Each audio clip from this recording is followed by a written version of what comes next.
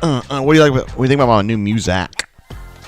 Oh, I know Hornatius loves that. He loves the music, yo. Hey, everybody. It's time for another Brain Drain. We're going to be doing the Auburn Ole Miss game today. A game that is near and dear to my heart. Of course, you guys know how I feel about the Auburn Tigers, but I have a lot of friends over at Rebel Grove. We spent a lot of time together during the quarantine. They were very supportive.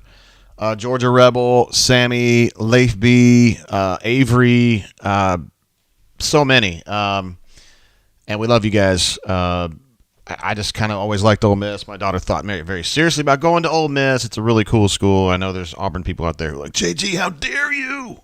Don't ever say anything nice about another team. But I can't lie. I cannot lie. I don't love. You know what I mean? I got a lot of respect for my friends at Ole Miss, and I think it's a fun school.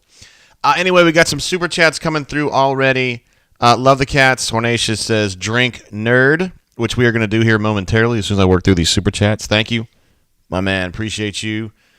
Feel like a stranger who deserves a shout out of his own. Thank you, first of all, for the super chat, but also for being at the North Mississippi All-Stars concert and being there to help people who got themselves a little too turned.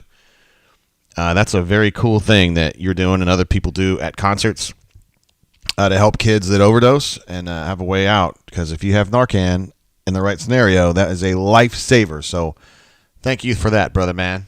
You're doing the Lord's work right there. Also, new guest who dis. I don't want to go into too much detail on that, but he and his partner run an incredible series of restaurants in a American location. I don't know.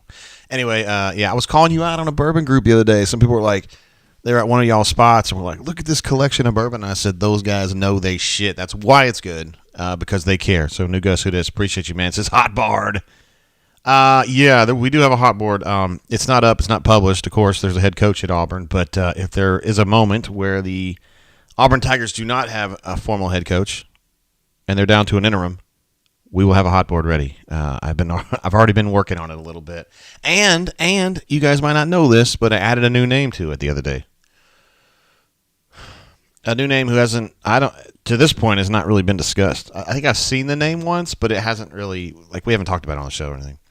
Cleveland Brown, another legend. Early reminder, stay hydrated, drainers, hit like. Where is that BioLite? Dadgummit, I had the BioLite. I didn't get it up here. We're going to work on that. I got an administrative assistant for that. Today's drink is going to be, hold on, Cleveland Brown. Thank you for that, bro. And you always remind people to stay hydrated. That's how we do things right now. Oh, Pocket Watch jumped in as well. Says Commodore BDJ about to get Ole Miss drunk. That's right. For those of you who are kind of new to the brain drain, what was it, the Ole Miss game maybe 3 or 4 years ago?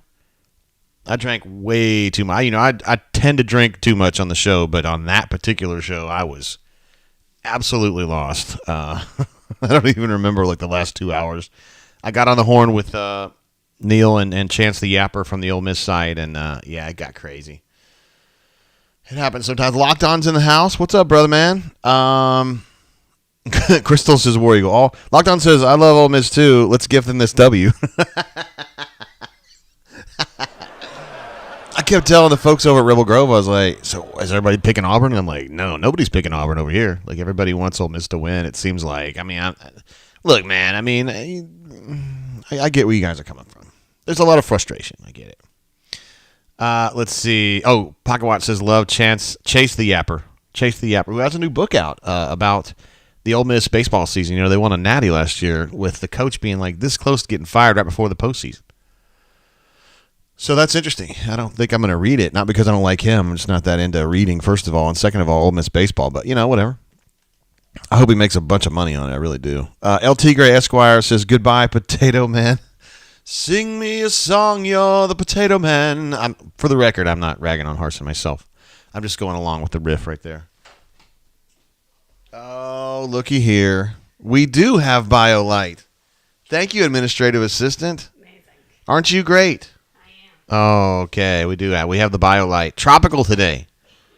And as it warns you on the label here, it says drink cold. Please do drink cold and drink responsibly. Although I don't know if you can irresponsibly drink BioLite. Anyway, LT Gray, thank you, sir. Someone who's always with us here on the show. Let's see. Rich is in the house. JG Tate was JB turned. Oh, you're right about that, man. I made a mess. What's up, JC, we'll call him. Jay Carden. I'm into the vodka. He's been known to have the vodka fingers. I haven't seen my main man, your homie, Pachuta. Where is he at, man? Anyway, I was going to knock this off. El Tigre, thank you, brother. First of all, yes, BioLite, the IV in a bottle. This is good for overindulgence, also cramps, dehydration. It's my choice for if I'm drinking. Of course, as Cleveland Brown would tell you, stay hydrated as you're drinking, which I will do today. But at the end of the drinking episode, I like to finish off with this. It's essentially a guarantee you will not have a hangover, and at worst case, it won't be that bad. Also, today we're going to be drinking. I thought this was a really cool idea when I came across it. This is the Rebel 10 year. I don't know that this is available in retail, but it is 100% available at the Lux Row Distillery outside of Bardstown, where they make this, and it's a gift shop special. I got this in June when I was up there. Could have been July. I went twice. And I thought this would be a really cool bottle for this game. Like, I was thinking that far ahead. Because, I got a good relationship with the folks at Rebel Grove and Ole Miss, and it's the Rebel and all that. But I didn't really think that Auburn was going to suck this bad. So now I feel kind of weird drinking it. It almost seems like I'm like coronating them or something, which really wasn't the goal. I just thought it was cool because they're the Rebels and it's Rebel 10 year and whatever. If AU Taxman's in the house, this is not something that you come across very often. So it's not real expensive, though. I think it's like $70 in the gift shop. It was not expensive. I mean, it's Rebel Yell, really. Come on, let's get real about it. But I like Rebel Yell, that Distiller Select that you can find in the ABC stores here in our state. It's delicious. So I have high hopes for this bottle. Let's see what we got, y'all. This is to Hornatius and to us having a great show today. Oh, yeah. I feel like I got to be like Guy Fieri. Oh, the crunchiness really brings it out, man. I mean, it's unbelievable. Oh, there's so much flavor in there, man. AU Taxman indeed knows. Yep, it's good stuff. It goes down pretty easy. It does have a little bit of a burn. It's 100 proof. Definitely got a lot of weeded. It's kind of a weeded taste to it. Oaky. Not like super oaky, though. Honestly, man, it just reminds me of like Rebel Distiller Select, which is probably, $35 at the ABC? Something like that. And I paid $65 for this, I think, so I got gypped, but whatever. It's okay. Not a big deal. Moving on. Let's see. Hey, man, what up? If people are mad about you drinking Rebel, I can cast a voodoo spell to quell their fears.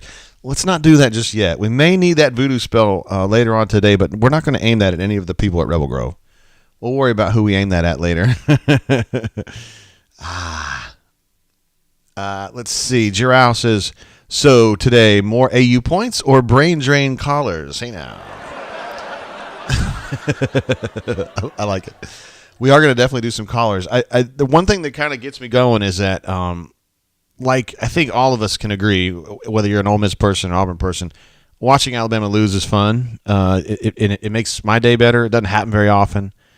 They might lose today. They're playing at Tennessee. So if we're still going into the second half and Tennessee's looking like they got a shot to beat Alabama today, I may end up cutting the show off to go watch that with Becky and Cuz across the street because I'd love to watch it with them if Alabama loses.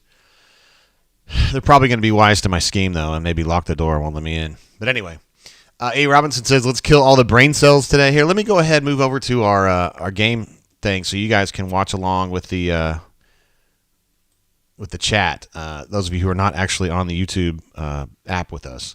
So there you go. Now we got it on there. Shane is in the house. What's up, brother? He says, yo, JG. Appreciate you being here again with us, Shane. Fired up about it. A. Robinson says, War Vols. Don't like pulling for Tennessee very much, but I understand where you're coming from, and I am with you today. 100%.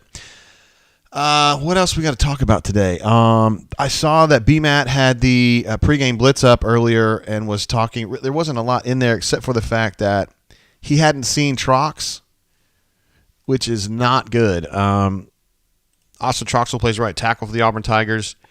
And last week, Brendan Coffey took over. I guess Trox either got hurt or was considered to be too ineffective. And, man, it was a disaster. He was really, really bad. Actually, I had to make a GIF about it the other day. Oh, God. Yeah, so Brian says the starting offensive line is Killian Zaire, Wright, KJ. No, hold on. Wright, Council, Stutz, and Coffee.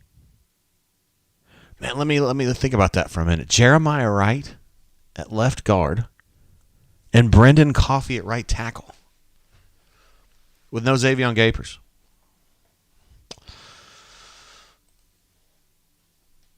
Yeah, Jarouse's Trox is hurt. He's hurt, but he's not like hurt. I don't think. I don't think he's like out for the season.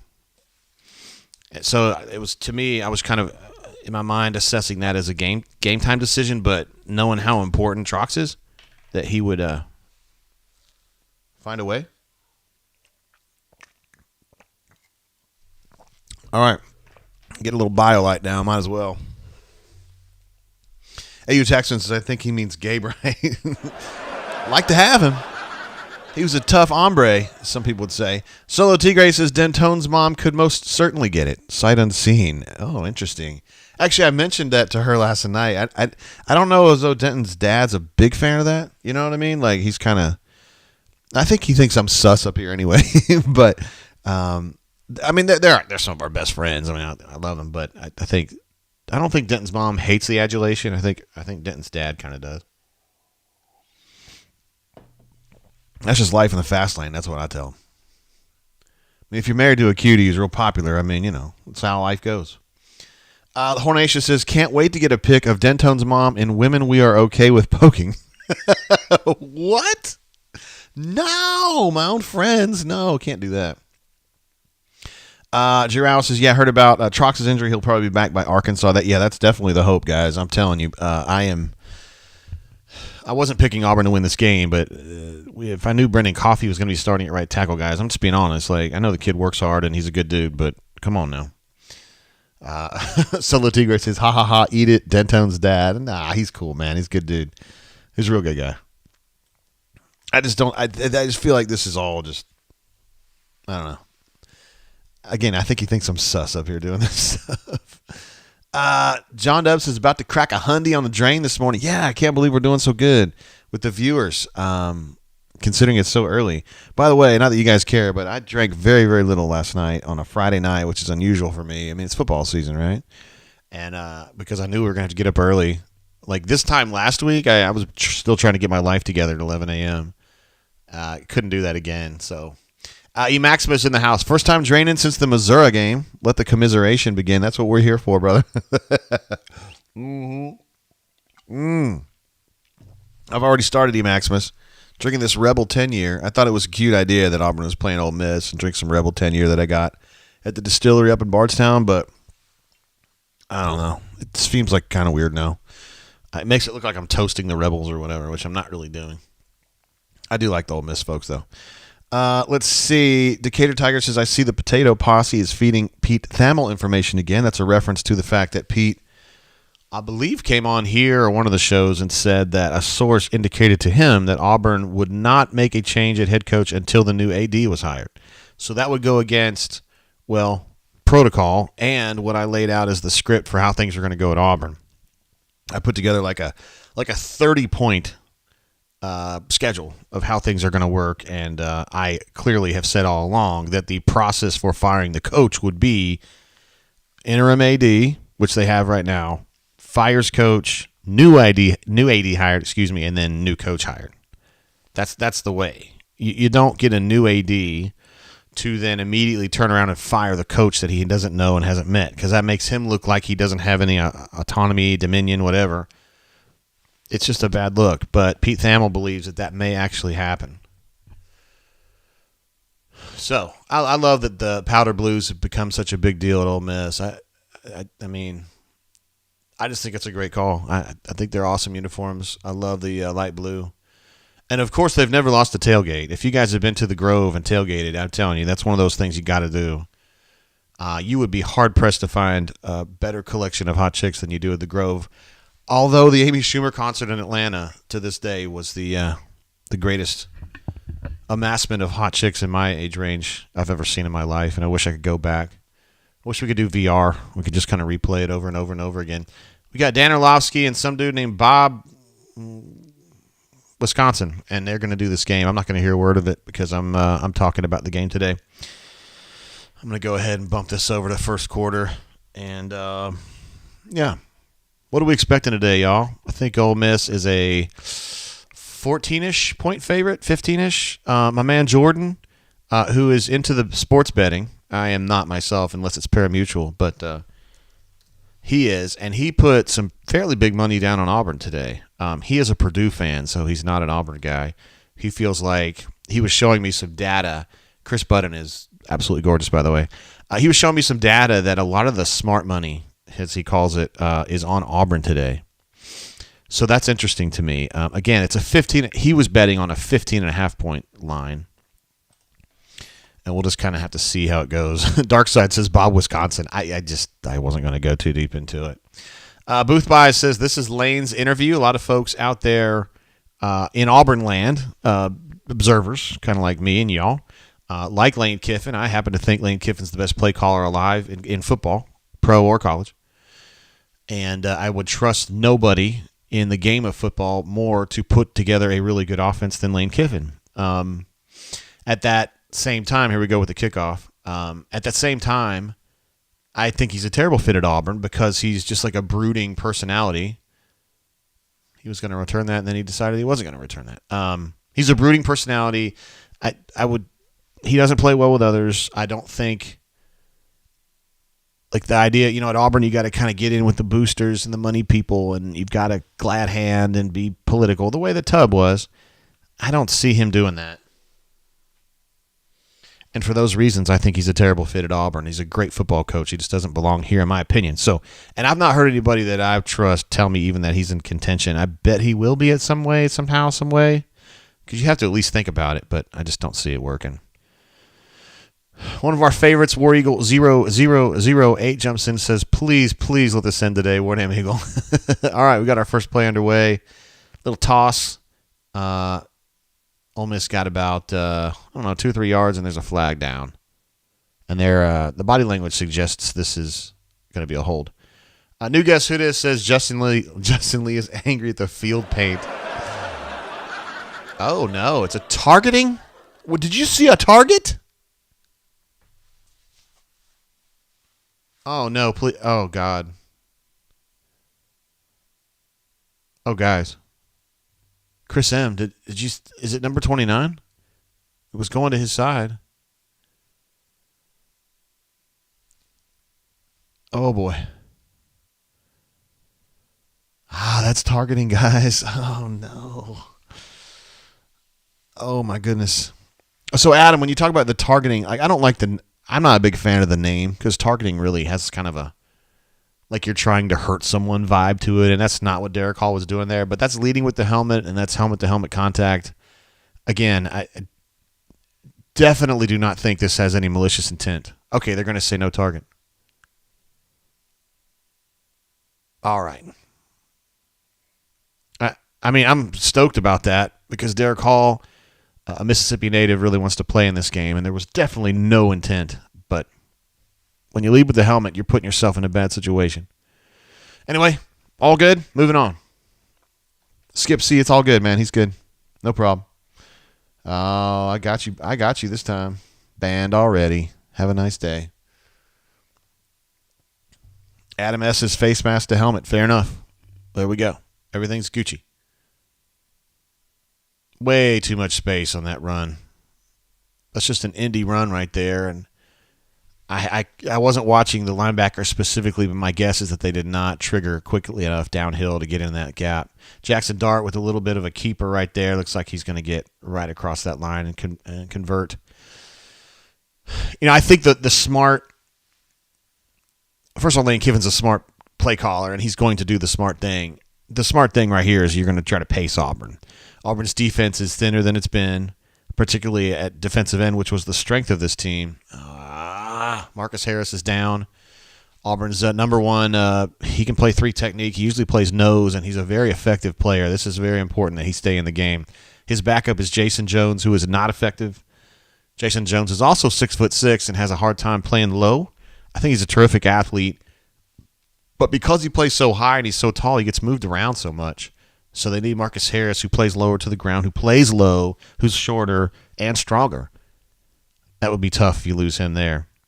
Georgia Rebel's in the house, I'm seeing. I did not see him post, but we love. Oh, there he is. There he is, Georgia Rebel. Glad to have you on here, man. I'm glad to have you here, bro. And Leif B's in the house as well. Legends. Our friends over there from the Rebel Grove site. Both of whom were outstanding during the quarantine with us. We did a lot of shows during the quarantine when we were all stuck at home and just looking for something to talk about and do. And Leif B was outstanding. Used to call in a lot when he was walking his dog. Leif B and his wife recently welcomed another child into the world. Congratulations to Mrs. B. Well, to both of you and the whole family, but she did all the work, as you know. Let's see. Chris M says this is going to get hard to watch very soon. Yeah. If 50 is out, this is bad, guys. That's bad. Because you've already got Eku out. You've got him out. Now all you've got left really is Colby, who's a good player at 3 technique, and then Derek. You got Marcus Bragg going to be playing a lot of snaps, that other defensive end. He's okay. But if you're going Jason Jones at nose to play 50 snaps, guys, I don't know, man. The guy who I consider to be the next nose, whose name escapes me. He left recently. He's redshirting. I can't remember his name, guys. I have this problem sometimes, and I haven't even been drinking. Jordan wants to know who coaches our linebackers. I think that's just a metaphorical question, but it's actually C-Rob.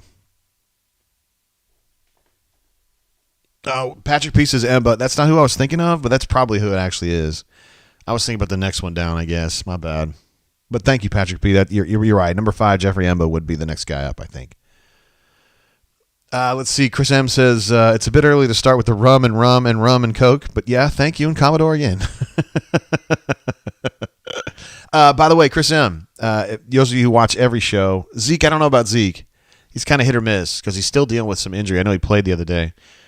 Chris M was our winner of the Swoogan Glass last week, and as you would expect, I missed this, but y'all didn't. He got the number 19 glass, so poetic justice for a tremendous poster. We are so stoked to have him. And I've told the story before, but I love telling it again. Chris M, he was not on the bunker. He was at a softball game. It was the one, those of you who are on the bunkers see him doing the goodbye wave in the white 19. Everybody was just like enamored with this guy and said he has to be on the bunker. JG, you got to go get him. So on the field after that game, I literally struck up a conversation with him. Felt very awkward doing it, but I did it. And we got him on the bunker that day. And a legend was born.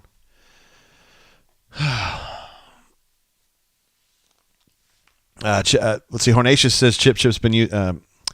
Hornatius credits Chip Chip for the awesome Swoogan glass. I have my own, of course, the Commodore.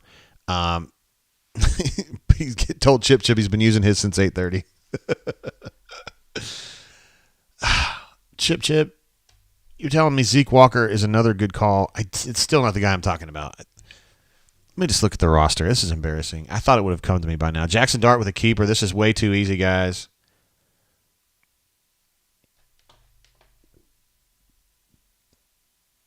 Oh, God.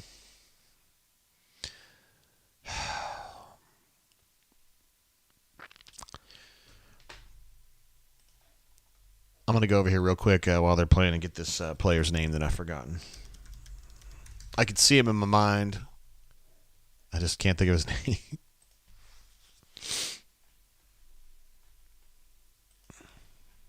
I think he wears.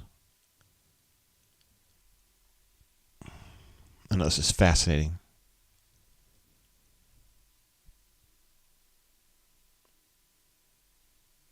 I didn't just make him up.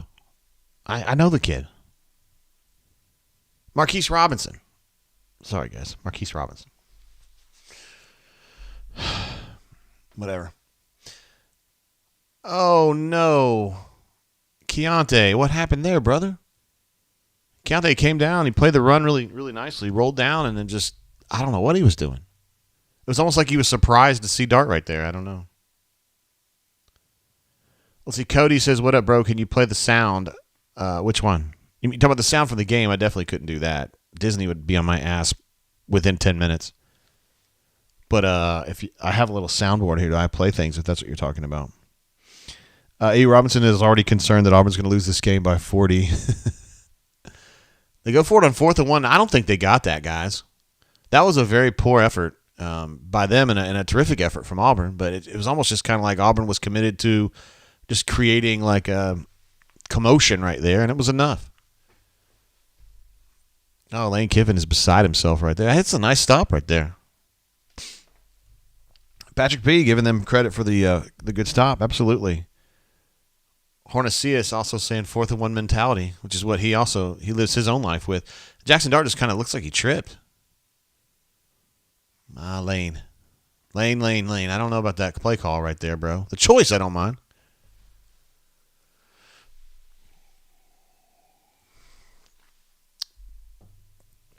All right, so Auburn takes over on the 29. Going to run a little power run right there with Tank, which is what he does best, and he gets a first down. Nice start.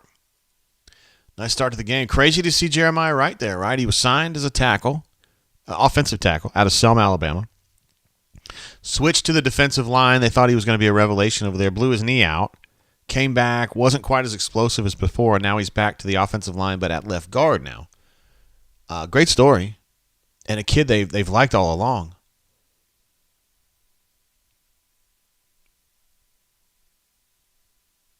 Oh, this is kind of interesting. You see these 3 lined up right here? And then he ran to the backside. Mark C says Lane just blew the interview. Damn, is Brandon Council already getting banged up? Again, this is kind of a weird offensive line. You've got a brand new starter at left guard. I was just talking about him, Jeremiah Wright, and you've got this is his first start, I'm sure. Number 55, Brendan Coffey at right tackle. He graded out very poorly against Georgia. Had some of the worst blocking I've ever seen from an Auburn player. We'll just kind of see how it goes. He didn't block anybody on that play, but it didn't matter. John Samuel with a little pass there. A little quick flip. Looking at a 3rd and 4.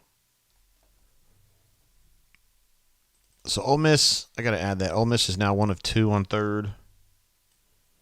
And this is going to be Auburn's first 3rd down situation. That's actually a pretty short third down, right? Auburn averages almost 9 yards on 3rd down. Brendan Coffey chasing that dude. And, I don't know what we were expecting. Is it cloudy over there? It's like beautiful here. I always feel like we have the same weather. Oh, God. Guys, Brendan Coffey, it's just not there, man. I don't know what to say. Turtle's picking Auburn to win 31-17. Thank you, Turtle. I like that. I don't know what you're basing that on. Look at Oscar Chapman. Look at the flying Aussie, huh? Gets that ball all the way down to the 5 or the 6. Quattlebaum with a terrific long snap as well. Give him full credit, guys. There we go, rolling through the grove right there. There's a cutie.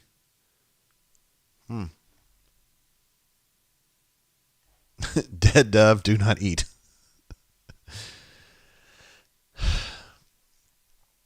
John says, did you see that stat, JG? I did not. Tank averaging 0.42 yards before contact. Sheesh. Cody says, what games do you do? I do just Auburn, just the Auburn games. And we just kind of do a watch along. I try to give a little more depth for the folks, generally Auburn fans, who just want to hear a little bit more about, like the team. Like I know more about the team than these announcers do. And so I can kind of give better stories on, their recruitment and all that kind of stuff that they're not going to know on TV. And we just have fun. I need a reason really just kind of sit around and drink with my friends. So he asked earlier, why can't you play the sound of the game? Because it's copyrighted by ESPN and Disney and ABC. So I can't play that on here. No way. And if you're talking about the radio broadcast, that's copyrighted by the university's sports licensing arm, Andy and Stan, who do the shows for Auburn. So I just can't do that. I have to be my own voice, our own voice. Midro says, pour out the coffee. It's bad. I like it. A. Robinson says, we got a first down. Small victories. That is absolutely true. On 2nd down, you got a first down. That was good. Auburn did fail on its third down conversion there. Let's get these stats updated real quick for Sir Tank Bigsby, who has 2 carries for 12 yards. It's a good start for him. And Ashford's 1 of 1 for 5.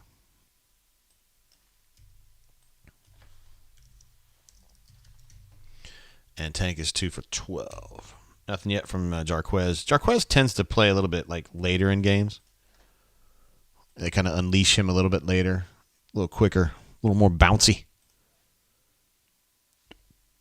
Brantley says Coffey's the worst offensive lineman I've seen play SEC ball. I mean, yeah, he may very well be that. I mean, for you, obviously, I can't even argue it. But for me, when I just watch Auburn all these years, I've never seen someone that bad.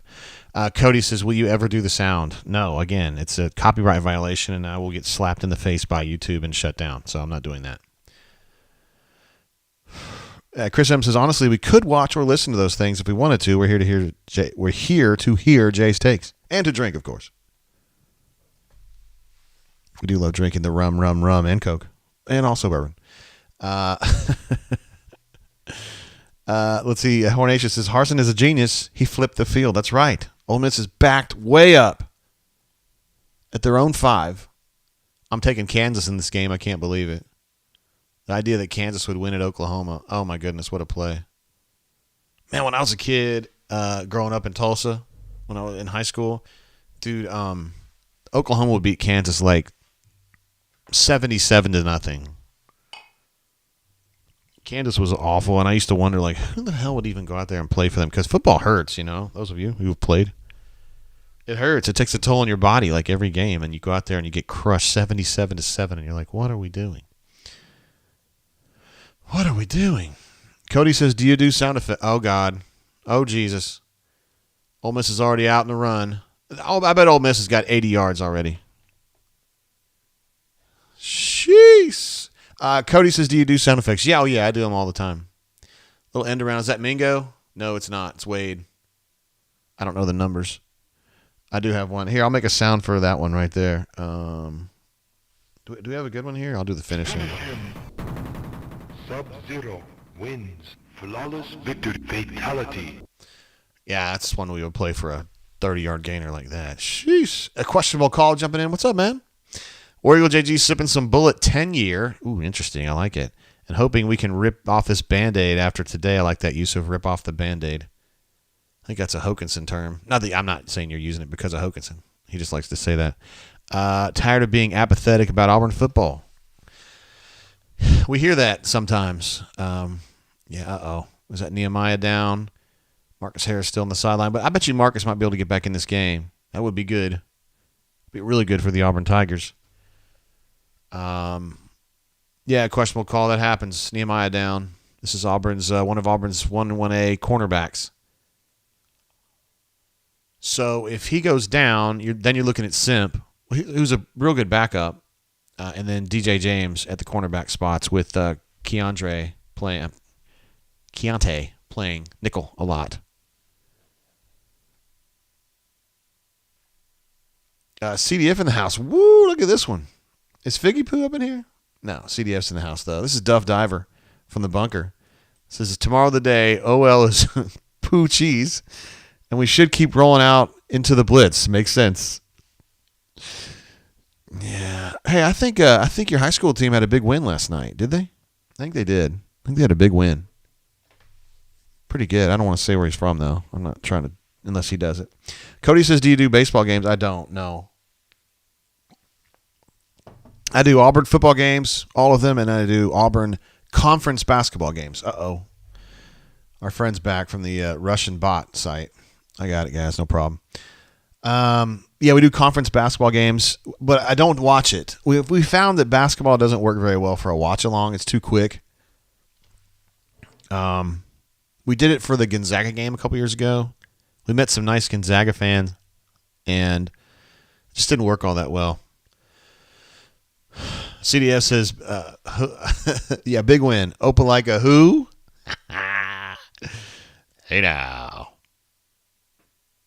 Let's see. Girouse is pretty impressed that we have made it to commercial break 3 without being behind. You're right. That's kind of a win in of itself, right?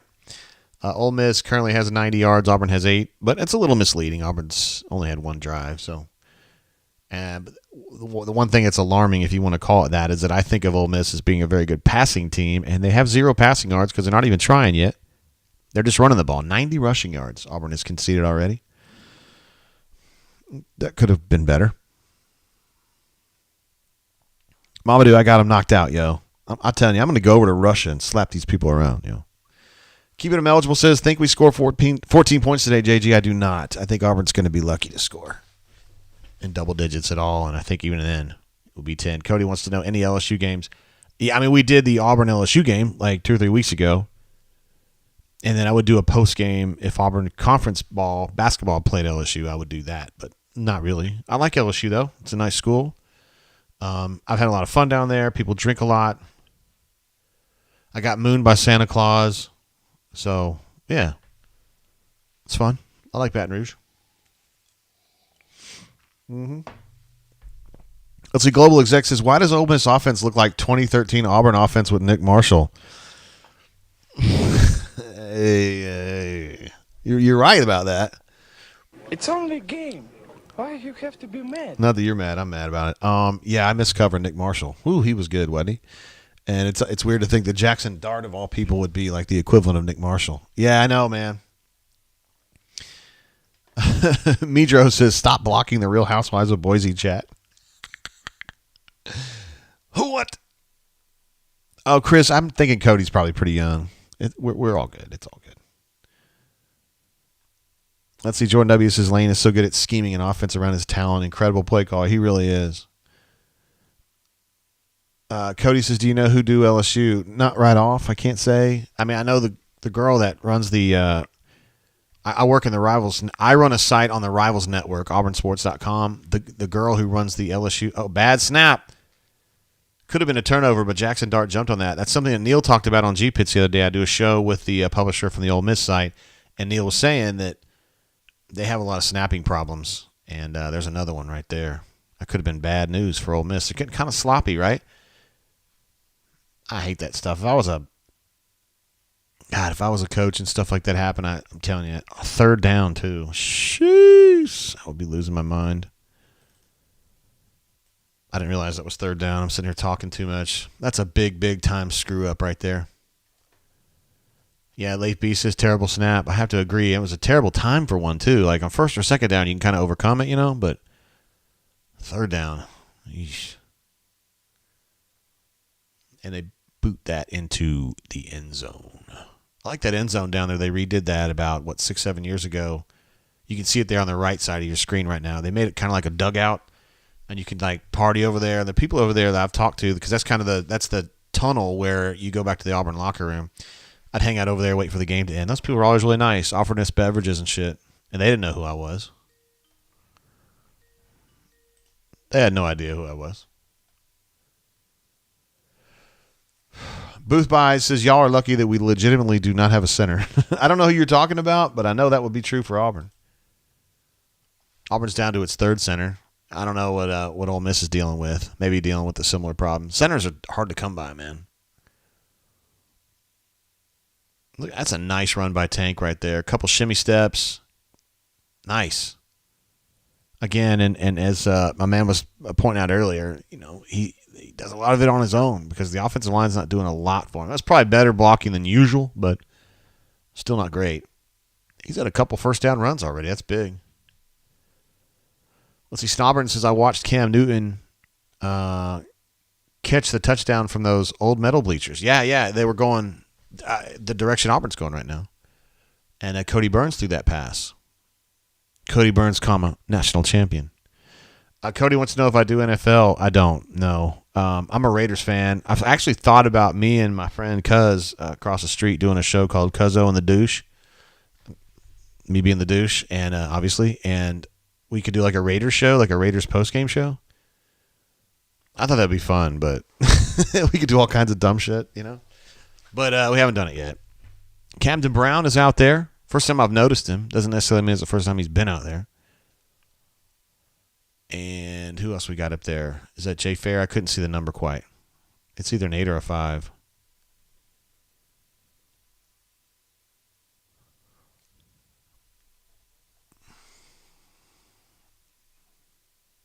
All right, so Auburn's got a 1st and 5. You got to be able to convert that, right?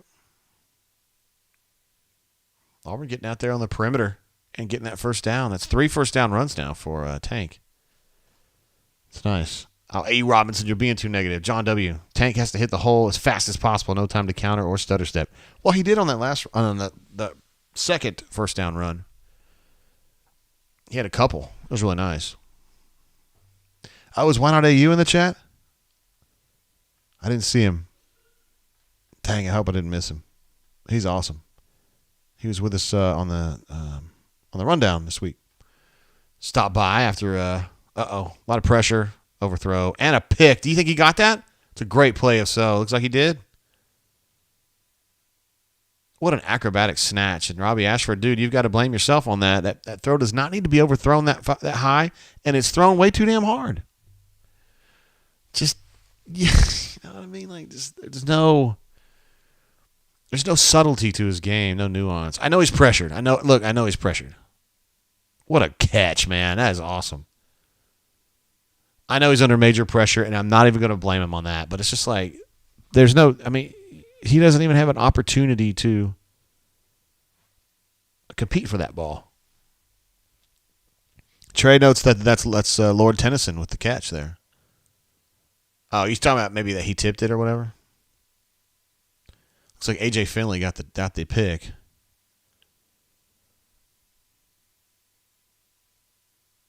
Ooh, I don't know, guys. Yeah, Chris M says that wasn't even Robbie's fault, really. I have to say, I don't know. I don't know. If I was going to blame someone officially, I would say it was the rush. It was the pressure. But the ball is thrown. It's just like way too hard. I mean, even if he threw that ball without pressure on him, he's got to loft it a little bit.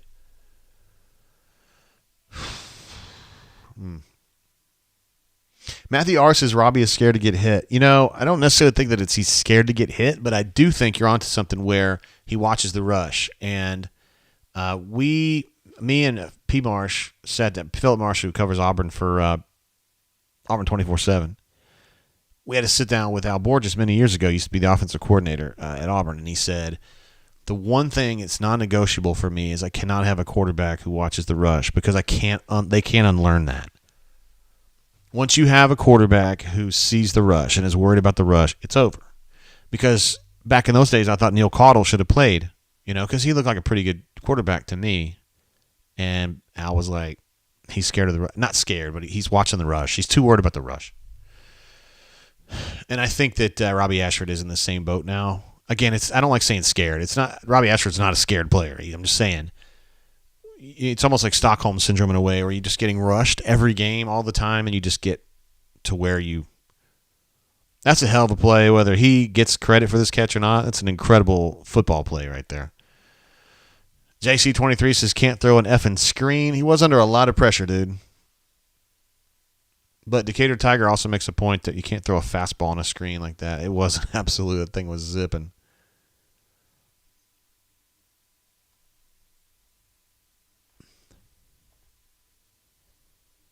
First down, that is a pick.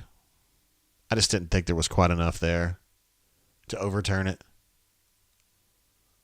So he gets the turnover chain in the esteem of his teammates and perhaps something else tonight when he goes to a party. I don't know what. Cam asks, is TJ available?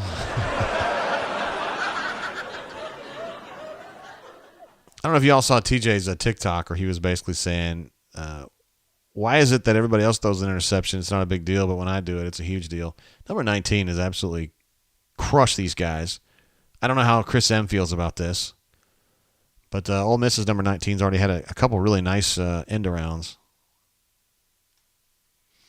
Roger points out that the point of a screen like that kind of a slip screen, is to allow pressure. You're right. Jackson Dart going deep. He's got a guy absolutely wide ass open. It's number 19 again. And Simpson got a little. Sarah Rusty says, did you see TJ's TikTok? I sure did, man. It was pretty. I mean, it was funny, but I don't know if the coaches are going to think it's funny. Mama Dudette says, Barrett Schroeder looks like a Heisman finalist compared to our QB room right now. You're not totally off base there. Cody's asked me if I know who does baseball games. No, I don't. I don't have a lot of interest in baseball myself, so it's definitely not me. And it's definitely not baseball season. Well, you know what I mean. College baseball season. All right, so I forgot to do my official Ole Miss sound thing. I hate you. I hate you. I don't even know you, and I hate your guts. I hope all the bad things in life happen to you and nobody else but you. A. Robinson says Simp is terrible. He's not played well this year. You're right about that, and I'm not sure what happened. Hornatius jumps in with a super chat, says Schmed heads unite. Hashtag Schmeddy. Just did you guys see what triggered Simp on that? Why was he where he was? Whew. Ravine says the hell was that? And Ravine also points out, why was he waiting for the ball at the goal line? I don't have a good answer. I don't have a good answer on that. Ladarius Lord Tennyson on the pressure. Oh, that's what y'all were talking about earlier. Great play by A.J. Finley right there. As good as you'll see in any football game. Mama Dudette says, I love these Ole Miss uniforms. Aren't they awesome? I love the powder blues are kick-ass. Really, really good thing they did a few years ago. Robbie is now 1 of 2 for 5 with a pick.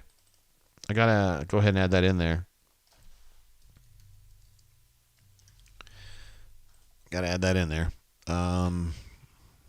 Tank had another couple runs there. 4 carries for 32. He's having a nice little start there. And, I mean, to be fair, they've run a lot. They've definitely accentuated the run game, but that pass last time was problematic, we'll call it. And the other stats are updated. So that's what we're looking at there. Hornatius, of course, very fired up. Chief of the Schmedheads. Frank says, JGT, who you got in UT Bama? So my thought is that Alabama always wins these games. So I'm going to take Alabama, but reluctantly, I'd love to see Tennessee win the game. Although I also don't like Tennessee, so.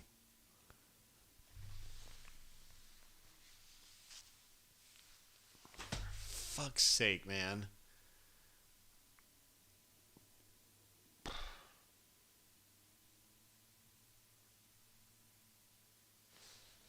This is starting to look like that LSU game, like with Jeremy Johnson.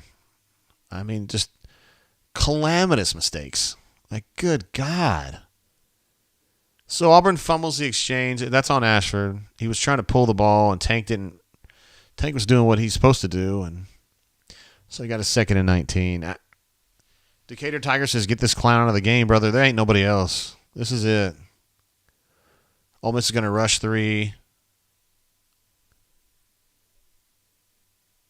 J.J. Pegues chasing him out of bounds, number 89. Former Auburn Tiger. From Oxford, Mississippi. Damon says Robbie's a turnover machine. You know, that's really that's the biggest thing about him that's problematic, right?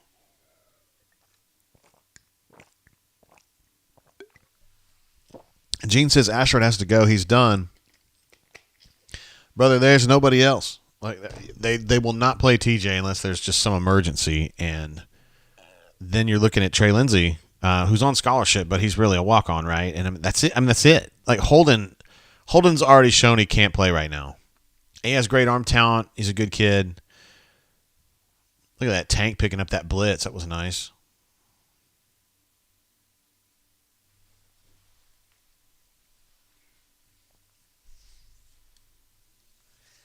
RM says, God, my goodness, this is a train wreck. This is, man. It is. It's just, it's a team to me that just it looks like it doesn't have the concentration today. And I know a lot of these mistakes are on Robbie Ashford, and that was a shitty throw right there. I can't really – that was going to take a whale of a catch from JJ to get that ball. But you just can't.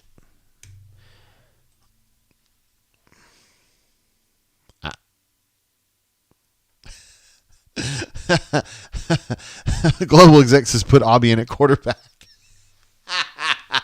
Hey, man. Obby has a good arm, man.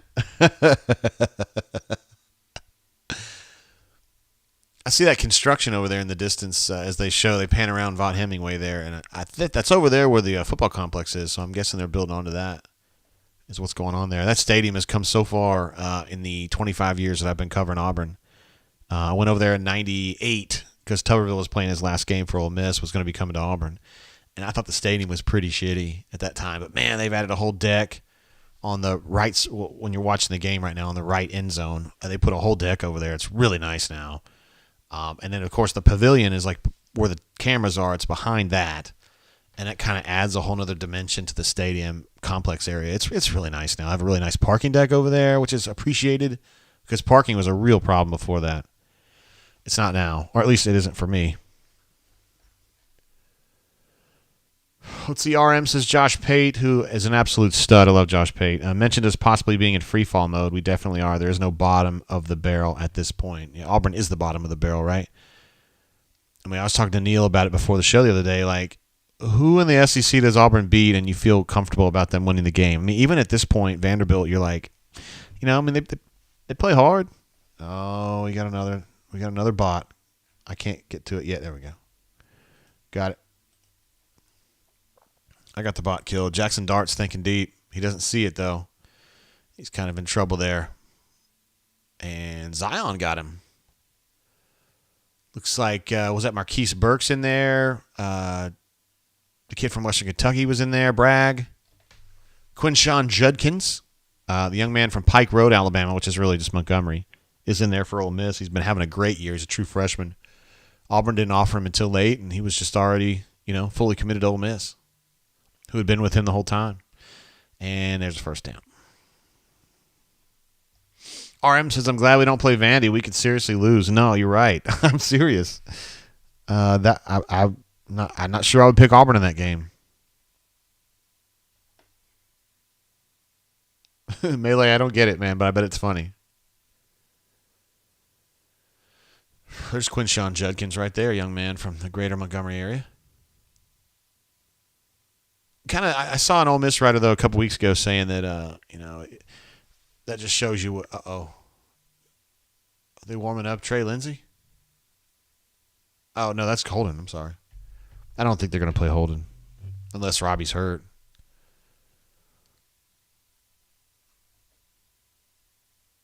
All right, so they're looking at a 3rd and 5 now. Cody says, how can you show the game without getting a copyright? We're still going through this, Cody. Come on, brother. I don't have the rights to that, and I'd have to pay a lot of money to get it. Are they going to try to play TJ now? TJ's just warming up. Robbie's on the horn. Got a hold on Ole Miss there.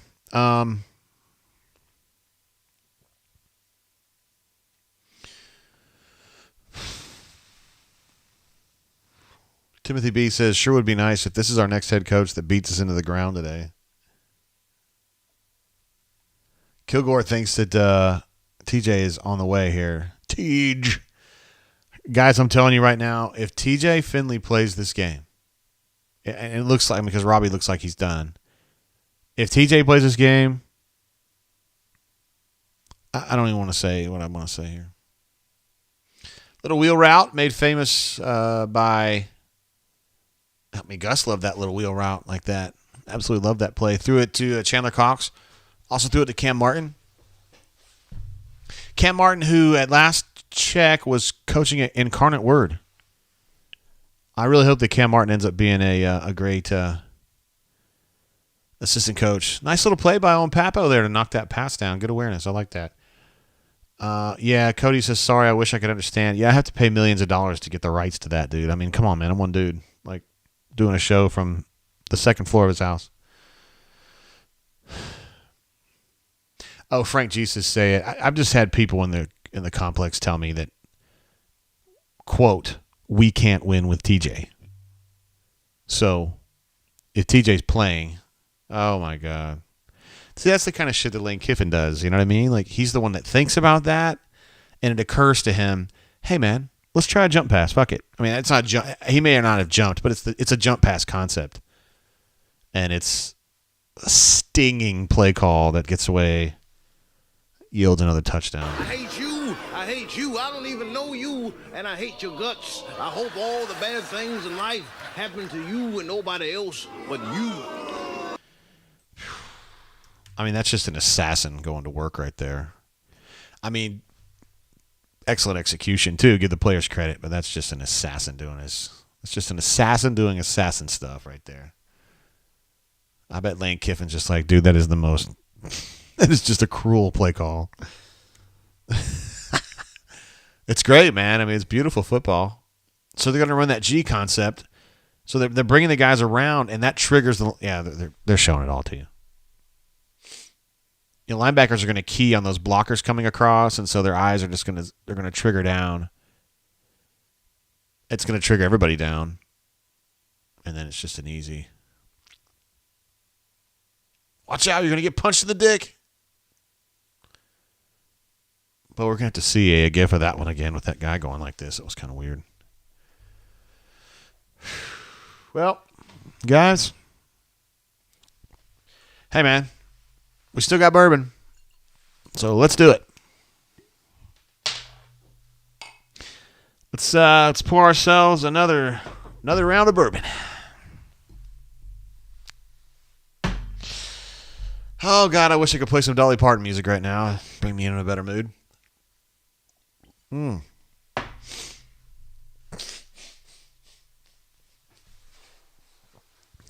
Chip says, if only we'd played on Tuesday.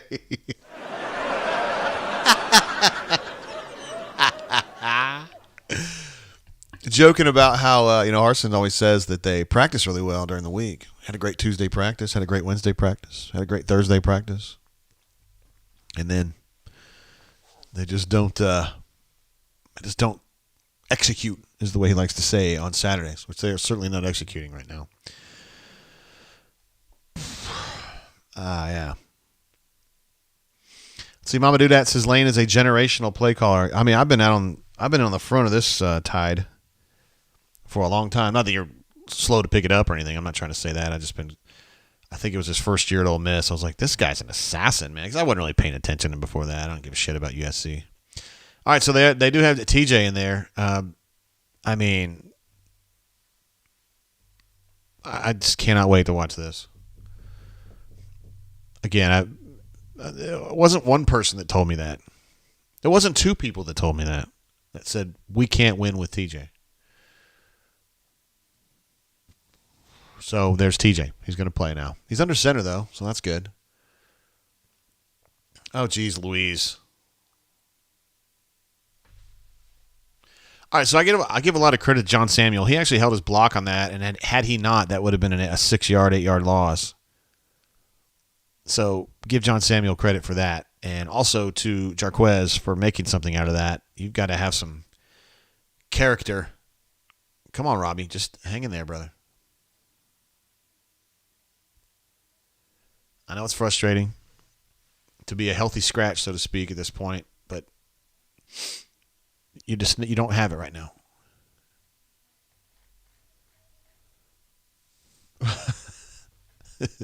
Chris M says, is there even a tarmac in Oxford that we can leave Harsin on? You guys. Oh, you guys. All right, so Auburn calls a timeout.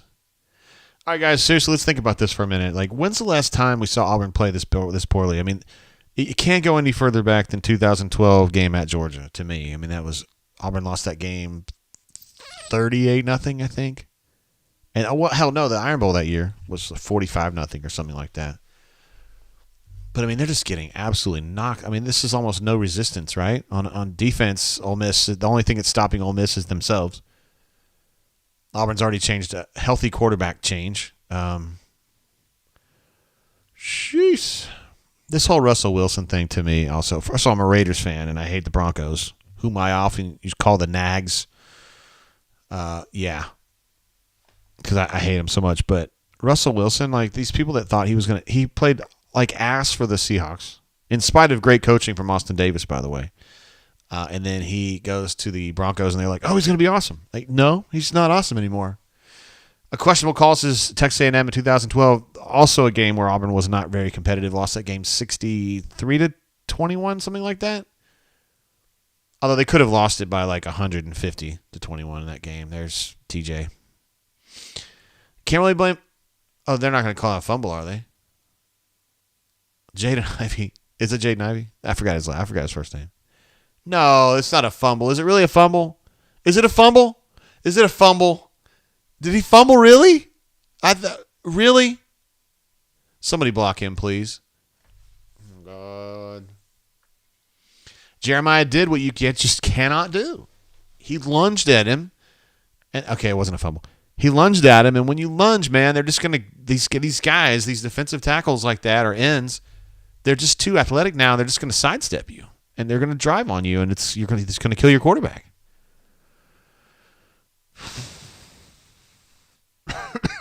Medro, I hear you, bro. Oh God, this is. Here we go, guys. As Gus would say, buckle up. Buckle up. Hilden says there is a small terminal. Talking earlier about the tarmac. Hilden says there's a small terminal, so yes. I love it, man. Hilden's got the receipts. I love it. CIB Addict says, was that Ronnie Brown trying to get Robbie back up with his helmet? Was it? Ronnie works the sideline, so it could have been. If so, that is great. That's incredible. I would give Ronnie Brown a handshake for that. Guys, I think that ball came out. Hornatius jumping in. Far Brian Harsin Sunday offer mid-in $12 million Monday. Remember now, they're going to owe Brian Harsin, $7.5 million within 30 days of termination, and then another $7.5 million within a year, I believe.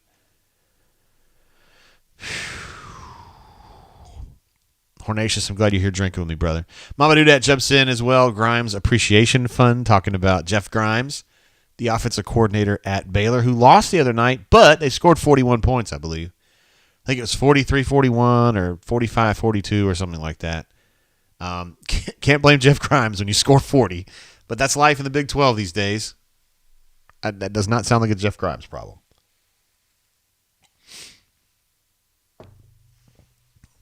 Let's see. I can't tell what he's saying. Oh, shit. Well, guys.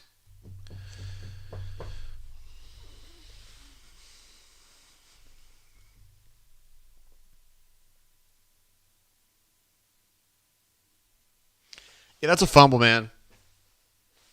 Rich says, wait, Jeff Grimes, not JB?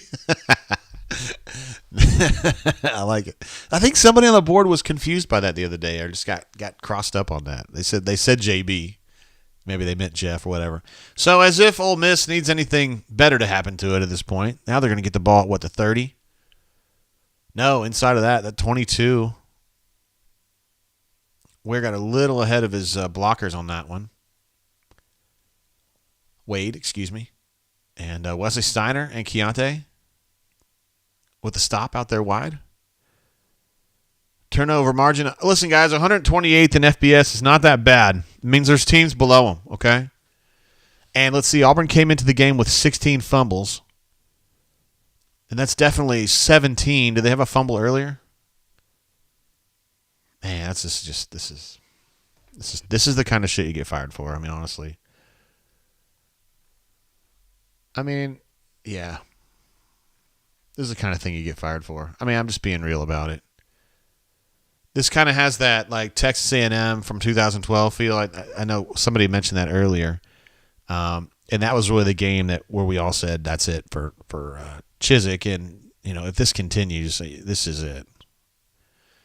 This is an Auburn team that's just not even competitive.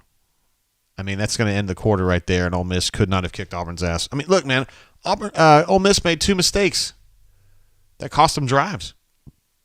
This could easily be 21-0 or possibly 28-0. That's as bad a quarter of Auburn football as you'll see, you would hope. Ole Miss has 225 yards, you guys. Sheesh. Auburn has 23. They're outgaining Auburn 10-1. They've rushed for 123 yards. Auburn has 18. I think Tank's having a good game, believe it or not. My goodness. Auburn with 2 turnovers, of course. Yes, so Auburn did fumble twice. with the 1 turnover. So Auburn now is up to 18 turnover. 18 fumbles this year. 18 fumbles. 18.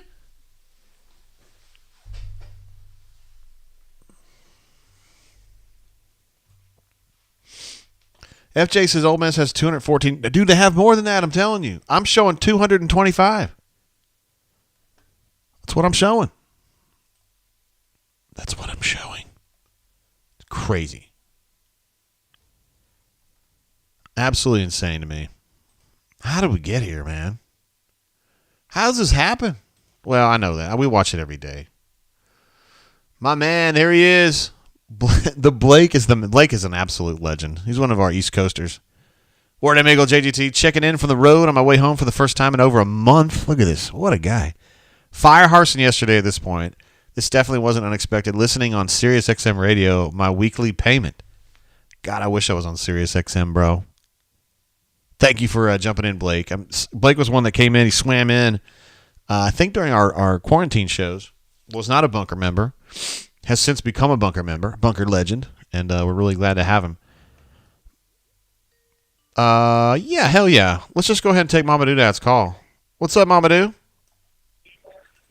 Oh, I figured, you know what? We got to mix things up a little bit. Just start chatting now. Yeah, I know. I saw you made reference to that earlier.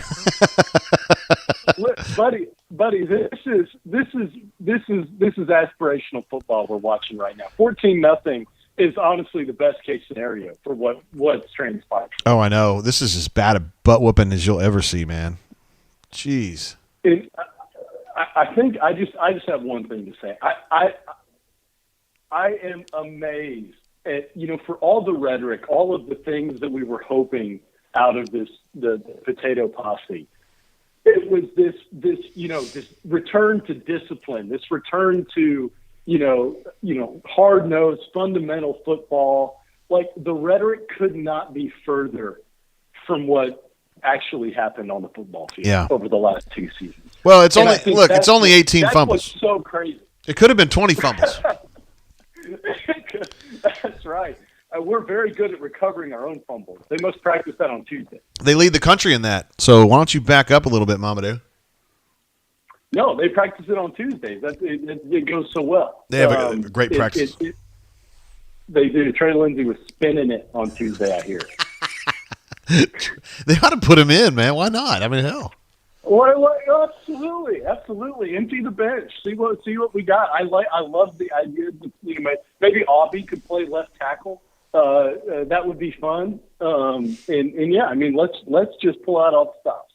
Mm-hmm. Might need to go to Wildcat. I mean, I don't think Tank will fumble, so there's some positive. Well, and that's what I made a comment earlier in the chat on Robbie, because Robbie's feast or famine. At times, he's been our only offensive weapon. Obviously, he's struggling today to take care of the football. But the play calling is doing him no favors, right? I mean, what's the harm in sort of the Nick Marshall playbook for Robbie? Yeah, I think it's fair. I mean, and I think that's the other, out of the myriad of issues that we've seen with the Keesaw Harsin regime is, they're not setting up these guys to be successful, right? I mean, this was never going to be an 8 or 9 team. Yes. But we could at least have been more competitive. I mean, I have no idea what they're doing, but some read options, some more draws, something, right? Like, this is unbelievable. Yeah, Ole Miss just scored again, Mamadou. Fuck. Yeah, no, I saw that. I know you figured it was coming. Yeah, I actually, my son just requested to change the channel to watch Bluey, and I agree. Yeah, I think it's fair. We don't need to watch this anymore. Yeah, I think it's fair. It's actually pretty sad. He told me last week after the Georgia game that, Dad, I think Purdue's a better football team than Auburn, and his mom's a Purdue fan. Oh. And I said, you know what, buddy? I hate to tell you this. I said, but this season you're correct. They are better. I would agree. I'd take Purdue over Auburn at this point, for sure. I would. I'd take a lot of teams over Auburn at this point. But anyway, no, figured I'd get my venting in early and try to mix things up a little bit. But hopefully hopefully we'll get some action this weekend, some movement, so to speak. Because I've seen enough. Okay, I'm with you completely, and I think this is the kind of game that might just do that, Mamadou. All right, brother. If there was ever any gray area on timing, I think we passed it. We're past it now. I think so. All right, appreciate it, Jay. Hold down the fort for us. See you, brother. All right, bye. There he is, Mamadou, that legend. He's from our Indiana bureau, and we're glad to have him calling in. I think he's about to check out of this game, and you honestly can't blame him.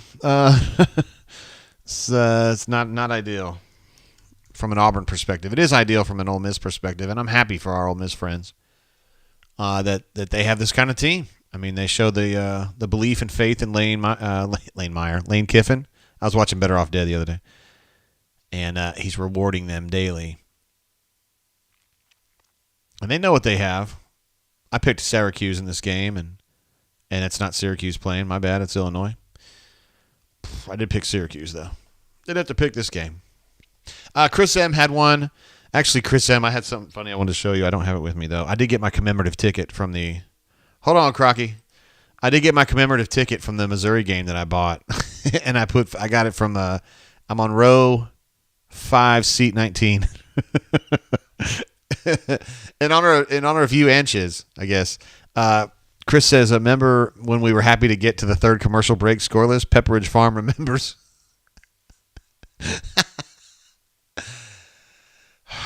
Okay, so now Tank is running for his life outside. They got Robbie back in the game because, as we discussed earlier, they don't think they can win with TJ. And he fumbled again. And I do think that Mamadou that was onto something where why don't you call plays based on what – that was a nice run from Tank right there.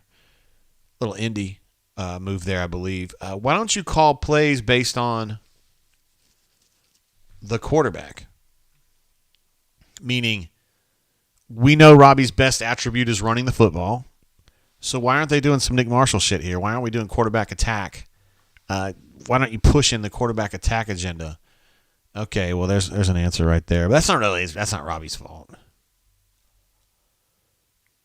Part of the problem is that Auburn can't block well enough to really make that useful.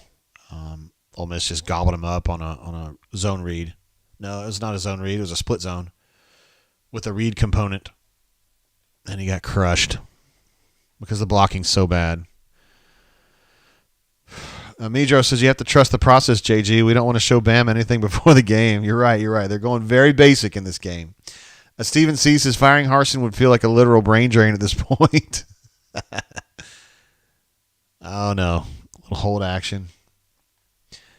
Oh, yeah.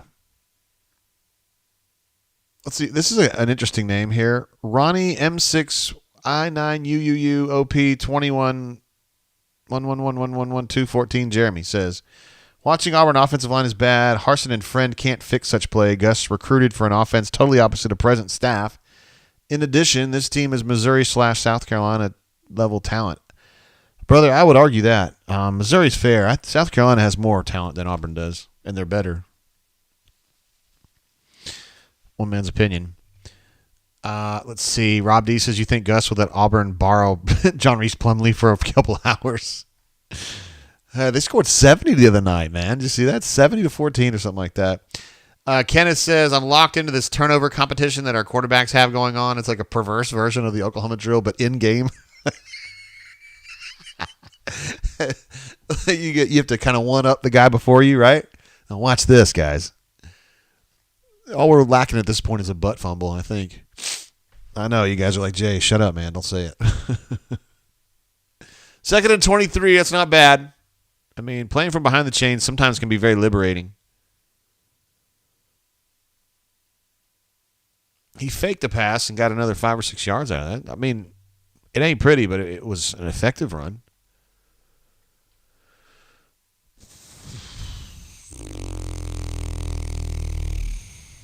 Let me see what else I got here. Wesley says if we lose by 50, then they have to get rid of him, right? Yeah, I would say so for sure. Yeah. RM says the commemorative tickets are seriously a thing. It's downstairs. The reason I'm pissed, the reason I didn't bring it up here is because I bought, not only did I buy the ticket, but I bought the acrylic like holder for it, and the acrylic holder has not shown up yet. I'm pissed. I only got half my order. But yes, I got a commemorative ticket from the Auburn, Missouri game because I was so astonished that they would even sell such a thing. Look at this, guys. Look at this. Coy Moore with the most explosive play of his career. Robbie Ashford keeping the play alive and finding an open receiver and getting the ball down. What's that, a 60, 70-yard gain? It feels like they're out there on the playground with Robbie directing traffic and Coy doing a bunch of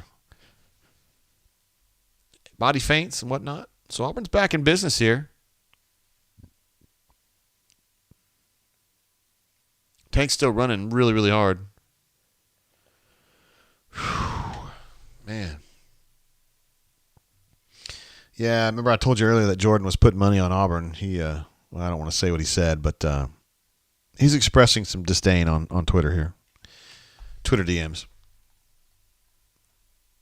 Risk no reward. Our man on the parlays. He's got his action out here laid out for us. He's over on Mississippi State, Penn State, and Texas, 48, 51, and 48 respectively. Then Penn State +7. I don't know who they're playing right now. Florida over 51 and Clemson -4. Interesting. The game, the FSU Clemson at FSU game. Risk no reward feels pretty good about. Thanks for the super chat, bro. Those of you who are out there trying to make some money, this might be a place to keep an eye out. Matthew S. says, "Where is Calzada?" My answer to that would probably be chilling at the house, right? Chilling at the house. Drinking that BioLite, by the way. You got to stay hydrated. BioLite, great for overindulgence, also cramps. Keep you hydrated maybe after a workout, after a long bike ride. Cam Stutz coming out of the game. He's been playing right guard. Keandre, number 58, is now back in the game. Still trying to find that right combination or solution along the offensive front. Auburn now at a 3rd and 9 is what I've got here.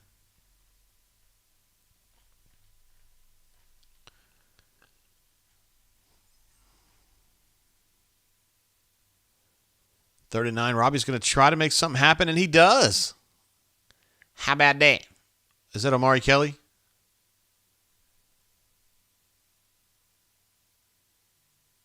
Catch action. Gets Auburn down to the 2. Robbie's made a couple really nice throws on this drive, right? The throw to Coy, the throw right there. What are they doing? Are they reviewing something? Oh, timeout, Ole Miss. Sterling says, "Hey, everybody, what's going on today?" Nothing really.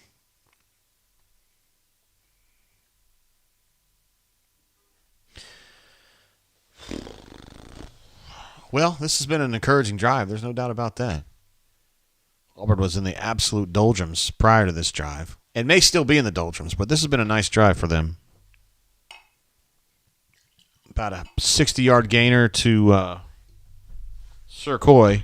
And a throw right there to Omari Kelly, the freshman from Hewitt-Trussville. And they're getting somewhere now. I'm going to update some of these numbers. Robbie's now 3 of 5 for 70. That's better. Look at that. He's over 50%. And Sir Tank Bigsby is now 8 carries for 45 yards. Uh-huh. We're updating some of these stats over here on the left. And then on third down, it is now 2 of 5, 3 of 5. There you go.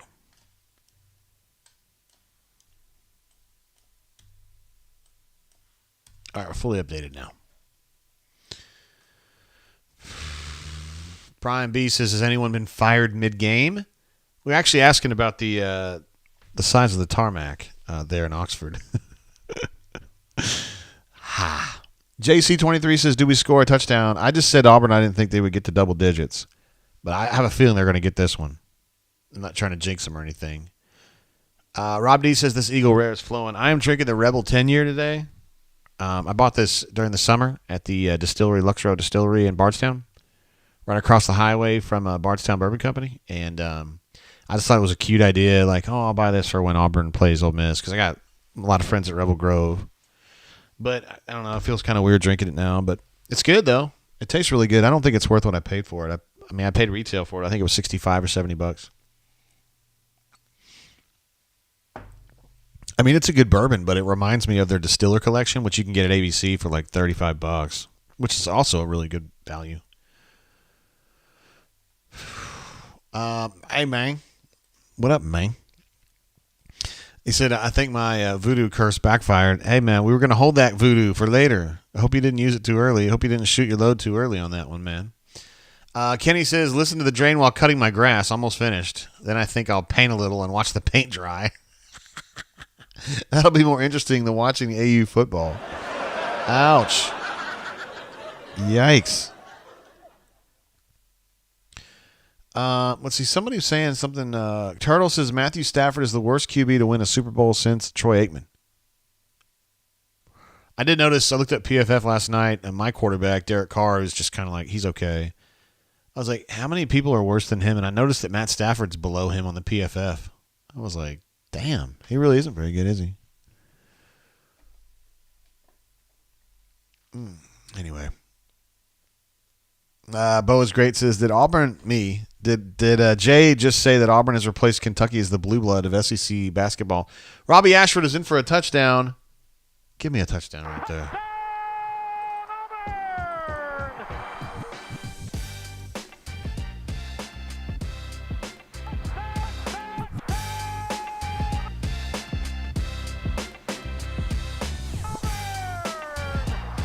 We go. Got one in. Corey Jesus pick fumbler sack. Hey now, how about a rush for a touchdown, huh? Look at them Auburn Tigers getting on the board and getting back in this game, crawling back in this game, scratching and clawing. There we go. 21-7. Could be worse.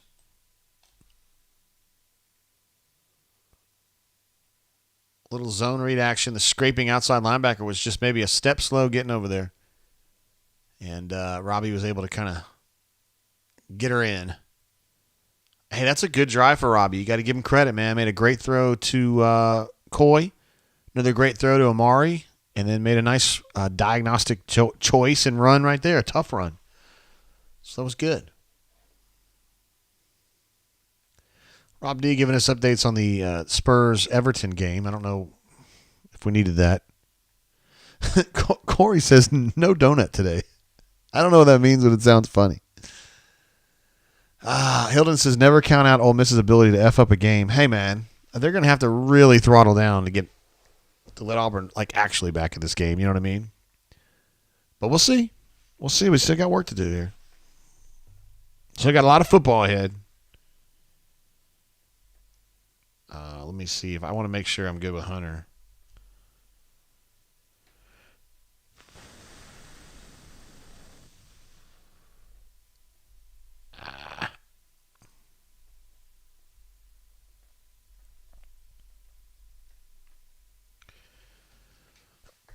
All right. Let's see. Trey says, what new head coach could make Robbie Ashford a superstar? Is there anybody who's into alchemy? JC23 says, I hope Amari stays. Amari, I guess you mean Omari. Yeah, I think he's really an up-and-comer. I like him. Oh, Marbrand says donut equals scoring 0. Got you. I thought of something else. My bad. Got you. I guess they ruined that. Oh, a questionable call. Digging into the archives. Says, fun fact, the Auburn-Texas A&M game in 2012, which we discussed earlier, was also 21-7 at this point in the game as well. How about that? JC says, Amari, it's all good. We understood what you were talking about, man. Well, guys, I can't believe this is where we're at. Oh, yeah, Hunter. If you guys remember, Hunter was tailgating last week at the Troy game. He is not this week, so we're going to get Hunter at halftime when the conditions merit. We are still 10 game minutes away from that, so a lot can happen during the next 10 minutes. And we will keep an eye out.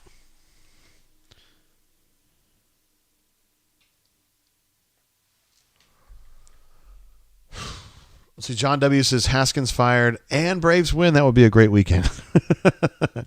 Hornets says, what time does Bam Bams play today? You should ask your wife. She's a Bam Bam, right? Or is she not? I can't remember. Anyway, they play at 2:30. Playing the hated Vols. Everybody hates Tennessee, though, right? I mean, like, literally everybody.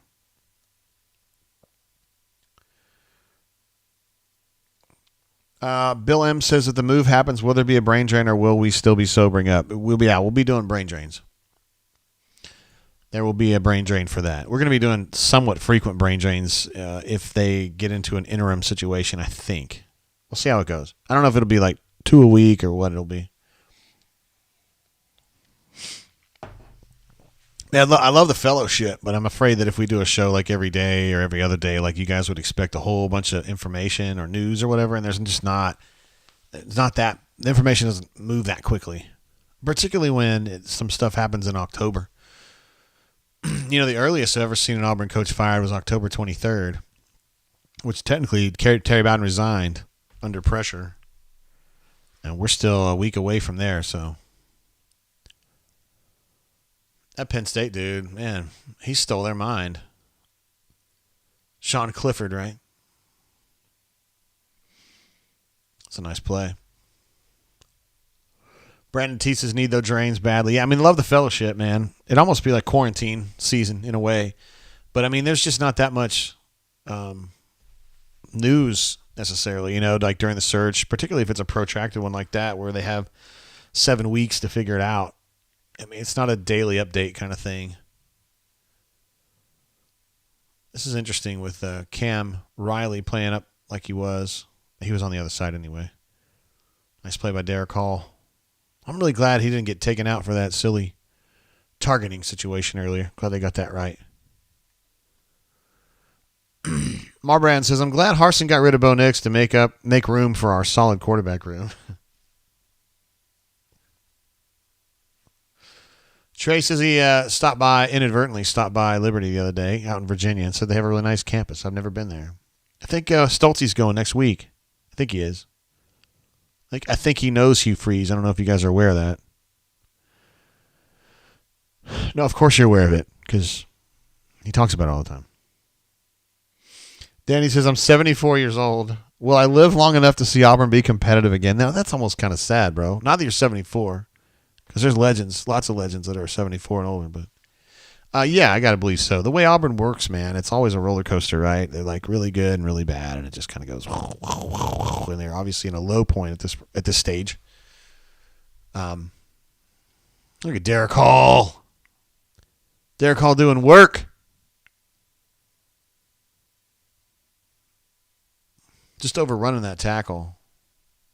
Kind of spun his way into the quarterback. That was kind of cool. All right, so that's another third down blown by Ole Miss. We had to bump them down to 3 and 6 on third down. And let's see if Robbie just kind of caught lightning in a bottle on that last drive, or he can replicate some of that stuff. Keontae Scott fields the ball, and they will take over around the 25.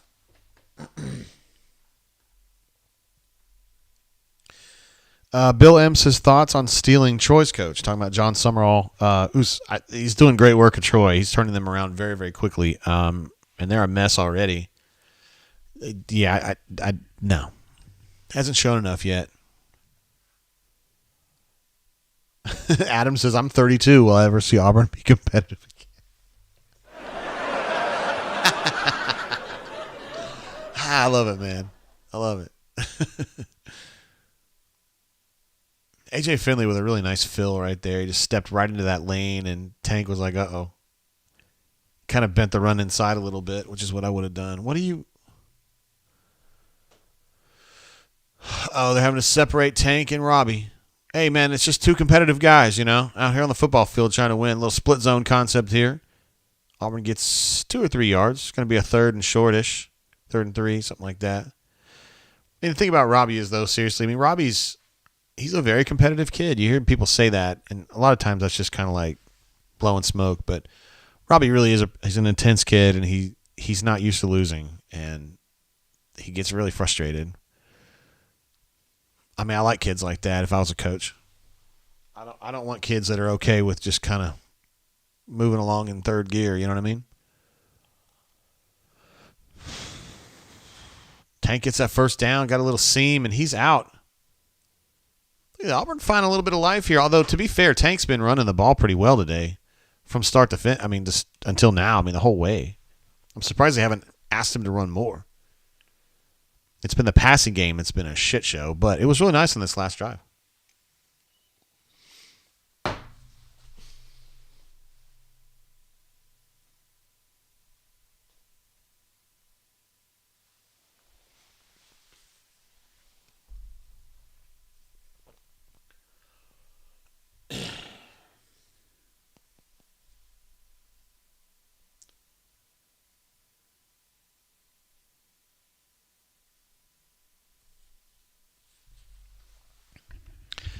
Call a hold of Malcolm Johnson Jr. there. And at least the hold was downfield away, so it's not going to completely negate the run, but it's going to take some distance off that run. That was a great run from Tank.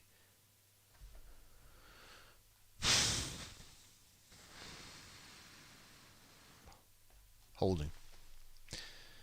Another penalty. Happened a lot of that. There were a lot of penalties at Georgia last week. I mean, they wasn't going to win that game anyway, but look at Damari Alston, man. Finally getting a chance to carry the ball a little bit there again, and great run around the end there. I like it. Auburn's offense really kind of picked up a little bit here, hadn't it?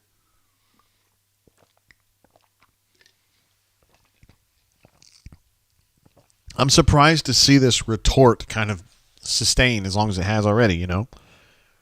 I mean, it's one thing to get an explosive play, maybe two, but, you know, they've had 3 or 4 now.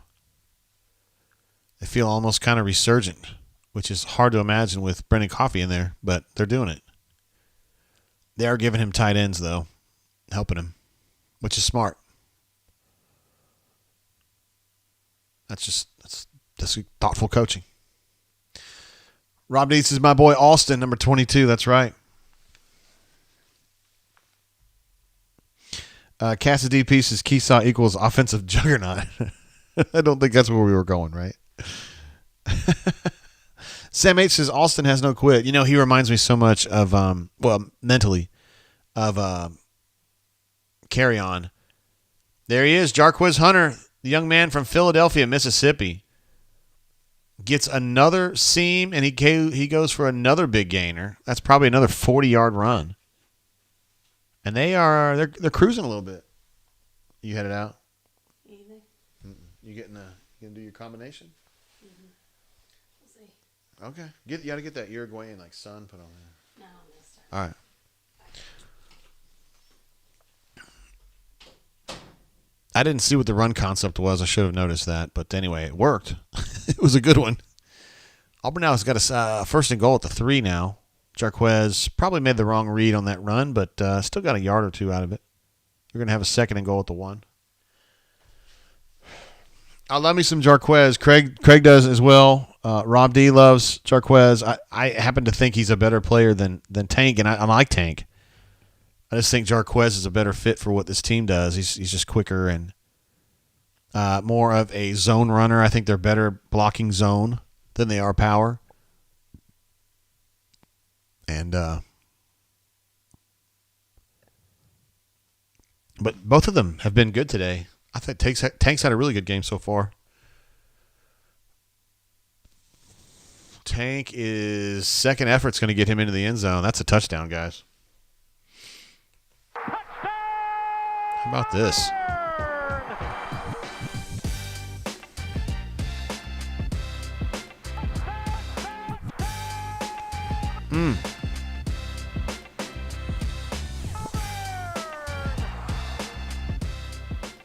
That was a 100% running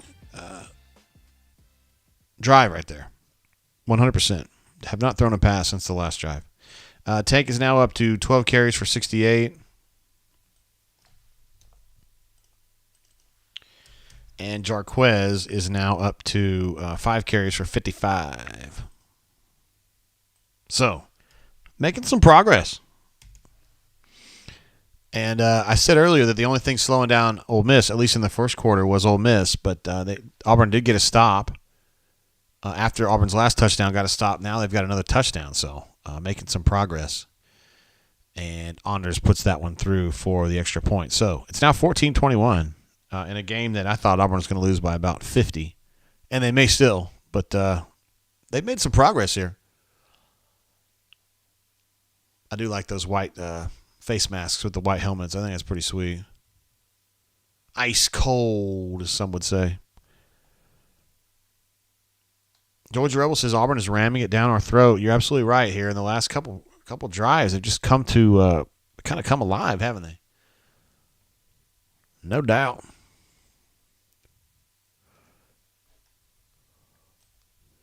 I think total yards was something like 225-23. I think that's what it was through the first quarter, and it is now 235-194. So, yeah. Let me get a screenshot of this. I think this is kind of an interesting stat. This is the second quarter only summary, which I'm going to pull up here for you guys. It looks pretty good for Auburn. That's pretty good. Get on there. I said get on there, yo. This is just the second quarter of this game we're watching right now. Auburn has 171 yards, and we still have, 8 minutes to go? Something like that? Yeah, that's pretty good. That's not too bad right there. I'll take that. Eddie Robinson says, I don't think Hunter's a better player, but I think he's a better fit. Yeah, I think that's fair, too. I think he might be a better player, too, but that doesn't mean that Tank sucks or anything. He's really good. I just think Hunter's, special. I really, really like him. He slowed down a lot last year during the second half of the season, but, we're right at the midpoint now, I guess. You could see this as maybe the first game of the second half, and he's definitely still pumping. So, just a little older. He's always been a really strong kid, but I'm guessing that his endurance is a little better now. His actual overall fitness. So anyway, this second quarter has been all Auburn so far after a really ugly first quarter. It was the best of times. It was the worst of time. Hey, we could write a whole book about that. What do you think about that? Well, there's no doubt. It's called the Ashback, Jay. Darkside says, JG, what a stud. Absolute legend. What a stud. Darkside, a real stud. I know I say that a lot. Hey, man, there could be a lot of studs and legends out there, though, for real. I know that because a lot of the people that are at auburnsports.com are that way. And, our friends at Rebel Grove as well. Colby M says, Harsin survive if we pull this out. He might survive for another week. Or, 2 or whatever, because they're off next week. Yeah, the El Clasico is tomorrow. Real Madrid and Barcelona. I'm going to watch it at my neighbor's house tomorrow morning. Yeah. Lester, my man, lives over here next door to me. He's a big Real Madrid fan. I probably prefer Barcelona, but I'm just going to be quiet tomorrow when I watch it with him. I won't talk any smack or anything because I'm not really a Barcelona fan per se. All right, nice little return for Ole Miss. They got it out to the 40 or so. Chris M says when the bunker splits into divisions, we'll call them studs and legends. Just like the Big Ten, right? It's like the legend division and the pimp division or whatever. I don't know what they call it. I don't pay attention. I know Penn State's getting back in this game against Michigan, though. How about that? All right, so what Ole Miss needs to do here, they just need to buckle down. I mean, really. They've already got proof of concept on this offense.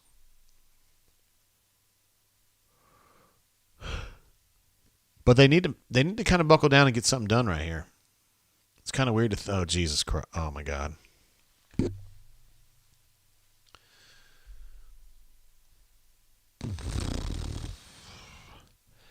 I don't know what they call that. I just a little bit of a power run, maybe an ISO type situation, and Quinshawn just got out. Auburn had bad end man on line coverage there. A little bit better there. That wasn't going as wide, but Joseph, the transfer from Memphis, is in there. A little undersized, but he made a play right there. Kept his eyes up, played with his eyes up, did the right thing. Quinchon had a little seam there, but it closed very quickly. Wesley Steiner kind of closed it up, and you can see Steiner's grabbing his wrist again. He's been having trouble with that all year.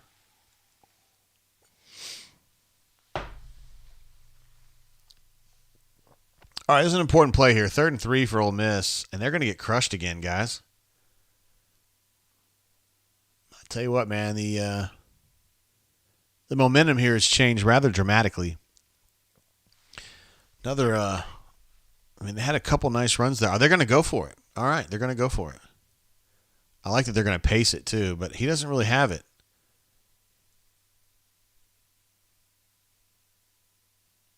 Oh, shit. Puckett thinks he got a PI on that. Boy, that looked like pretty good coverage to me, y'all. I'm not an expert. Haven't seen it on the replay. I love the idea of going forward on 4th down and pacing him. But Auburn actually was ready for it, and Derek Hall had gotten free enough to just kind of press the schedule on the throw a little bit, and he kind of lofted it up, and Zion may or may not have run into him. I'd have to see it on the replay. Jordan W. says Judkins is a beast. He's really good. He's like their Tank Bigsby now. And he was kind of a 3-star guy out of Pike Road here in Montgomery. And, Ole Miss got on him real early and just locked him up. And Auburn was kind of wishy-washy on him and kind of late in the process. That's a really hard one for me to judge, guys. That angle sucked. Zion was turning his head to play the ball, which is good. And I don't think the interference was, really obvious. But, the call is the call.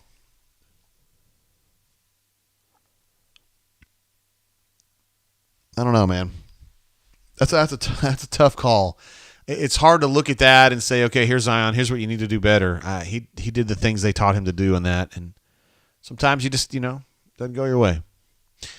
So now Ole Miss has got a 1st and goal. They're going to feed Judkins. They're going to let Quinchon Judkins cook. He's got him down inside the 5 now. Shane is not a fan of that PI call, and I have to agree, man. I don't really like to get on the refs too much, but I felt like he was in position to make a play. He turned his head. He wasn't using his hands. I don't know. That's a tough one, man. That looked like two guys kind of going at it in a fair fight. They're going to try reverse, but Keontae is all over that ass. 2 missed tackles, though. Whew, bailed him out there. Donovan did on the backside. Uh-oh, is he hurt? Shit. Donovan Kaufman made the tackle on the backside, but he's down. And that's a spot where you do not want to have somebody go down, man. I don't like their depth at safety at all. It's going to have to be Caden that comes in, but Caden is error prone. And they've got a guy down too, one of their offensive linemen. That was a costly play on both ends, huh? Football is a painful game. You feel it every game. I know a lot of us have played, and I played at I was very bad, but I hurt.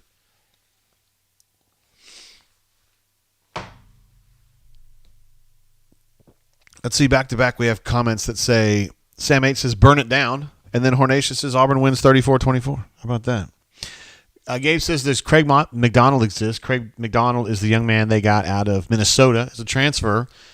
He does exist, I promise.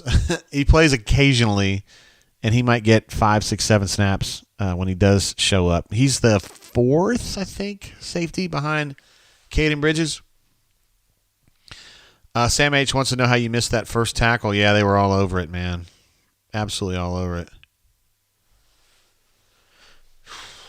I know Bo was joking with me earlier about Auburn being the blue blood, and I do love Nederland, Kentucky people. I am a Kentucky graduate myself. So it gives me some standing in that fight. But they're pretty good this year, guys. And their next class that they're putting together, it might be really disgusting. Auburn's done great recruiting-wise. I mean, no hate there, but that UK team is they got players now. I think that when this preseason SEC poll comes out, I bet you Auburn's going to be picked 4th. Behind Tennessee, behind Arkansas, and behind Kentucky. would be my guess. That's kind of where I see Auburn right now myself. Love talking basketball a little bit. Georgia Rebel says dumb trick plays inside the 5, idiotic. That's if there's one criticism of Lane Kiffin, he does sometimes, not all the time, but sometimes, gets a little too cute or thinks too much. You can almost get too creative, right? Like you just kind of, you just close, right? You just close. Sometimes, it's late at the bar, you've been flirting with a girl for 4 hours, and instead of trying to close, maybe you put out a couple more feelers for this girl or that girl or the other thing, and you just need to take what you've got and go home and, wear it out or whatever, and you just continue to kind of think about other options. Just take what you got and let's go.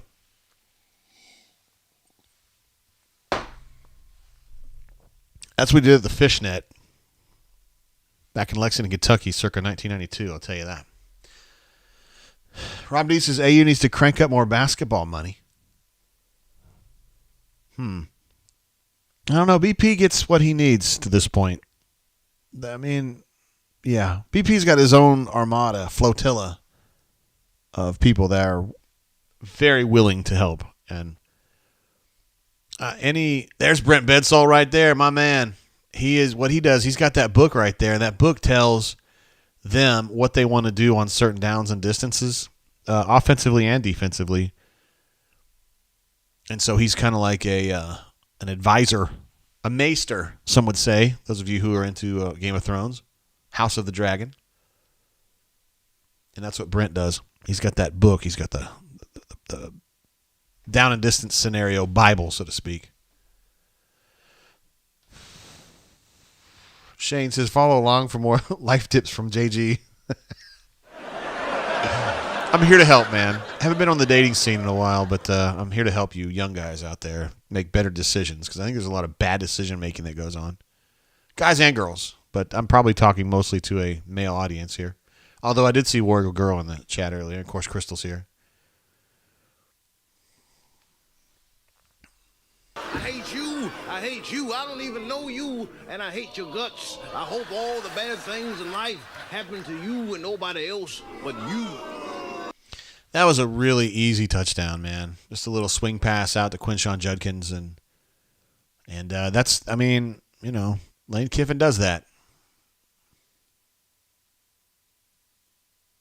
Cameron says House of Dragons has been fantastic. Had a couple slow episodes there, like maybe the third or fourth ones got a little, because it's a very ambitious timeline, right? I'm not trying to give any spoilers here, but we're covering a whole lot of ground in however 10 episodes or 12 episodes or whatever, so they're having to do a lot of backstory, and it gets slow sometimes, but it has definitely picked up here. It's definitely picked up, and I've got a side. I'm Team Damon. Damon's my guy. I'm not saying he's a nice person. He's not, but another brilliant play call. Just get the whole defense flowing toward the boundary, and you come backside to a swing pass with Quinshon.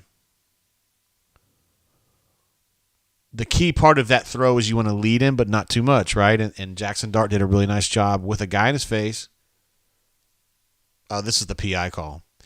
But you got to lead that ball for Quinshon so he can kind of catch it on the run and continue on to the pylon, and that's what happened. Guys, I'm going to be honest with you. I think that's a bad call. But all the my Ole Miss friends are going to say, you're just being an Auburn homer, whatever. I just, what would you teach him to do? His body control was there. He turned to play the ball. He got his hands up. It was a 50-50 opportunity. I don't think he was impeding the pass catcher at all. It looks good to me.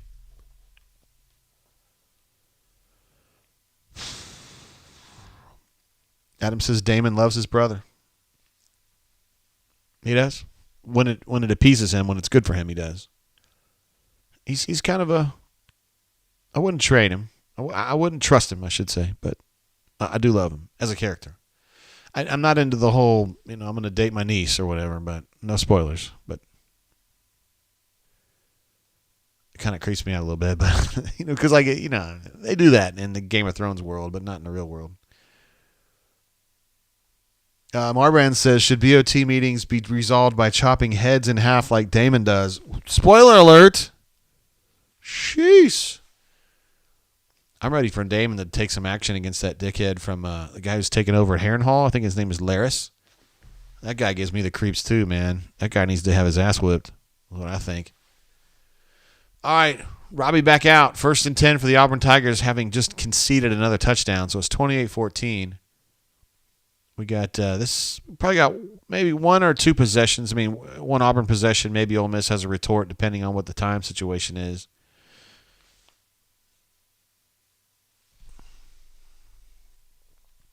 Hilden says, as an Ole Miss fan, we got lucky with the PI call. Yeah, I think you're right. But I appreciate you being open about that. SR71 Blackbird says, I just watched GOT and House of Dragons for the nudes. The problem with that is, especially in the House of Dragons, is that the nudes are like, for the most part, it's homegirl and her uncle, which is thumbs way down on that one, man. Yikes. Plus, the Queen's the hottest girl, right? Isn't she?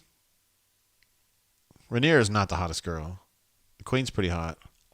Oh, I'm kind of into the princess from Driftmark, too. She's more my age. Yeah, she's a cutie. And she's a baller. 3rd and 2, guys. That's a short 3rd down for the Auburn Tigers. And Harson's freaking out because he knows he's got to get a 1st down here. He does not want to punt this ball back to Ole Miss with 2 timeouts, and at that point they'd have like a minute and a half or a minute and 10. He's got to get a 1st down here. Oh, shit. Oh, God. All right, that's worst case scenario. Fuck me, man. So Auburn gets a 15-yard loss. Ashford falls down. All they have to do is tap him. 15-yard loss. Now it's 4th and like 30. They're going to have to punt it. It's losing football, man. It's fucking losing football.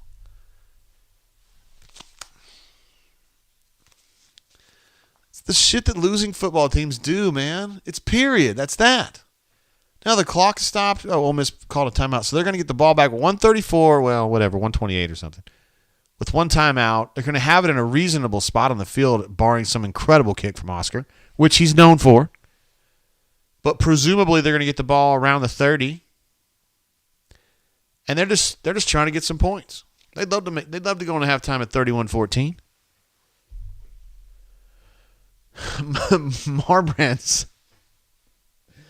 Marbrand says this guy at quarterback, LMAO. This has been like a soap opera in 1/2 of a fucking game, man. You got that. Robbie was playing like ass. He gets benched for TJ. TJ fumbles and loses the damn ball. Then they give it back to Robbie, and he's been better. Wow, what a nice return.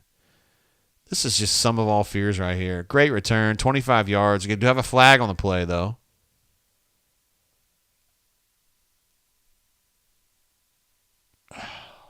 What's up, Real Deal?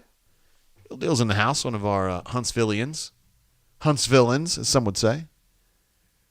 Block in the back on the ribs. Hard times.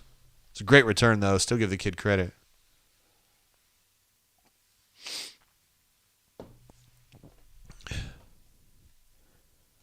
Let me see where they're gonna spot this at the Ole Miss 27.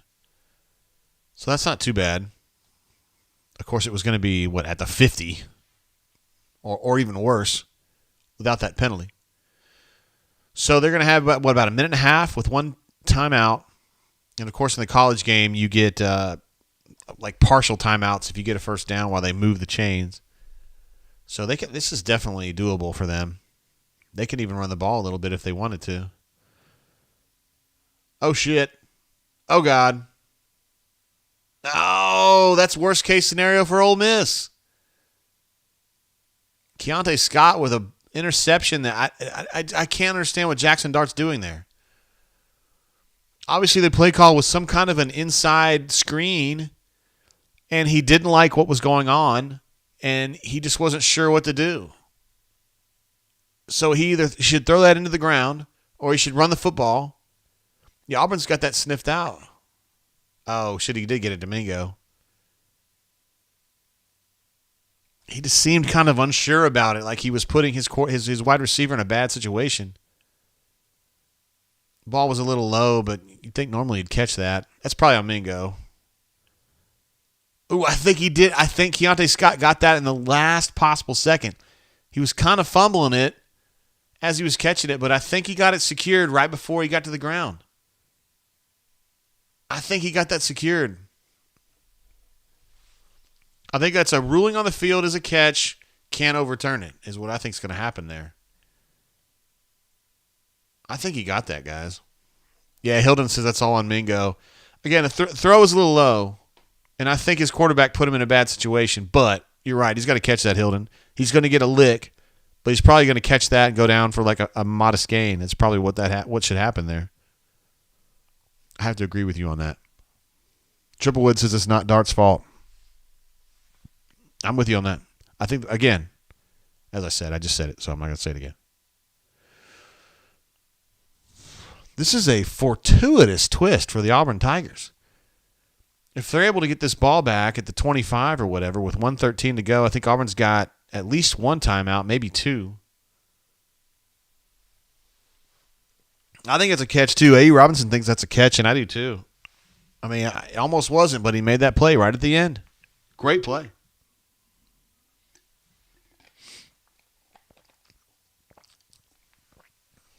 Jason's still talking about Game of Thrones.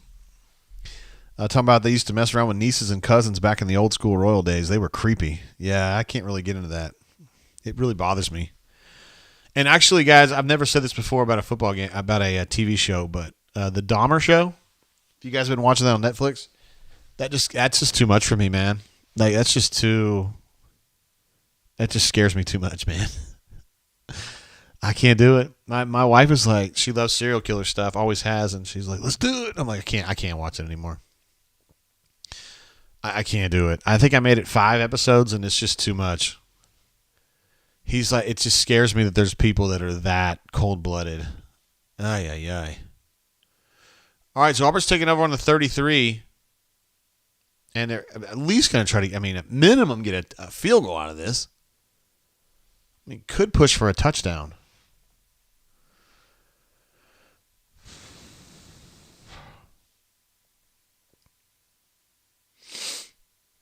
Man, I can't believe this is. You feel like Ole Miss is just pissing. Auburn's blocking is incredible on this pass right here. Robbie has nowhere to go, and so he does the right thing, tucks it, and gets about 8 yards. Looks like some other people are on my team here with the Jeffrey Dahmer stuff. Trey and Merrill. Yeah, that show's too much for me, man. It's just too. I really, the last one I watched, which was I think the 5th one. It was the one where it was. I'm not spoiling anything. I got to move up to 28. My bad. Thanks for giving me a heads up on that.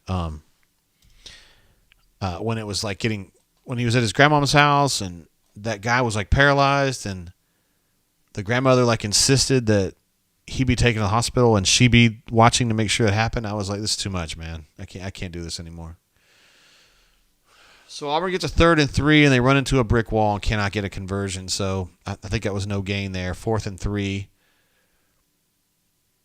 Harsin looking over at Coach Bedsole to see what the Bible says about, not the real Bible, you know what I mean, the handbook says about what they want to do here.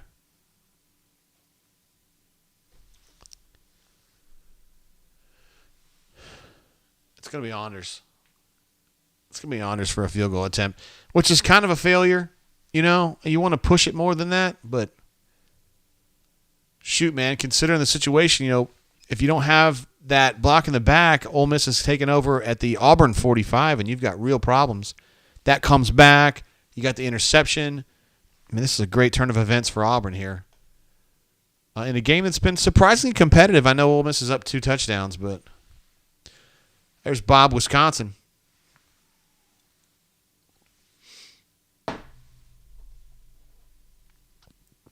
Trey says, please hit the damn field goal. Please. Oh, SR71 Blackbird says, watch him miss it. What? How dare you? Why would you do that? All right, so Honors is lining up for a pretty makeable kick for him. What's his, 32 yards, something like that? 40 yards? Oh, SR-71, man, that was mighty close, brother. That was mighty, mighty close.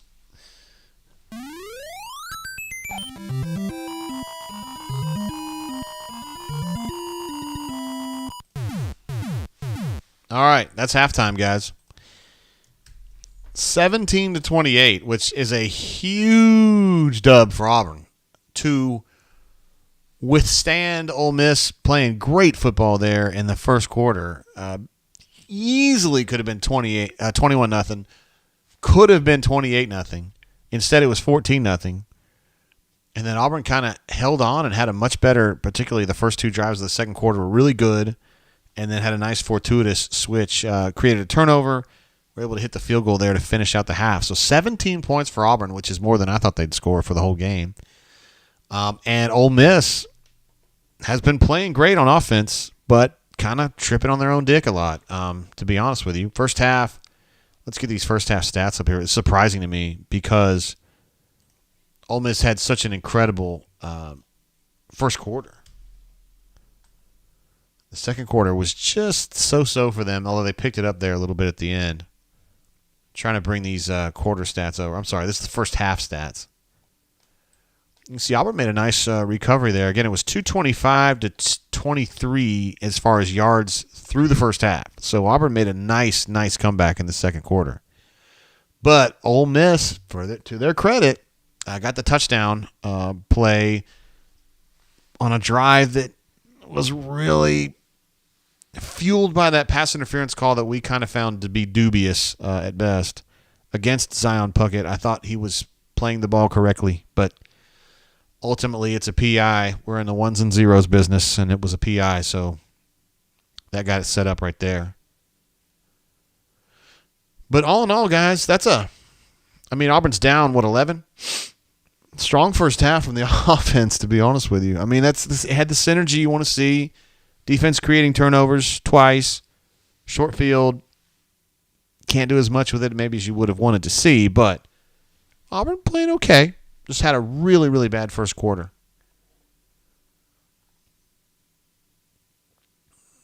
Spread attack says, what's better than Auburn in the first half, JG? This second half. Hey, now. Yeah, we're only halfway through. SR71 Blackbird says, did anyone see the SMU horse crap all over the field? I did. And my wife was all mad. She used to have a horse when she was growing up, and she said you can put a little bag behind his butthole and so he doesn't shit on the field. And she's like, why weren't they doing that? I'm like, I'm probably not the right guy to ask about this because I don't know. I'm not scared of horses. I love horse racing, but I don't really want to ride a horse, and I don't want to hang around horses, and I haven't. So I don't really know what's going on. Emilio says, rolling, baby. 17 points on halftime. Yes, indeed. Rob D has us an update. The Spurs are up 1-0 on Everton, 64th minute. That's pretty big. And also Mobile Alum jumping in. Hey, JGT, what you doing? We just watching the game. I've been drinking this Rebel 10-year. It's pretty damn good, honestly. I got this at the gift shop at Lux Road Distillery in Bardstown, Kentucky. And we've been drinking a lot. Emilio says, JGT, what a stud. You watch the shows, don't you? Yeah, I started drinking quite a bit. Hold on. Shane wants to know where's Coach Hunter. I've already texted with him. He's good to go, so we're going to get him in just a second. I started drinking a lot in the first quarter, Mobile Alum, because I thought this was going to be a really bad game. And it might be, but it got a lot better for Auburn in the second quarter. That's for damn sure. Okay, let me get Coach Hunter on the phone. We got to do that. Man, I need to drink that. Just drink some of this BioLite, y'all. It's a good thing to drink when you're drinking.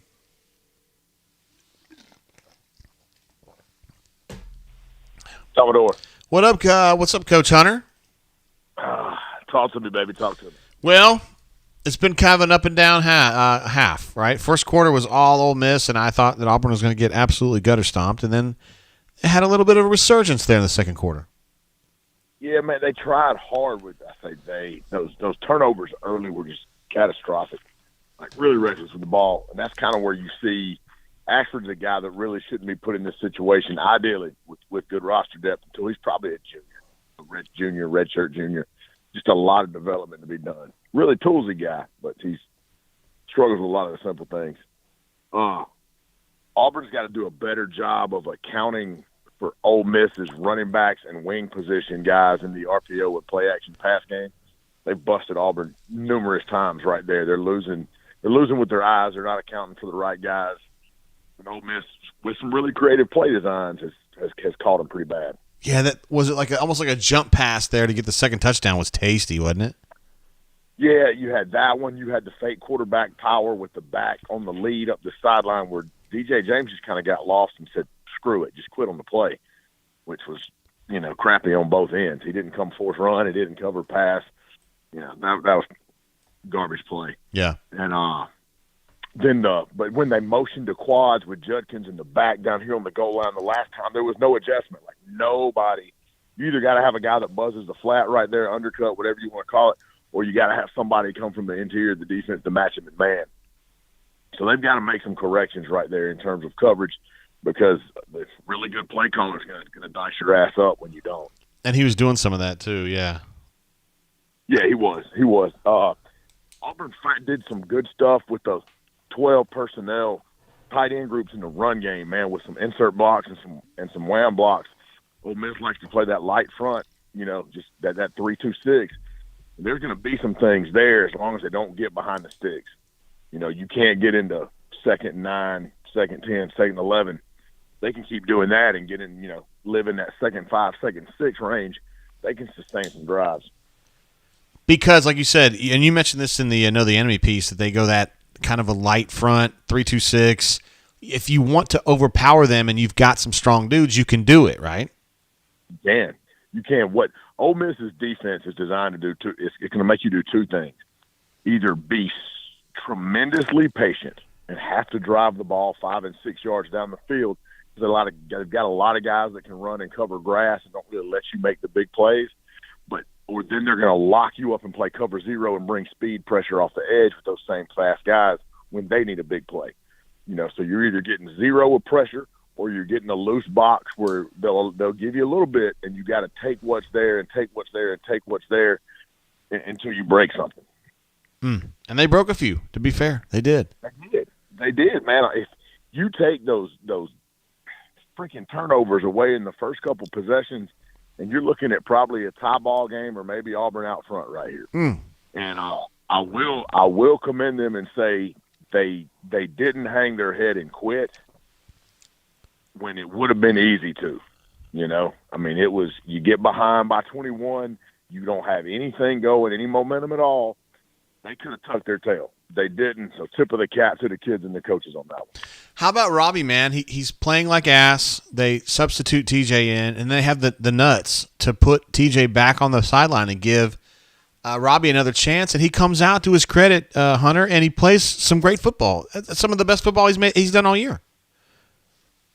There's a psychological element to it, man, where sometimes you've either got a kid's got to know, hey, you're not the only thing left. You've got to be more careful with it or we can sit your ass down, or he may just need a minute. Like things are moving really fast. The bullets are flying too fast and he's got to be calm down, composed, give him some time to get his head right and then put back in.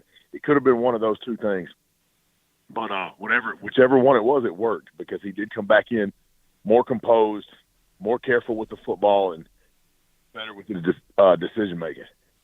Yeah, he was so much better in that second thing. Do you think Auburn's got a shot to win this football game, Hunter? We've had this conversation. It's like freaking Groundhog Day now. At this point, it's going to depend on second half adjustments. And I don't trust. That's not something that we've seen done well by Auburn and the Auburn staff. They're going to have to adjust their coverages so that they're not giving up play actions and RPOs to the degree that they are. They're going to have to recognize and be able to audible when Ole Miss walks down and brings that fast outside pressure, especially when it's coming from the backside. So these things aren't getting run down from behind or bootleg and play action passes aren't getting blown up. They might need to slow their cadence down. And so they can come to the line, ID what the pressures are, and have a protection adjustment or an audible secondary play called to attack what Ole Miss is doing right there. So adjustments are going to be key, man. They got a little momentum before half. Saunders came on and hit a field goal. Hey, that's field goal. Good sign, maybe. But adjustments, good football, no more turnovers, create a few on your own. You got a chance. Yeah, for sure. All right, Hunter. We love having you on at halftime. Maybe we can get you after the game, too? It shouldn't be a problem. Be a problem. Don't go too hard on that Rebel yell, man. Dude, I've been drinking the shit out of it. I thought this was going to be a really bad half, and it turned out to be all right, actually. Hey, it might make it a better second half. Okay, brother. Appreciate you, man. See you, Jay. See you, man. Bye. There he is, Coach Hunter, the legend, the stud. A man who would whoop every person's ass in this entire chat. I promise you, that guy I'm glad he's a friend of mine because I'd be scared of him if he was mad at me. Patrick D with a massive super chat coming in just as we started that call with Hunter. Says, proud of our players for their fight. It's sad no one in Auburn cares about putting them in a position to compete. Patrick D, of course, was a special guest, the featured guest on our podcast, The Rundown, on Tuesday. He was in town talking to some future engineers. They're coming into Auburn, and Patrick D, with a background in that, was kind of helping shepherd some of these folks into the career or the degree tracks and the career tracks that are best for them. It's awesome to see him coming back to his alma mater and helping these kids, the next generation of future Auburn graduates. So the guy puts his money where his mouth is, so to speak. He doesn't just talk Auburn. He lives Auburn, and he comes back on his own time, on his own dime, and does things to help the university and the people who go there. So as far as I'm concerned, that guy's an absolute legend. I think you guys probably feel the same way. If anyone there gave a shit about what I thought about anything, then I would certainly be willing to help. Unfortunately for me, I'm not an Auburn graduate. I'm a graduate of Transylvania University and University of Kentucky. But Patrick D, I did not even know about Auburn. I mean, I knew Auburn was down here, but I didn't know much about it until I showed up in 98. But I've learned a lot. And Auburn is a tremendous school with really, really good folks. And Patrick D is among the best of them. Also, you got Gus, his homie, his conciliere, is also a stud, too. He's got a whole crew of his friends that went to Auburn with him, and they're absolutely hilarious. They all belong in the bunker. I know you got Gus is on there, but anyway, Patrick D, thanks, brother. All right, so going back through some of the stuff Hunter was saying, I try to write down some notes because this stuff always comes back up during the second half and stuff. Got to worry about RPO and particularly defensive backs and linebackers losing their eyes is what he said. You get so caught up in they're doing everything they can to trigger a run response from the defense, and then they hit you deep, which they did on the first and second touchdowns today. Yeah, probably the third one too, honestly. Ole Miss's 3-2-6 defensive alignment is not particularly strong. So if you think you can overwhelm them, and Auburn did some of that in the first half with some of the power runs, the power G stuff, keep hitting it because they're generally not super strong up at the point of attack. They've got 3 down, and then they've got 2 safety-ish type players. You can do that. Now, I don't necessarily think of Auburn as being a super strong, big physical team. They're trying to be that. They don't really have the personnel for it, but Tank Bigsby is that guy, and he did some truck in there in the first half. He thinks that when you're playing Ole Miss, you got a couple choices. First of all, you got to be patient against their base and just kind of get your 6-7 yards at a time and just push it down the field and just keep. Don't screw up. Don't fumble the ball. Don't turn over the ball, and don't get silly 10-yard holding penalties. And then when they come at you with the cover zero looks with a lot of pressure, you've got to have a quick response, and you got to be smart about it. You can't delay in your thinking because that's when they sack you, and that's when you fucking fumble. He also said it's about adjustments there in the second half, which has not been an Auburn strength, to be fair, but it doesn't mean that they have to always be bad at that. And he thinks that specifically, he thinks maybe they ought to slow the cadence down or at least change the cadence a little bit because he thinks Ole Miss will show some stuff that gives helpful information for Robbie to either check out of the play or for Auburn to check out of the play and let Robbie make a change there, seeing the communication from the sidelines. So there we go. John W. says, say what you mean, JG. He's a stud. He really is, man. Cameron says, what made you cover Auburn sports? Interesting question. So I came down here in 98 after covering Kentucky for a few years because I was at graduate school up there. And I was actually hired to come down to the Montgomery Advertiser and cover Alabama State, which I did in the first half of the 98 season, and had a really good time. Some of those guys are some of my, Guy Holiday, who was the offensive coordinator at Alabama State, he's still a good friend of mine. Had a really good experience there. But then when Terry Bowden quit / resigned under pressure on October 23rd, 1998, our beat writer was not exactly on top of that story, and so my editor got really pissed off and said, I'm going to put JG over there to help you. And so I started covering Auburn around that time. Is the Louisiana Tech game. I think the first game when Brother Oliver was the interim head coach, and I just started kind of covering the team, and then the coaching search happened, and he put me on that, and I got my ass beat by Philip and Charles Goldberg for like a solid month. And, slowly but surely over time, he ended up putting me on the Auburn beat full time when Tuberville got hired. And, Goldberg and Philip still ran a train on me for a while, but eventually I got going and did okay. So that's the story. I've been covering Auburn since 98. That's what happened. That's a great question, though. I probably need to slow down on my drinking. I'm starting to kind of feel it a little bit. And we got a big second half coming up here. Like, no shit. If you had told me that an hour ago that the second half was going to matter, I'd have been like, what? What second half? But Auburn played great in that second quarter. Well, the Ole Miss touchdown drive was kind of surprising, but the PI call was like, I don't know. But down 11 at halftime, that's not that bad. That's really not. I mean, considering how bad that first quarter was, to be down 11 at this point, that's great, I think. Love the Cat says, or Hornatius says, 2 dudes ran a train on JGT. I'm not going to lie, man. I mean, Philip and Goldberg were absolutely killing me. It was embarrassing. I remember telling Courtney, I was like, they're going to demote me any day now. Because, I'm just getting killed. I had no way to fight. I didn't know anybody over here. And slowly but surely I got going. Cassidy Pieces, I got you, JG. If you throttle back on brown water, I will increase my intake. Cleveland Brown, who's a great member of the community, says, halftime, hydrate drainers and War Eagle. Yes. The best way to hydrate, in my opinion, is to be drinking BioLite. So many good nutrients in here to help you get through you can cut a hangover off before it even starts, or get over a hangover. You got to stay hydrated, though. Thank you, Cleveland Brown. I did think ahead today, and I ate my lunch before we started the show, so I don't have to do the whole. I have been using the mute, but I've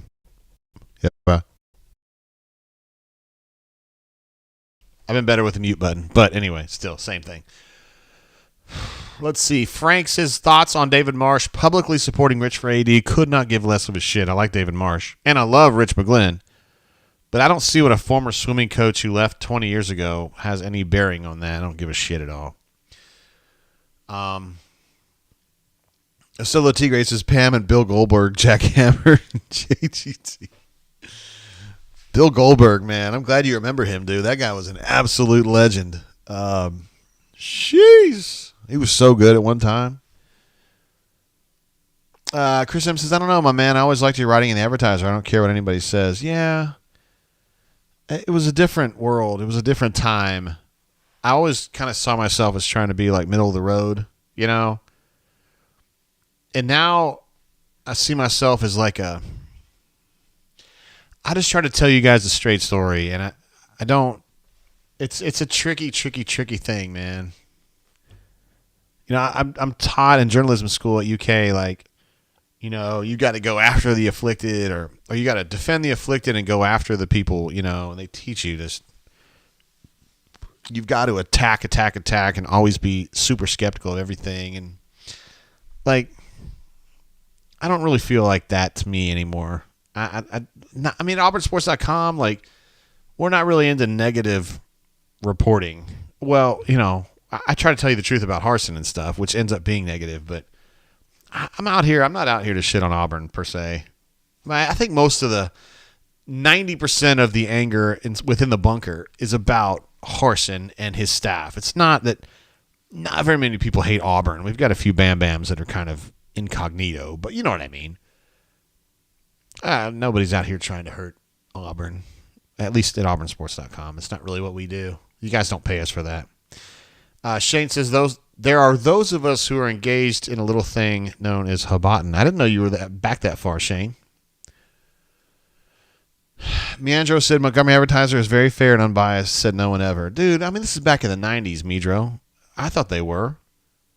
I honestly would have told you that. It's, life's different now. Chris M says Habotin crew rise up. That's what I'm talking about. We definitely have some members of the Habotin. Chip Chips and Habotin. He was a legend at the Habotin back in the O's, the aughts, excuse me. 05, 06, 07, in that range. Also, we had War Eagle Girl on here earlier, who was part of the Habotin back in those days.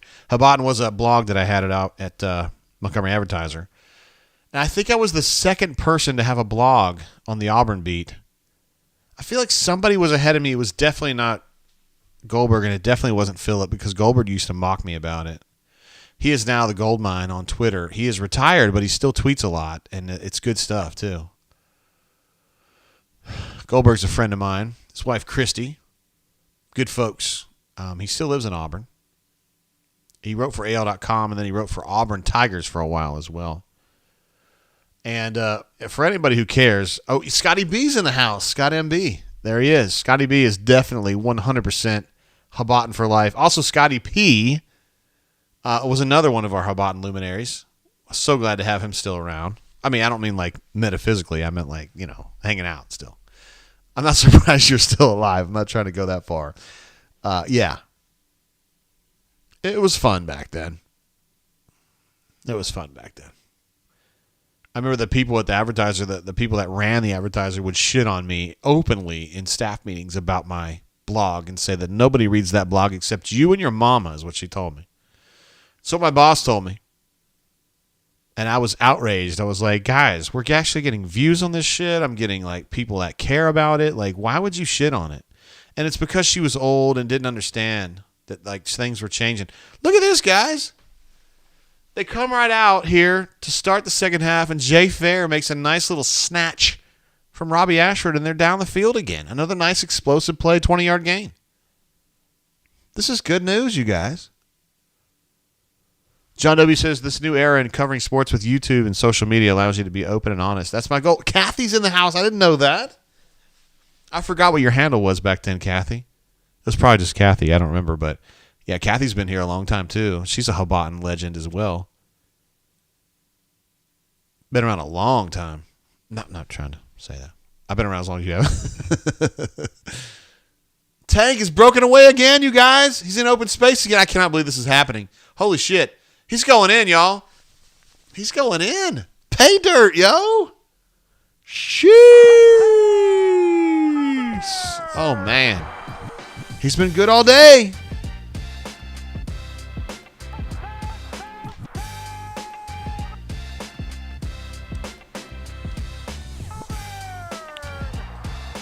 Whoa. Damn. I feel like Hunter didn't necessarily say it in those words, but I thought he was kind of saying, run the football against this front. I think you can do it. I mean, he's talking about being physical and kind of trying to overpower that 3-2-6 or whatever. They're kind of like their light front, and that you would have opportunities there, and there's one right there. That's a huge play. And with the PAT, now that makes it 24-28, guys. And all of a sudden, my friend Jordan put the money on Auburn before the game is starting to look pretty smart, right? It's a 15.5-point line. Auburn right back in this thing. Georgia Rebel makes the point that Auburn still has our number. That's something I just I didn't spend a lot of time thinking about that before the game because I was like, man, this Auburn team, I don't know, man. And I don't think they have the industriousness to kind of fight back through it. But I'm telling you, man, that was – I mean, guys, look, the first quarter, you guys are watching it too. They were horrible. Auburn is now ahead in total yards. I can't believe this has happened. It was 225-23 at one point. Auburn now has the advantage 275-273 in total yards.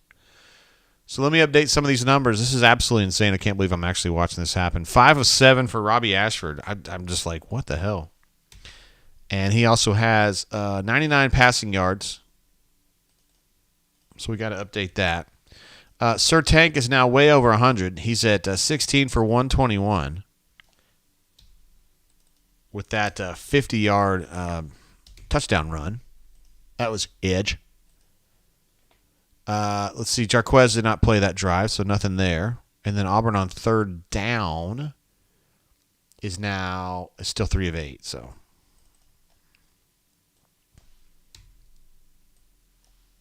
oops. I think Ole Miss's third down numbers changed a little bit. Yeah, they're 4 of 8. All right, so now we're updated. Once I get this 4 of 8 up there. All right. Got him. This is crazy, guys. This is a really fun game to watch. Who would have guessed this? My wife she absolutely loves small sample size stats. It drives her crazy. Absolutely drives her crazy. So Auburn in the second half, 75 total yards to 0 for Ole Miss. I hope she's watching. 52 rushing yards to 0 for Ole Miss. A completely dominating second half so far for the Auburn Tigers. Let's see. Adam says, JG, we thinking Mayonnaise Bowl or Birmingham Bowl? Looking to book my hotel room ASAP. Love it. Colby says, I'm having a good time again. That's what I'm talking about. Let's see. Emilio says, Ole Miss defense is bad. They have been good this year, but yeah, they're having some problems right now. They're getting pushed around a little bit. Chris M says second quarter points. I didn't think that was allowed. I love it. And yeah, Auburn fighting. Absolutely fighting. Completely dead in this game. Completely dead. And JC23 is saying, let's pump the brakes, LOL. I mean, look, nobody out here is like predicting that Auburn's going to, win this game going away or anything. But, dude, they were getting killed. Absolutely killed. This reminds me of the Australian Open. It's not time for that yet. That's January. All right, Ole Miss is going to try to return this ball. They had some pretty good returns today, honestly, but that one was just so-so.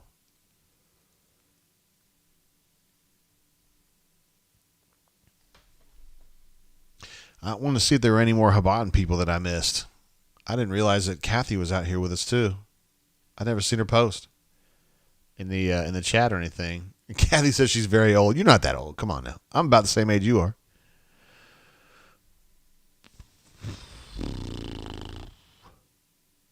Let's see. Georgia Rebel asked me earlier. Their best defensive end is Sed Johnson from Mobile. He's not playing. Any idea why? I don't know about that. Let's see. They're going to do a little read option, and Jackson Dart made the right decision on that big time to keep that. Turns that into a 13 or 14-yard gain. And Harson's like, motherfucker.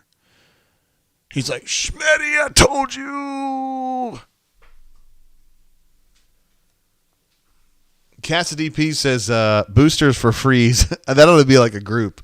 Boosters for freeze going deep state here, working overtime to sabotage Lane. Another nice run here for the Ole Miss Rebels. They get another first down, and they're into Auburn territory pretty quickly. I mean, look, man, the Ole Miss offense is not going away. I mean, Auburn's defense has done a nice job of stymieing them, particularly on third down lately, but they're going to get their yards. Lane Kiffin ain't the GOAT play caller for nothing. This is going to be another gasher on shit, man. That's the third consecutive run, right, that has yielded a first down. So that's pretty good. That's pretty good. Gabe says, is Auburn the best 3-3 team in the country? People are asking.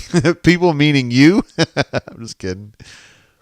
Melee, that's funny you say that. Habaden and Tigerland were my bookmarks in web crawler. They were actually mine too. I would go back and forth with a guy at Tigerland. Uh-oh, Derek Hall's down. Holy shit. No. Oh, no. That's Auburn's best defensive player right there. Got to have him, man. Absolutely got to have him. Tigerland, for real. I used to go back and forth. I forgot that guy's name who ran Tigerland. Was it Lloyd? I can't remember his name. He was one of Mark Murphy's friends from Columbus, Georgia, and he would unfavorably place like advertiser stories, and I would get fussed about him. I'd be like, "Hey, man, my story was better than that. You need to put it up higher." And he would be like, "Fuck off." Kathy says, "Not hardly 64." She is 64. I had no idea. Not much posting, just lots of reading. Love the brain drain. Very entertaining. I'm glad you're out there, y'all. I didn't know. I just didn't know. I'm 50. I'm 50 and 64 is really not. It's not separated by very much. You know, honestly, Kathy, in some ways, I kind of wish I was 64. Honestly, I would say that, but I don't know. Sometimes I feel like, I don't know, I feel like a relic in a way. Things happen around me all the time on social media and like in this business, and I'm just like, I would never do that. And when it happens once or happens twice or happens 5 times, you're just like, it's differences in opinion. But when it happens 50 times, like you're like, maybe I just don't belong. Maybe something's wrong with the way that I'm thinking about this business and how to do it. I don't know. Blue Bronner says, "Love me some Habatin." There you go. Scotty B jumping out with some hearts for Kathy. That's what I'm talking about. It was always a very positive community at the Habatin, though, you know, and the bunker isn't always positive. The bunker, when it needs to be positive and one of our members is in trouble, it gets real positive in ways that you don't necessarily show on the board. Because I have seen some of the most incredible positivity. I have literally sat down in my kitchen and wept over some of the shit that's gone on in the bunker. And I'm talking about happy stuff. When Deezer got sick, Hornatius and some other people stepped up in ways that I would have never, ever imagined. Some have talked about it and some haven't, but I'm getting kind of choked up here thinking about it because I miss Deezer. And Hornatius was an absolute stud when it came to that. But anyway, I'm not going to do that anymore. I'm not going to get like upset about it. Kathy says, "Love retirement and ran my first marathon in January." I know you've been kind of building up to that. That's pretty cool. I do see you on Facebook, yo. Oh, yeah. Melee says Habatin was a campfire. Harshan was a dumpster fire. Abo is great, says the bunker is family. It is. I mean, for real. Midro says Ali D needs to make the lineup this afternoon. We need to talk to Ali D more. We do. Me and BMAT love me some. We love us some Ali D now. She's kind of like, to me, she's like my older daughter. And my actual daughter is my younger daughter. I love me some Ali D.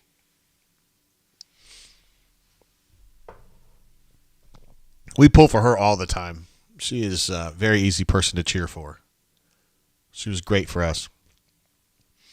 Anonymous says, "Money for nothing and the chicks for freeze." Money for nothing and the chicks for freeze. One of my all-time favorite songs, by the way, from Dire Straits, 1985. Looks like D. Hall. I'm not a doctor. My dad is. But it looks like it's a shoulder, guys. All right, almost back on the field now. 2nd and 7. Again, that was probably the wrong choice. But he's going to get almost a first down on that. It's going to be 3rd and short for them. And remember now, kind of going back to this drive, they have had a bunch of explosive run plays in this drive. They got a 3rd and 1. They're trying to pace Auburn, but the referees were slow getting that ball set. They got the first down, plus about 3 or 4 more. So they're in the red zone now. They're at about the 16.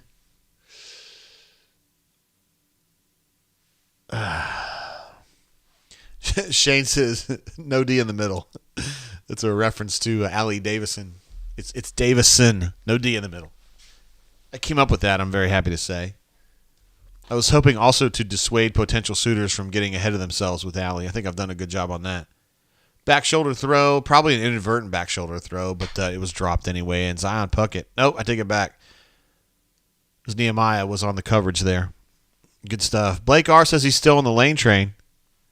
Yeah, he's a great coach, man. I don't care if they're only up 4 or whatever. He's a great coach. He doesn't coach defense. Charlie Frown says 29 got the happy shot and he's back in. This is good news for the Auburn Tigers. Yeah, there he is right there. Don't tackle with your right arm, please. No, left arm. It was his left arm that was hurting him, right? All right, Ole Miss facing another third down. This is a down that they've been kind of iffy on all day. The clutch third downs they have not been good at. They are currently on third down 5 of 10, which is pretty damn good. It just seems like the big ones they miss.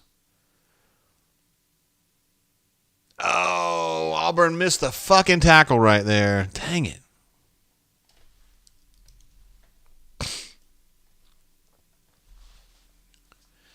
I feel like Auburn had a tackle here in the backfield. It was Caden Bridges. Missed it. And then Donovan missed another one as well. And got them. Yes, they got the first down. Dadgummit. Sam H says, come on, dudes.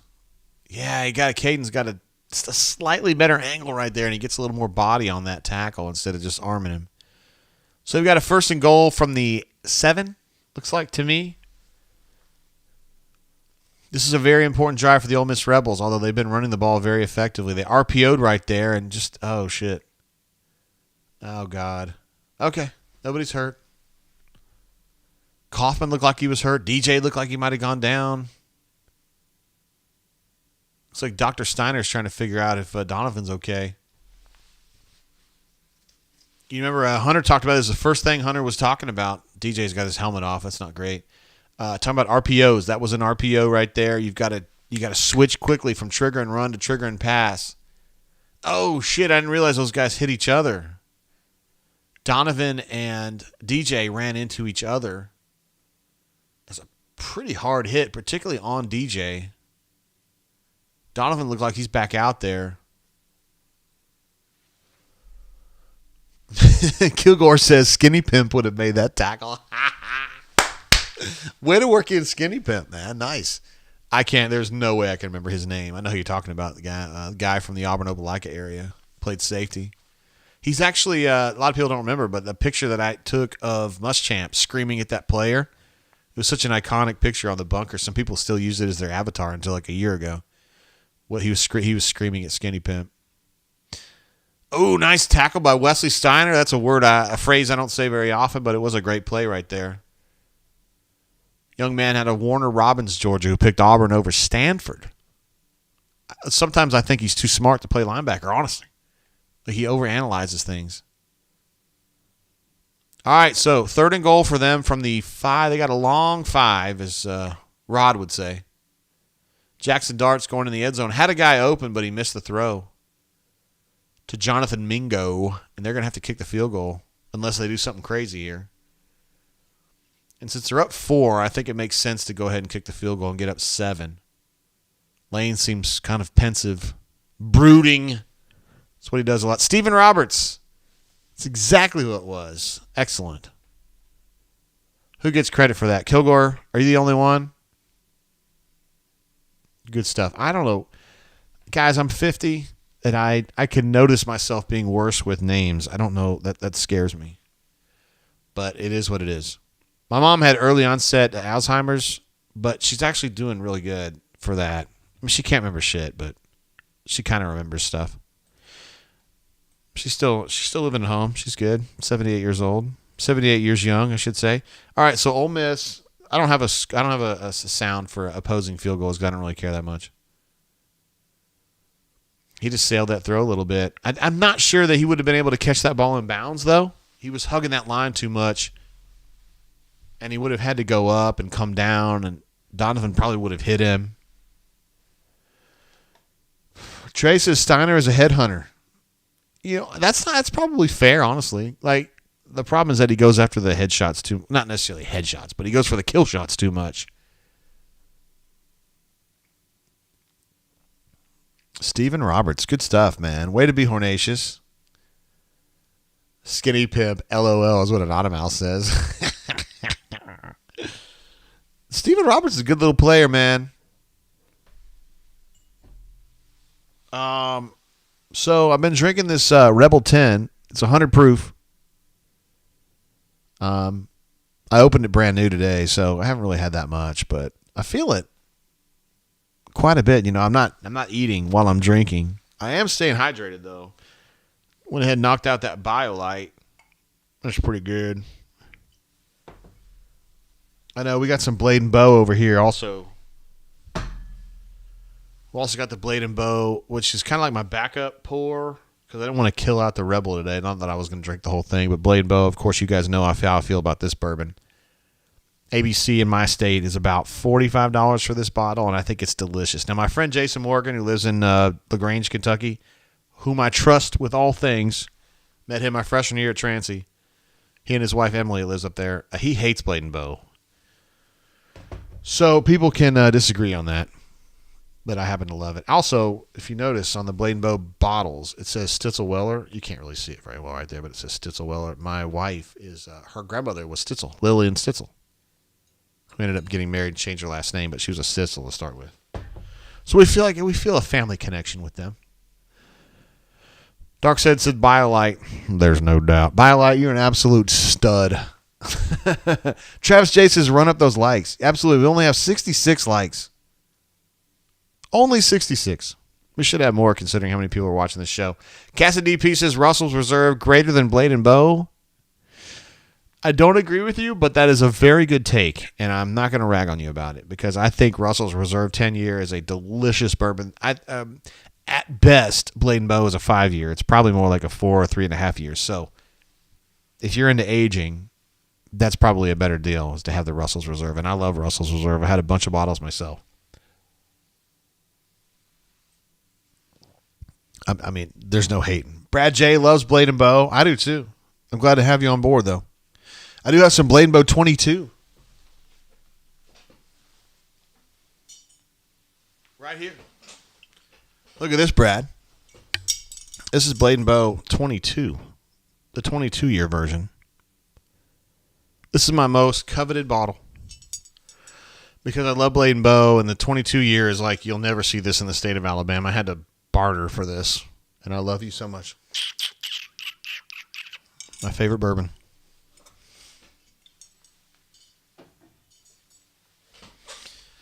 Oh, yes. Oh, yes. Hornatius wants women. You have worded this differently than you have before. They went for an onside, didn't they? Wesley Steiner's, he's ready to adjudicate this. John W. says, JG, we need a special edition drain to teach us neophytes about bourbon. A bourbon 101, if you will. I'd tune in. Yeah, I would love to do that. Ole Miss trying for the onside kick and got it. Absolutely wonderful execution for them. Auburn kind of has a big space over there. Zion, no, it's not Zion. Is that Camden Brown? Yeah, it's over toward Camden Brown. It's pretty smart. Leif B says Mark Stoops has a bourbon now. I had no idea. John W., we can definitely do that. I know a lot about bourbon, but there's people on this chat. Some of them talk and some of them don't. AU Taxman knows a lot about bourbon. Yeah, there's a lot to learn. We got a lot of people around doing that. Cassidy P says bourbon drain. I'll drink to that. That's basically what we did during the quarantine, wasn't it? We just drank a bunch of bourbon and talked about shit. Just kind of like we had an airing of grievances like every single day and just kind of learning about life, talking about life. I feel like we got to know each other real good.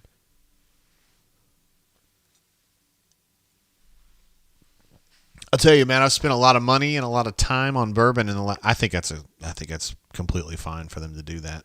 I think Ole Miss recovered that fair and square. He actually waited to catch it. I think that's just really, really good football.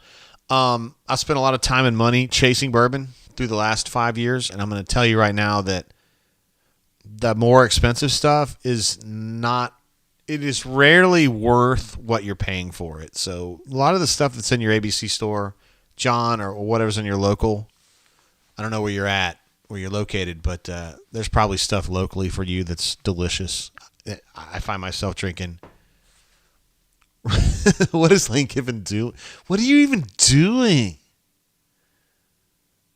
He's pretty fired up. That's a nice call. I like it.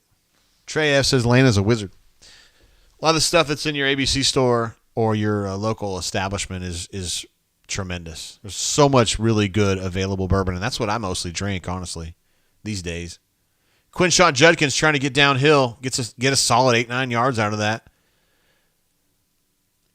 You know, he would look good in an Auburn uniform, but I don't know as though he would play right now because Tank, Auburn's number 4, plays that role.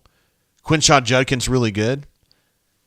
Auburn's definitely got some personnel shortages, but I don't think tailback is one of the spots because you got Damari, who I think is a really good player, and he didn't even play very much. He's had a couple big plays in this game. But that's really all he is. He's kind of a bit player. Holding against Ole Miss. Going to kind of fuck up that run play. Let's see. Cassidy pieces. I look back on the 2020 Bourbon Drains as some really communal experiences. Knuman cemented legend stats for me then. Knuman is, in fact, a legend. So, yes. Late B also, look at this. He's like trying to rub his eggplant all over us here. As someone who knows a master distiller, he says no bottle of juice is worth more than 25. I would argue a little higher than that, but you know what? Not too much higher than that. I do buy, hey, Leif, I buy Hirsch, the blue Hirsch. I don't have it in front of me, but I can't remember what it's called. It's like that neon blue or Auburn's defense stepping up a little bit here, guys. I'm telling you. Joseph coming in from Memphis last year, making some plays. This has got to be the most snaps he's ever played in a game for Auburn. That Hirsch is really, really good. I've been drinking. I'm on my second bottle now. And Jackson Dart gonna scramble, and he's going to get the first down. That's a killer right there. Yikes. Did he fumble? If he did, it was recovered by the Ole Miss Rebels. That Hirsch is about 40, 35 or 40. And it's really good. It's been one of my favorite pours here lately. Hornatius says 100 proof Old Forester FTW. Not one bit of anger from me about that. That is a delicious bourbon. Shockingly inexpensive. And someday may not be. But currently you can get a handle of that for, I think, $42 at ABC. I feel like a stranger. Says, I'm back, Beaches.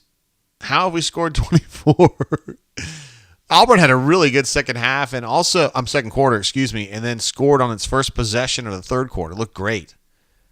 Ole Miss has now got a field goal, and then they got an onside kick, and they're back kind of knocking on the door again. It's going to be a 3rd and 3 coming up, but Ole Miss has been fighting, man. They ain't quitting. Number 4, by the way, just feel like a stranger. Number 4 in Ole Miss there is from Montgomery. Well, it's from Pike Road, but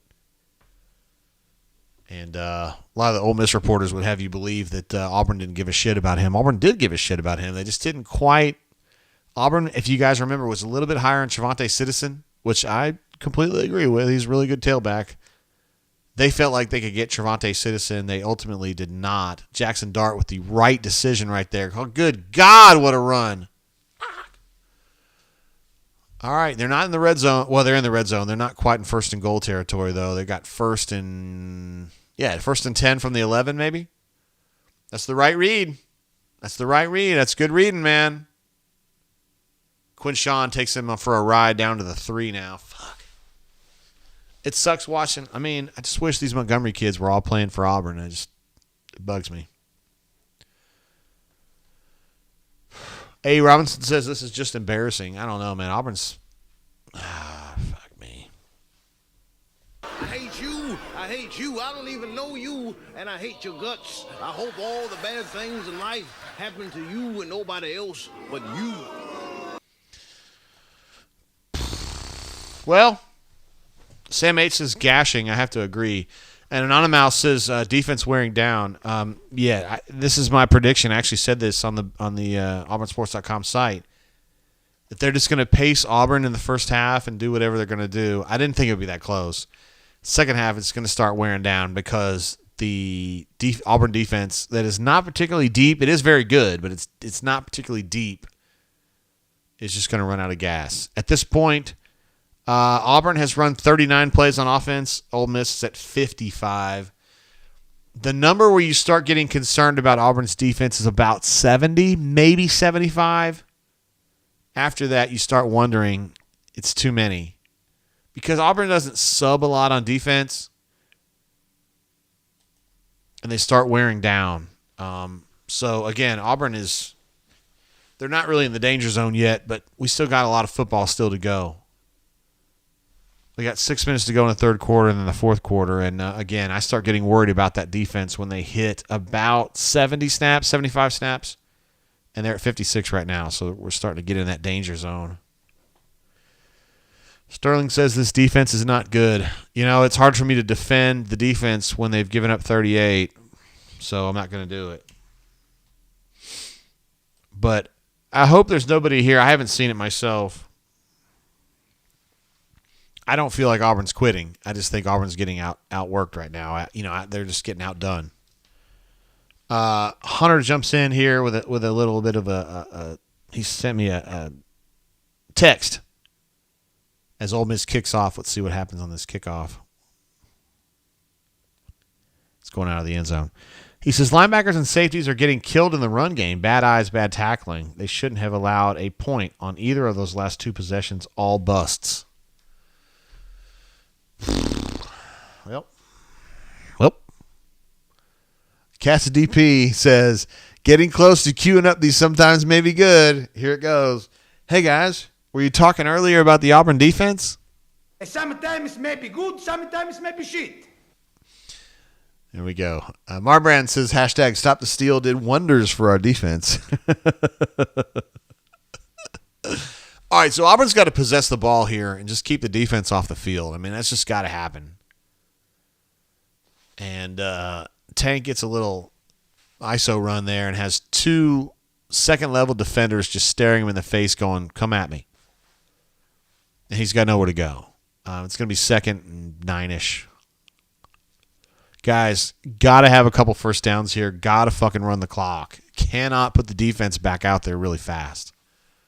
There's just no room for it. There's no room for this. This ball has to be possessed right now. This is back in the basic Ole Miss setup. This is what he's talking about. This is what Hunter was talking about right here. This fucking Tank got stuck again. Not his fault. They're getting overrun a little bit. Guys, got to possess the ball here. It's going to be third and long, third and 10-ish, third and 11 maybe. Third and 7 officially, my bad. You got a couple yards.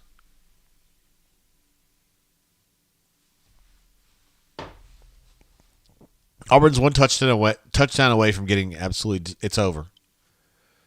You have to look at this possession as a must-win possession. Have to fucking get it. No, Robbie's got Luke Deal down the middle of the field. Oh, big play right there. That was kind of a tough catch, too. It was a little bit high, but he made the adjustment and made the catch. Nice job. He's just going to be running, yeah. Oh, they're going to do a little bit of a switch. A little switch concept there. And he just snuck behind that safety, that squatting safety.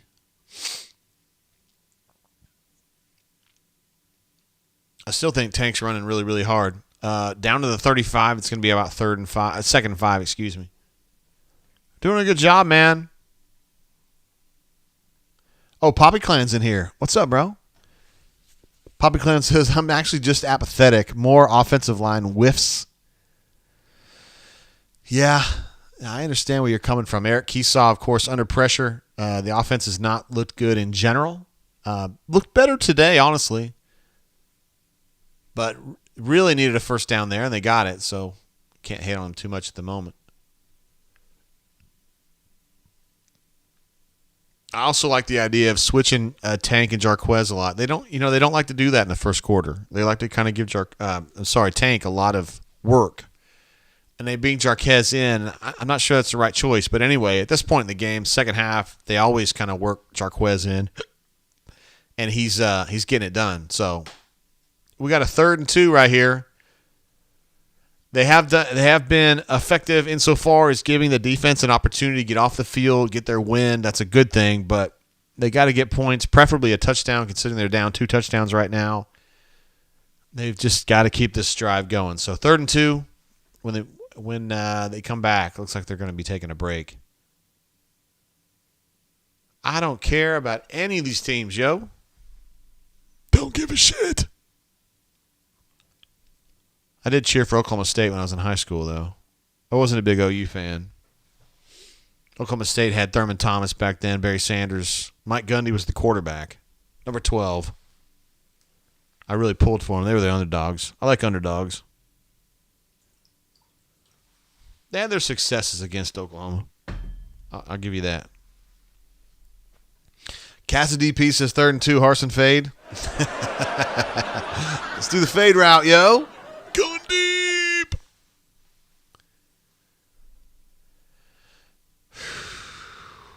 All right, this is a big play right here.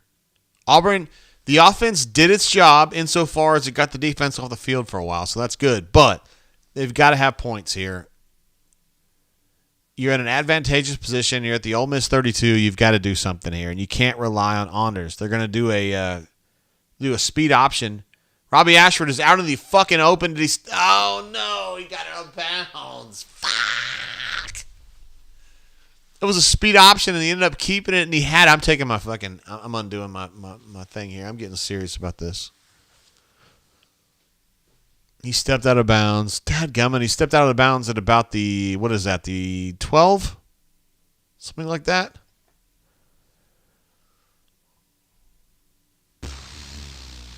Now they're at the 10. Auburn 1st and goal at the 10, which is what you don't necessarily want that much of. Oh, yeah. Jarquez gets killed. Fuck. Hey, man, if Keesaw's got himself an idea for a good play right now, this is the fucking time to do it. Like, right now. Like, this snap. Brian, why are you looking so confused about this? That play has not been working. If you got a play right now that you've been thinking up for the last 8 months or 16 months or whenever Corn got fired and you took over, this is where you run it right here. 2nd and goal from like the 14. Oh, they gave it to the 11. They were being really nice. Robbie Ashford's going to run for his life, and he's got a fucking touchdown, yo.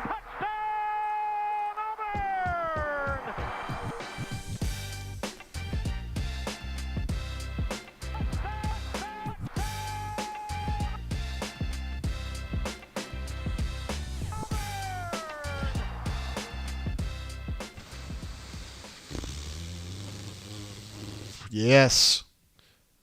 Another touchdown. Matthew R. says Robbie must have thought it was a first base run. Little baseball joke there. I get it. Robbie's a baseball player, too. He's a really good one. All right, so an Anders hits the PAT, so that's 31-38.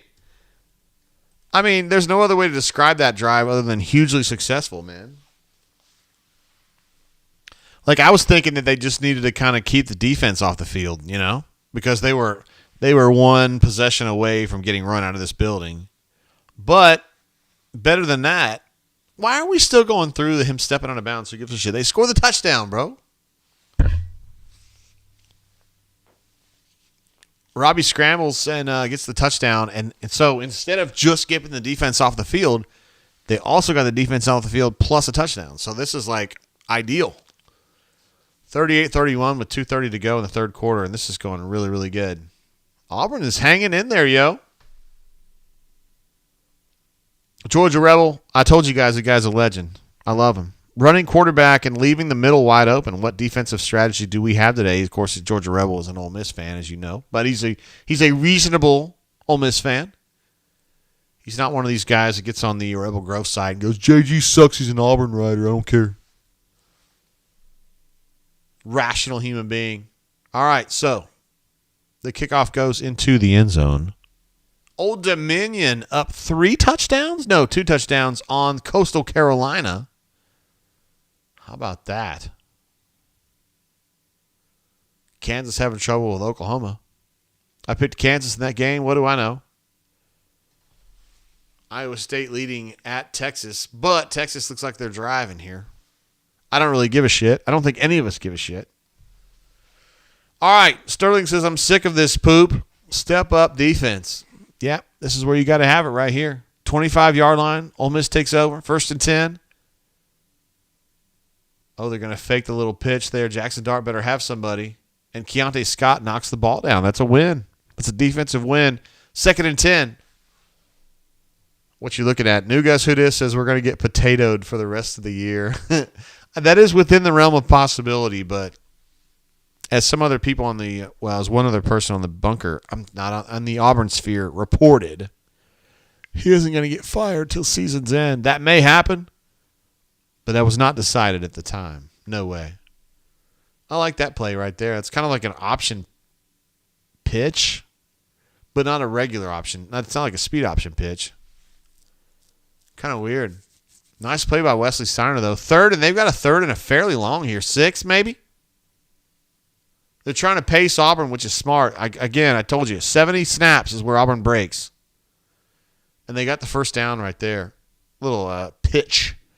Number 19 has been a real pain in the ass for Auburn today. He's had a few runs. He's had a few catches. He's had a touchdown catch. That's a big third down catch to convert the first down. And Ole Miss, I don't blame him at all, pacing the shit out of Auburn's defense.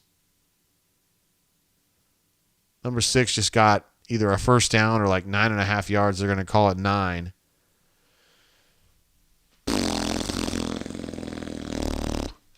Telling you, once you hit 70 on this Auburn defense, shit starts getting sideways. And Ole Miss is doing what I would do. They're pacing them. Auburn defense currently at 60. That is the 62nd snap right there. False start on the Ole Miss Rebels. AU Taxman says, I knew things were coming up Millhouse when nobody showed up for the middle seat on my cross-country flight. Let's give you an applause for that one, brother. That is like the best thing ever. When we fly to Punta Cana, and me and Courtney, and there's nobody in the middle seat, or what for us, it would be the window seat. You're like, yeah, baby. All right, 2nd and 6. They got a decent run there. They got a 3rd and 2, third and maybe a long 3, as Rod would call it.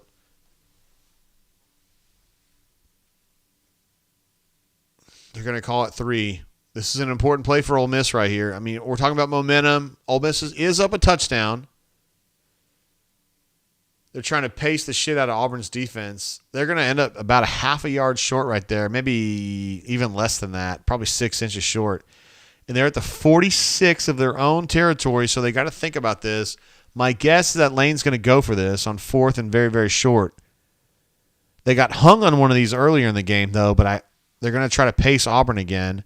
Again, trying to get to that 70 snap plateau. Auburn was in there, made a nice play, but not quite enough. They're going to get the first down. I don't know what Wesley Steiner was talking about. He got across. I'm sorry.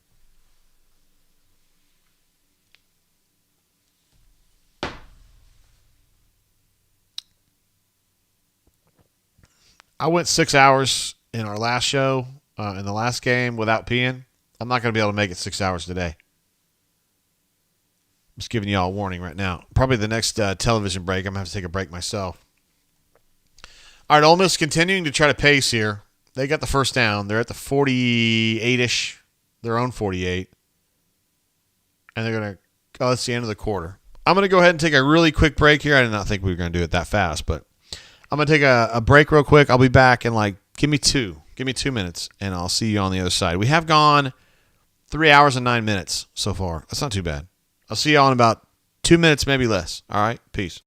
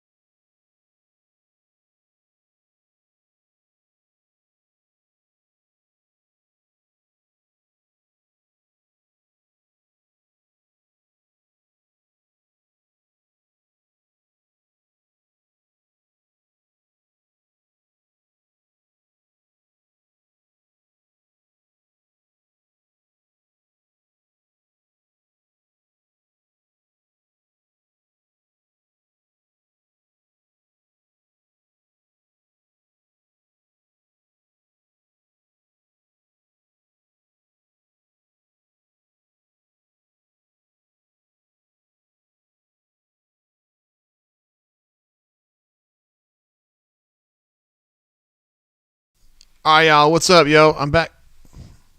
Hey. All right, I'm back. Everything's good. Hey, now. Hornatius jumping in with a super chat. Says, administrative assistant making him eat a sampler platter and quit hanging out with his e-friends. Nah, she's cool, man. You know that. Wish I could make it for your Halloween party. I really, really do. I love Halloween, first of all. I love you. So I wish I could go, but I'm going to be down. I'm going to be down in Destin next week. Auburn's off week. I'm going to be working out of the Florida Panhandle for a few days there, so I'm not going to be able to make that, which makes me sad. Well, that happens sometimes. All right. This is going to be I'm looking forward to this fourth quarter, man. This is fun. I know, man. Everybody's like, well, Horse is going to lose. Like, come on, let's just have fun with it, yo. Let's just do what we do, okay? Ryan D says, who farted? Hoof. That's my favorite name for a horse. I wrote it in the chat there. It was hoof-hearted. Hoof-hearted. If you ever find that on YouTube, you can see it. Dude's like, hoof-hearted. He hoof-hearted into the lead. It's pretty funny. Anonymous X says charcuterie time. I don't know about that.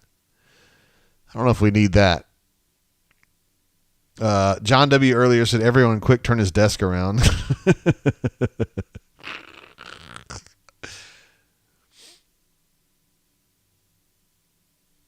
Yeah, okay. All right. We're back in this game. Fourth quarter. This is going to be fun. I'm looking forward to this fourth quarter. This is going to be great, man. All right, so Ole Miss is going to take over. They got a first and 10, second and 10? First and 10, yeah, from the 48, their own 48. They're going to try that reverse pass, aren't they? He's going to run it. Zion, hold on to the fucking tackle, bro. Zion's going down. His left shoulder's hurting him.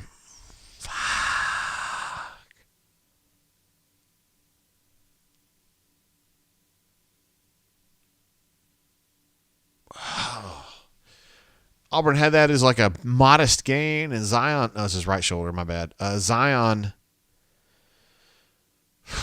I'm telling you, Auburn is so thin on defense right now, bro. If Zion goes down, that means it's going to be Caden Bridges like full time. Shit. That's a big missed tackle right there. Gives him 9 yards.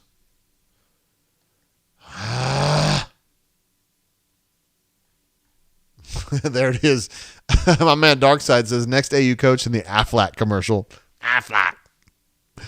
Ooh, he's the GOAT. I'm just kidding, man. Hey, by the way, I played my... Oh, wrong hand. I played my NBA Jam game the other day. I always play as the Golden State Warriors.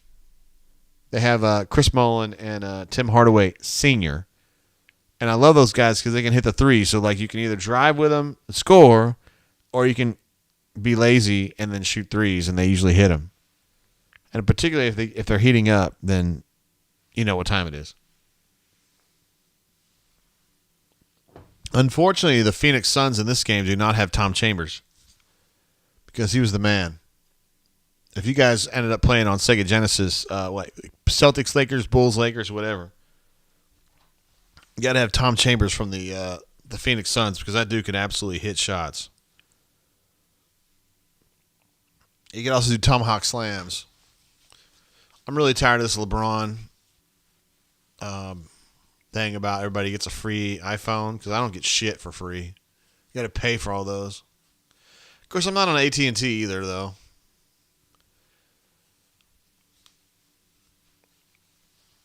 Let's see. Rishner Reward said if they would block halfway, NBA Jams, baby. You know what I'm talking about, man. I played this game. I played so much of this when I was a kid.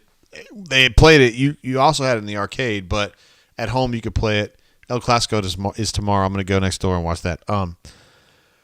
You're right. No, MJ. Oh, who do the Bulls have?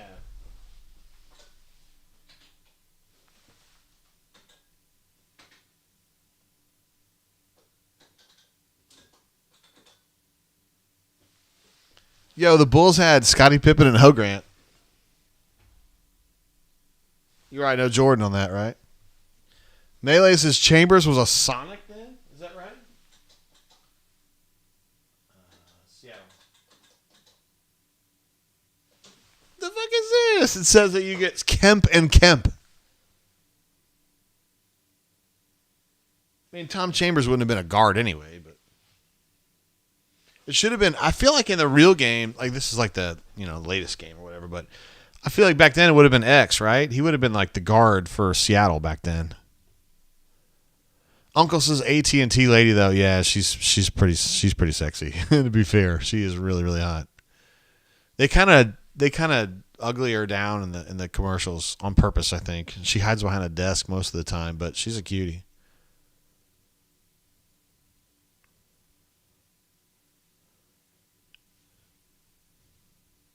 We were having a conversation on the we got this play coming up. I had a conversation on the bunker the other day about, like, if you're like an older person like myself, I'm like 50 years old, Quinshon Judkins breaking free for a nice little gain there on first down.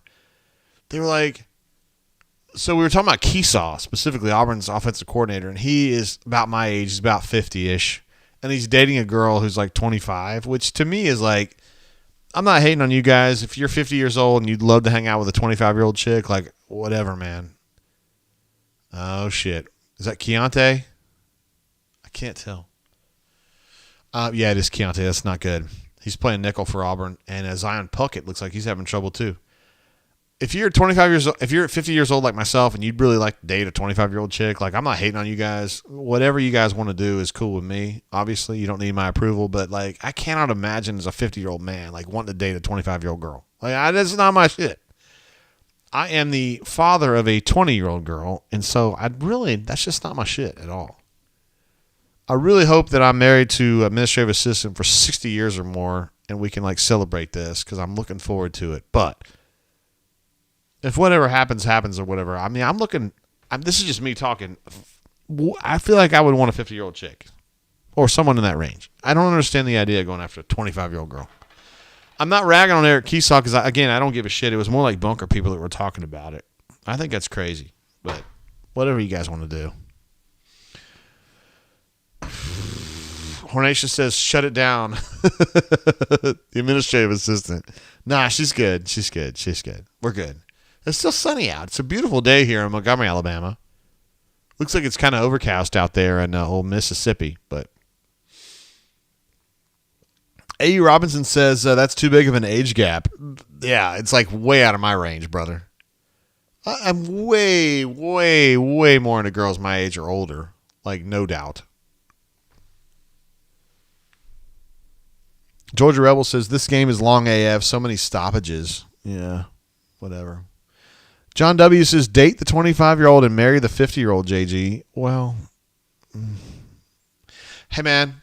I respect everybody's opinion. Everybody's got their own thing, and that's what's great is that we don't have to.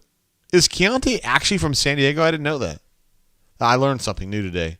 I knew he's from a Kansas JUCO, but I didn't know where he's from originally. Turtle says JGT wants Faith from Huntsville. Turtle, you're not wrong. I'm just telling you, I do have a thing for Faith from Huntsville. She's an incredible chick.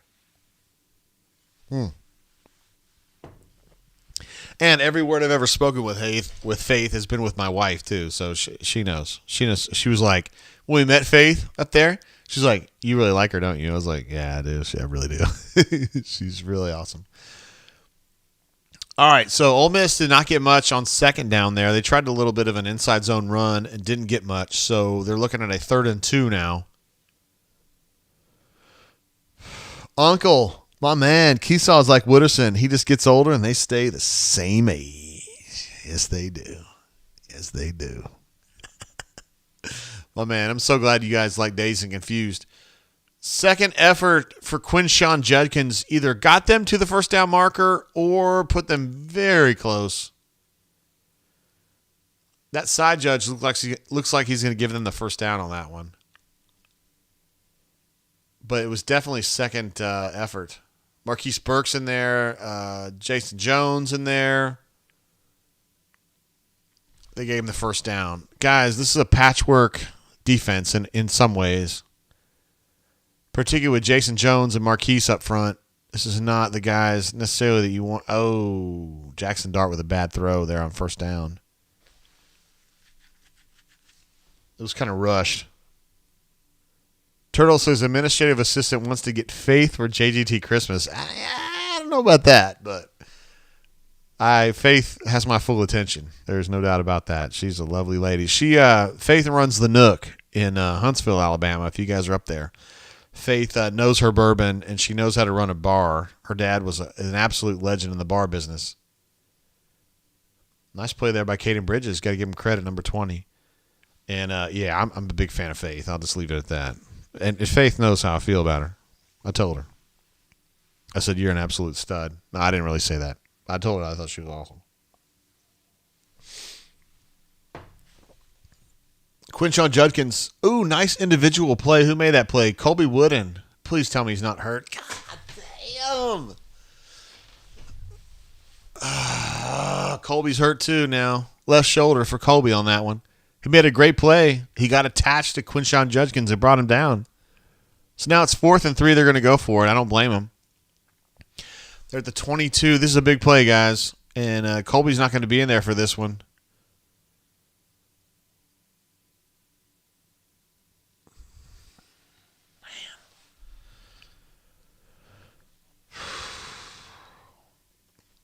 Patrick P says, if you're 45 to 50 and a 25-year-old is willing to date you, enjoy the ride. Probably not going to last, but it's probably going to be fun. Yeah, word. Okay, that's cool.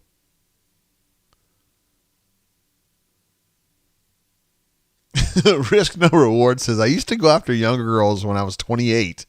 Now I want a woman who keeps a clean house and can cook. I'll make sure she has what she wants and needs. Kathy, you listen here? No hate, man. There's so many different ways to do things. There's a lot of winning combinations out there. There's a lot of different ways. Casa DP, you're blowing my mind right now. It says, speaking of Dazed and Confused, can you believe Giovanni Ribisi, the red-haired girl, Giovanni Ribisi's sister, who is the red-haired girl, she hangs out with the nerds in that show, ended up marrying Beck? I did not know that. I did not. Thank you for bringing that, Casa DP. I did not know that. That's very interesting. Kathy, I'm just getting a laugh out of Kathy. I knew you'd love that.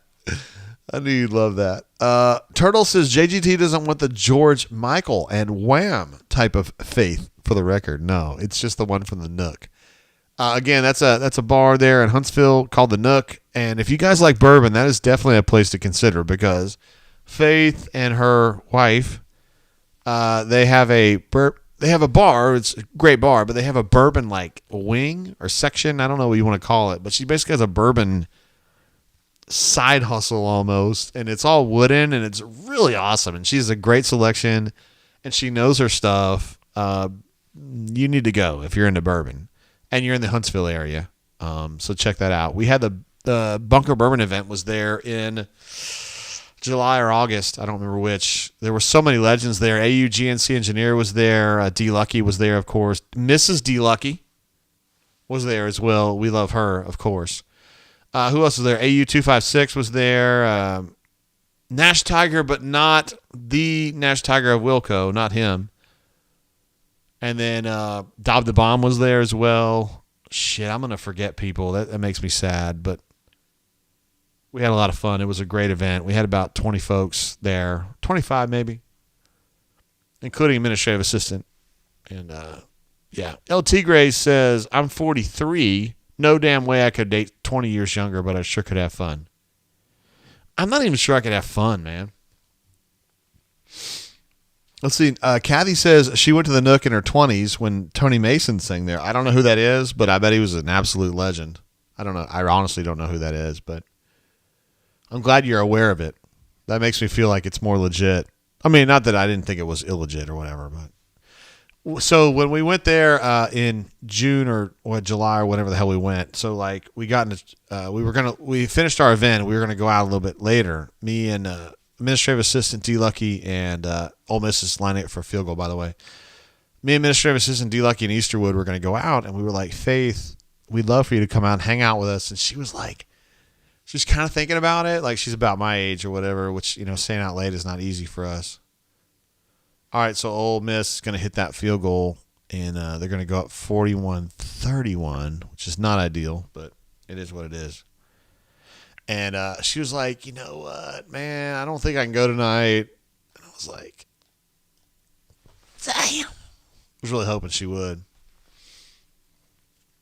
23 minutes until Arkansas at BYU. And then Max Dugan. What a stud that guy is. I love those uniforms. I like when they add a little red in there. A little red and purple.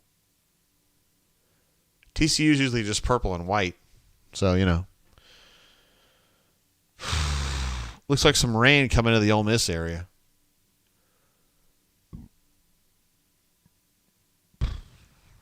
(41-31) with 12 minutes to go. I got to change the quarter on this. Your boys been drinking a little bit.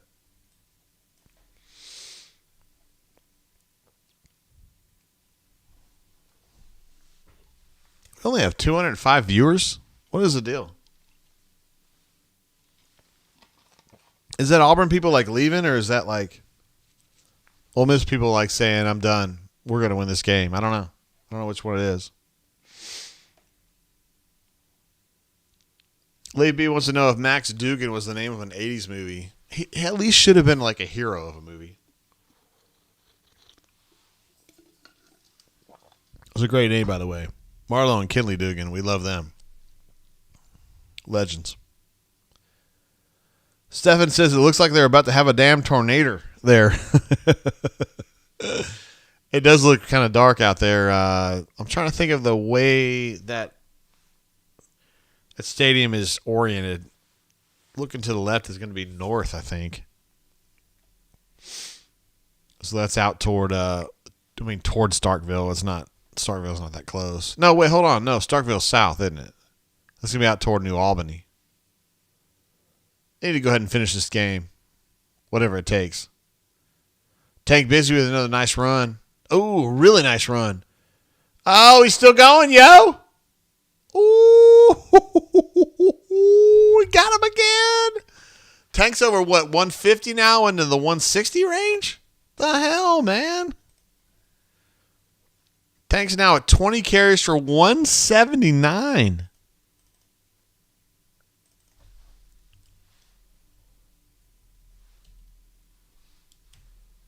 Oops. All right, 20 for 179 for Tank. Guys, he's been good literally since the first snap. Like, he's been good today. He's been really effective.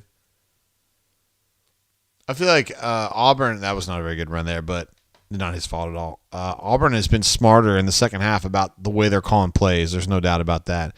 Robbie Ashford is 6 of 8 for 131. I mean, seriously, that's it.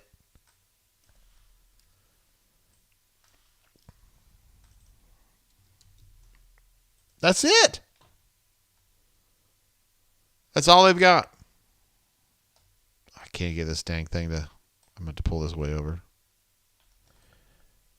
I can't fix that. Look at Jarquez. Look at Jarquez. He's down to the floor, yo. This is getting exciting, man.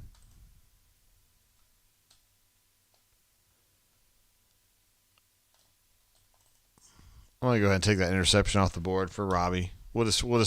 I mean, I'm not saying it didn't happen, but we're just going to take it off the board there so I can spread this out a little bit better.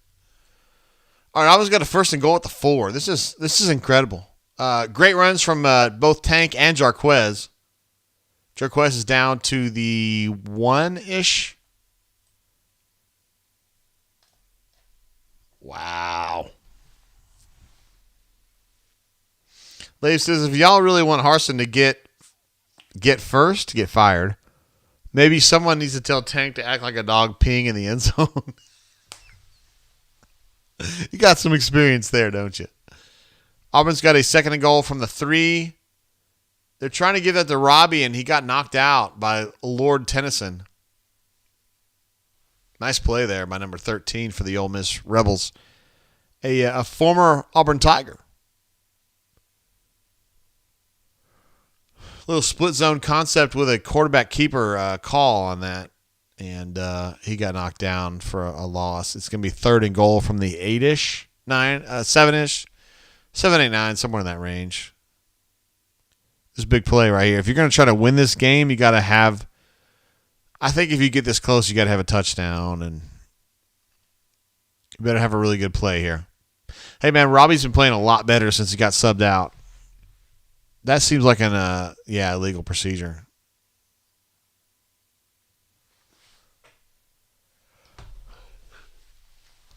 Something looked really off on that. I'm not sure who it was. It just seemed mushy in general. And Harson's got to be like, God dang it, what the heck is that? Horrible!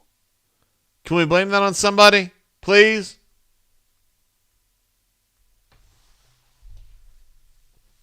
Timothy B says, if Harson goes for it on 4th down, I'm going to scream.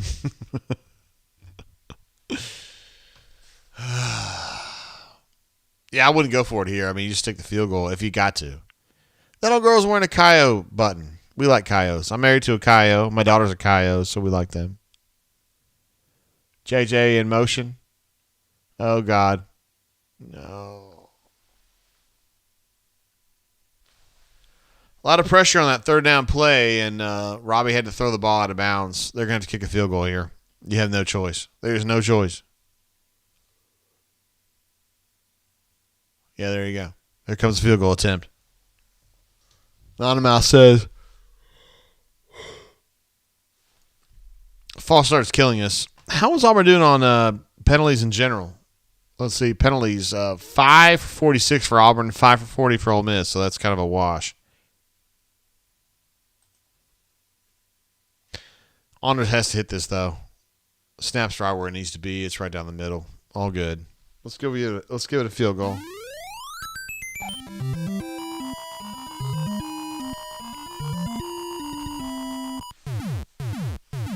There it is. 34-41. Guys, I didn't think Auburn was going to hit double digits in scoring today, and they've got 34 points. So that shows you what I know. And I want to give a lot of credit to some people, okay? First of all, Robbie Ashford has been absolutely balling his ass off since he got subbed out in the 2nd quarter, okay? He's been great. I love Brie Larson, too, by the way. I also want to give Tank Bigsby much credit. He's been incredible today. He's been a huge game-breaking element. I want to give Jarquez Hunter credit because he's been really good too. He had a couple hugely explosive plays that kept drives alive. And I also think that Derek Hall has busted his ass. Colby Wooden has busted his ass. And I think Wesley Steiner's been good today. So I'm Gucci. Let's see. Risk No Reward says, what's Tank's most yards in a game? I mean, I don't know about his career best, but this has got to be his best of the year.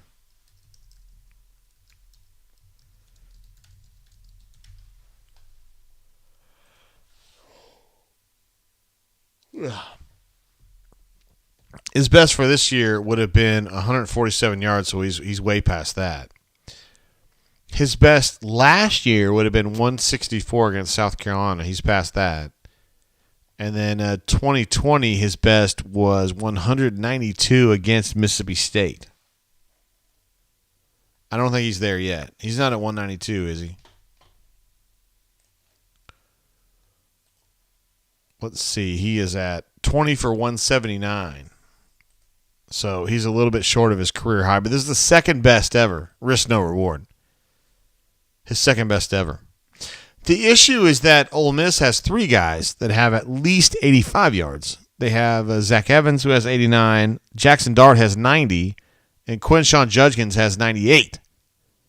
They have rushed 57 times for 337. So 337 yards rushing is given up. And you don't usually give up that many rushing yards unless you're playing Air Force or some shit like that. Colby M says Owen Papo just disappoints.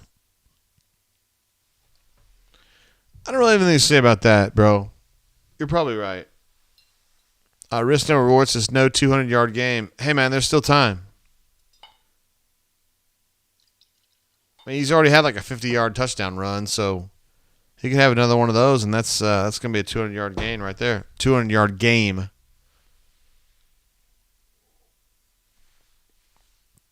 What did I tell you guys earlier? I said that storm was going to be north of the stadium, and look at that. You can see that. Up toward New Albany. Well, Memphis is like way north, but New Albany is more like northeast. Hey, this camera sucks. Okay, thank you for changing that. Cassidy pieces. I'm holding off on giving too much credit to Keys. Doesn't take a Mensa member to resize. Wait, he went past Happy last week, and that 8 Throbby pass attempts is more than appropriate.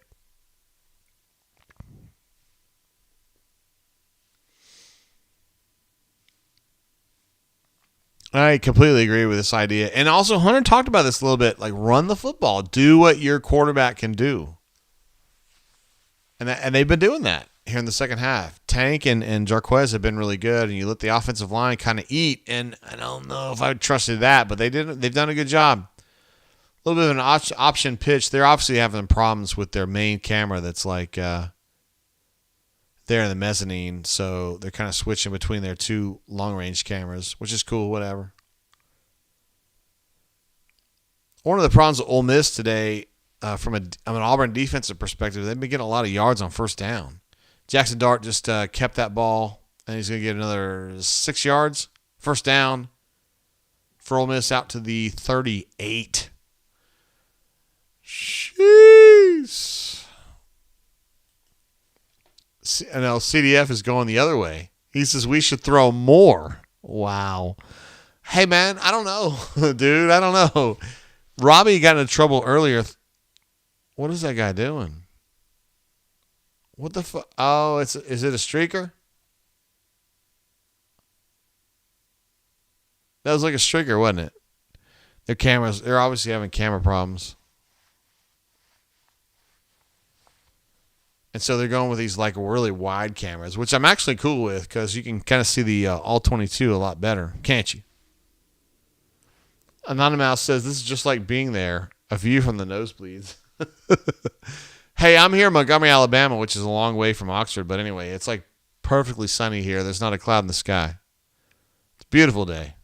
We went for a walk earlier. It was wonderful. Had a great time. Mr. Matzer, what's up, bro? This is Fan on Field.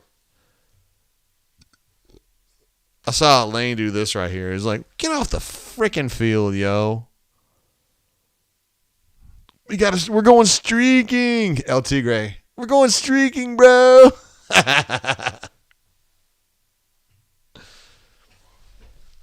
Leif says it sounds like he got lit up. Yeah, I heard everybody cheer, and I saw those people on the sideline like clamoring. So it makes me think he got hit. They're getting very creative with these camera angles. I'm kind of cool with it, though, because I like the all-22. This is good. I like it.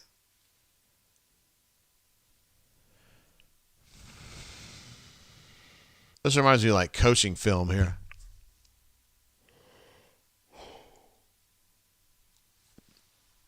Damn, this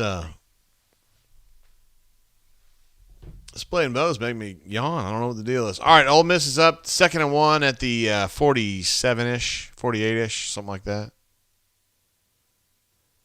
They got up to midfield. They got a first down.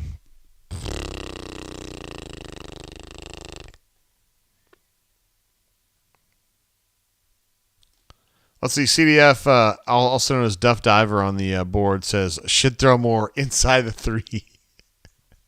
My man. So Ole Miss gets a first down around the 50, and then they run the ball again on an ISO type run, and they get another 10. Charlie Frown says, nope, not a fan of nosebleed cam. It doesn't bother me very much, but I understand. They must have got a hold on that. Holding, yes. Yep. They were holding on Keontae, and it actually impeded him from making the play, so.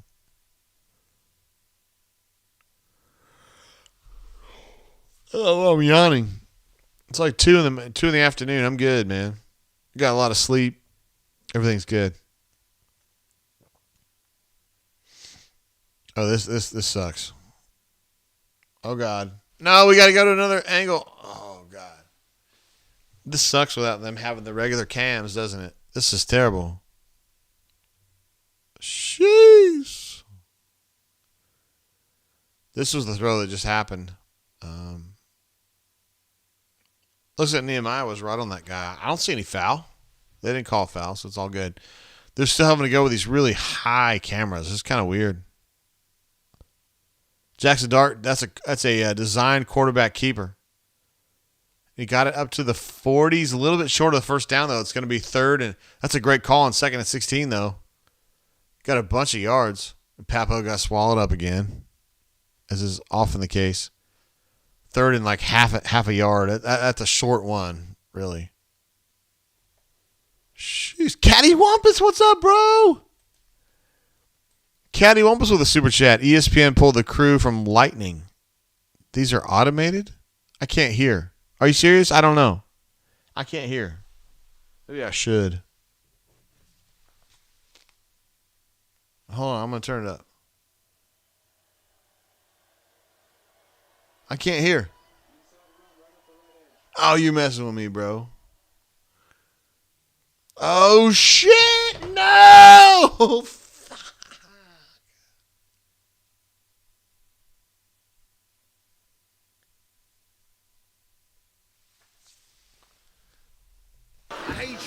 I hate you. I don't even know you, and I hate your guts. I hope all the bad things in life happen to you and nobody else but you.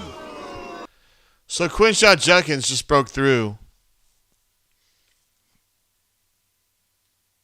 I'm not 100% sure what happened on that. I don't know if that was like a draw or like what the concept was on that, but he broke through and Auburn had nothing. He broke through an A gap or a B gap, and there was nothing there. I would need to see more. Man. Here's the thing about Ole Miss. You got to give them credit, man. Like, every time it's been, like, kind of perilous, you know? Like, they've been able to go out there and get their touchdown. Yeah, that's like a little bit of a draw right there. And Quinshot Judkins, I'm telling you, man, it just absolutely kills me. A kid from fucking Pike Road they could have had. He would have gone to Auburn. But Ole Miss jumped on him really early, and Auburn just kept kind of slow playing him, thinking they could get Trevante Citizen, and then Citizen ended up going to Miami. And we kind of thought all along that like that was a long shot, and I don't know, man. Fuck. That really licks balls. This has been a running game for both teams. Let me go ahead and get these stats. I'm gonna pull it over for you guys so you can see them yourself. But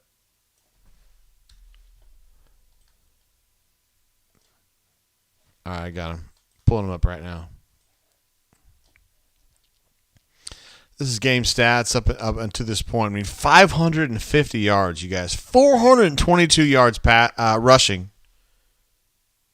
for the Ole Miss Rebels. This has got to be close to a record for Auburn, right? I mean, geez Louise. Come on now.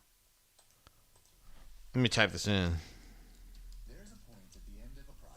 Wait, no. I don't want to hear your shit there. Please don't do that. Most rushing yards allowed by Auburn.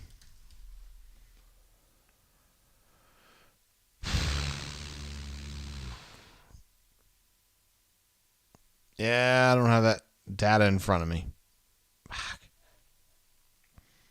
This is horrendous, though. I mean, 422 rushing yards allowed. I mean, I realize that Auburn's that Ole Miss has really pushed the rushing, but god dang, man. Jeez. It's too much, man. You can't do that. Feel like a stranger jumps in with a super chat. What's up? It says, how did Harson's in-home go with Citizen? Asking for Judkins. I love it, man. That's a great question. Feel like a stranger.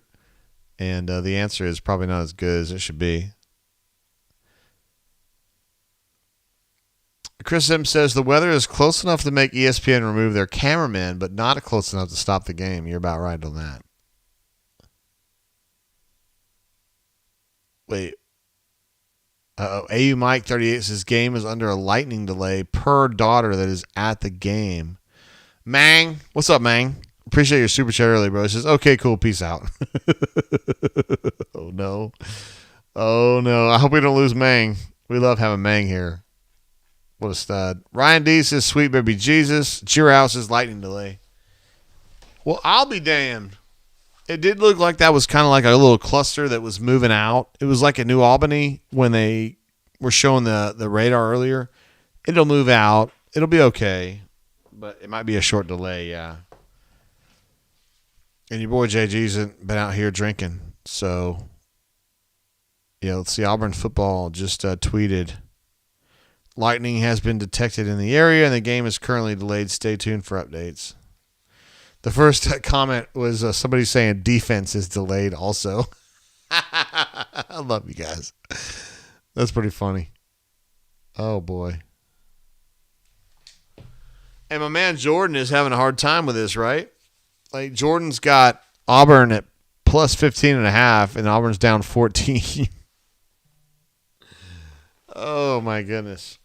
Auburn and Ole Miss is currently in a weather delay. This is going to be fun. Well, we have good things we could do. We spent an entire quarantine period where we didn't have a game. We didn't have a team to talk about. So we can make this work, no problem. Flying Around is one of our all-time favorite callers and an excellent bunk, by the way. Says, come home, Juice. You're talking about, of course, Deion Sanders at Jackson State. There's a lot of people at Auburn, well, Auburn supporters, who think that Deion Sanders is the right choice.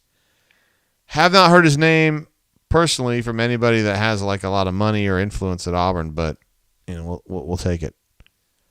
He's an interesting situation. I don't know he's a great choice. I mean, my thing on Deion is like you can overwhelm the SWAC with money and recruiting, which he has done, and he's got a great team. You can't do that in the SEC. And I mean, what about Deion makes you think he's going to beat Saban, Kirby, etc.? I don't know. El Tigre says weather delay when the sun's out, only in the south. Yes, we've had cloud delays at Auburn baseball in the past. I know because I've been there and I've seen it. Let's see. Marbrand says we're going to have to watch Mormons while waiting on our Mormons to get through the lightning delay. Bo is great. Says just say no to Deion. What? Anonymous says what names are you hearing? So here I'm going to tell you guys the names that I'm hearing. I hear a lot of support for Freeze. I hear a lot of support for Jeff Grimes. Here's a name you guys haven't talked about a lot, but one name I've heard that has come up. I'm just saying I'm interested because I like this guy. Joe Witt Jr. It sounds crazy. I say on the Horn Hunter. I need to change that to nope. My bad. Because Hunter's not with us right now. I had to change that, yo.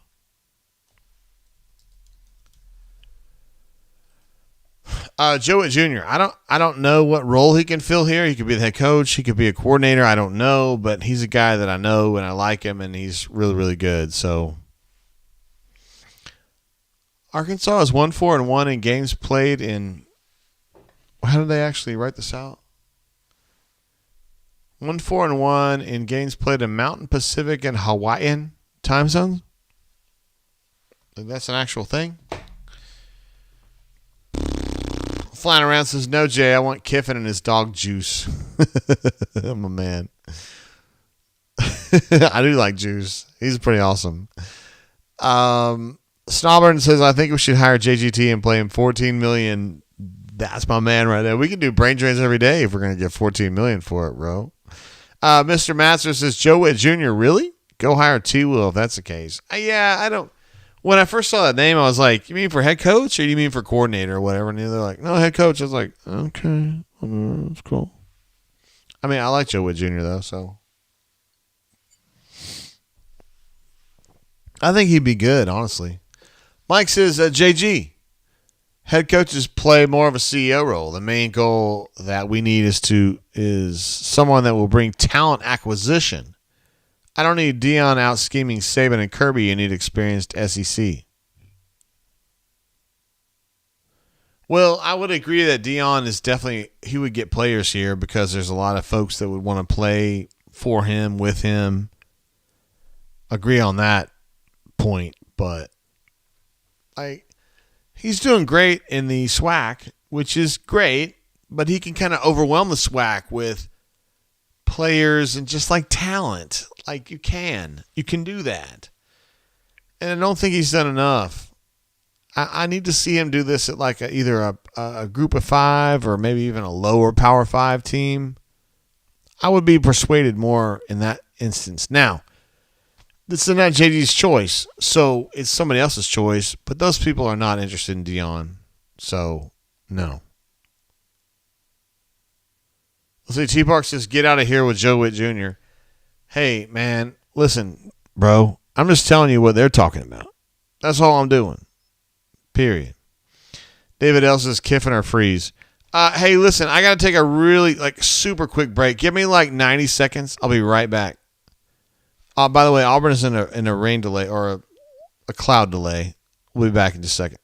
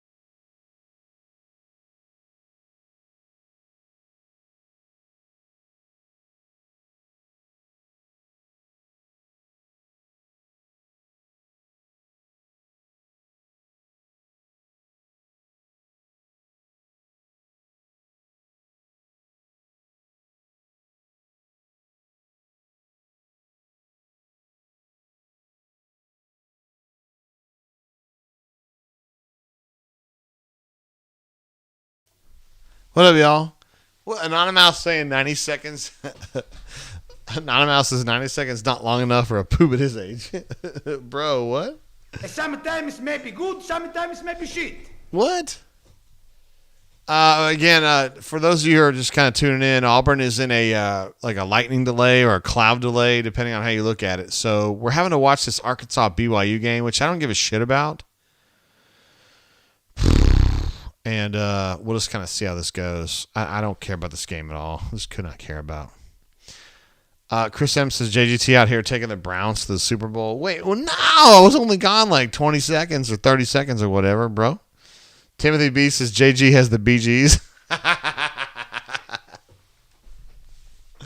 My man. Let's see. Cody says, too bad our coaches don't coach how to hold on to the ball during these best practice of the year stuff. That's pretty funny. JBAU says, how is Hugh Freeze any better than Gus? That's fair. Let's see. Stefan says, my Bammer and UT buddies are all about to have a nervous breakdown. I like the sound of that. Midwest had a good one. Midwest Picker says, I don't know why Kiffin would leave a top 10 program for Auburn.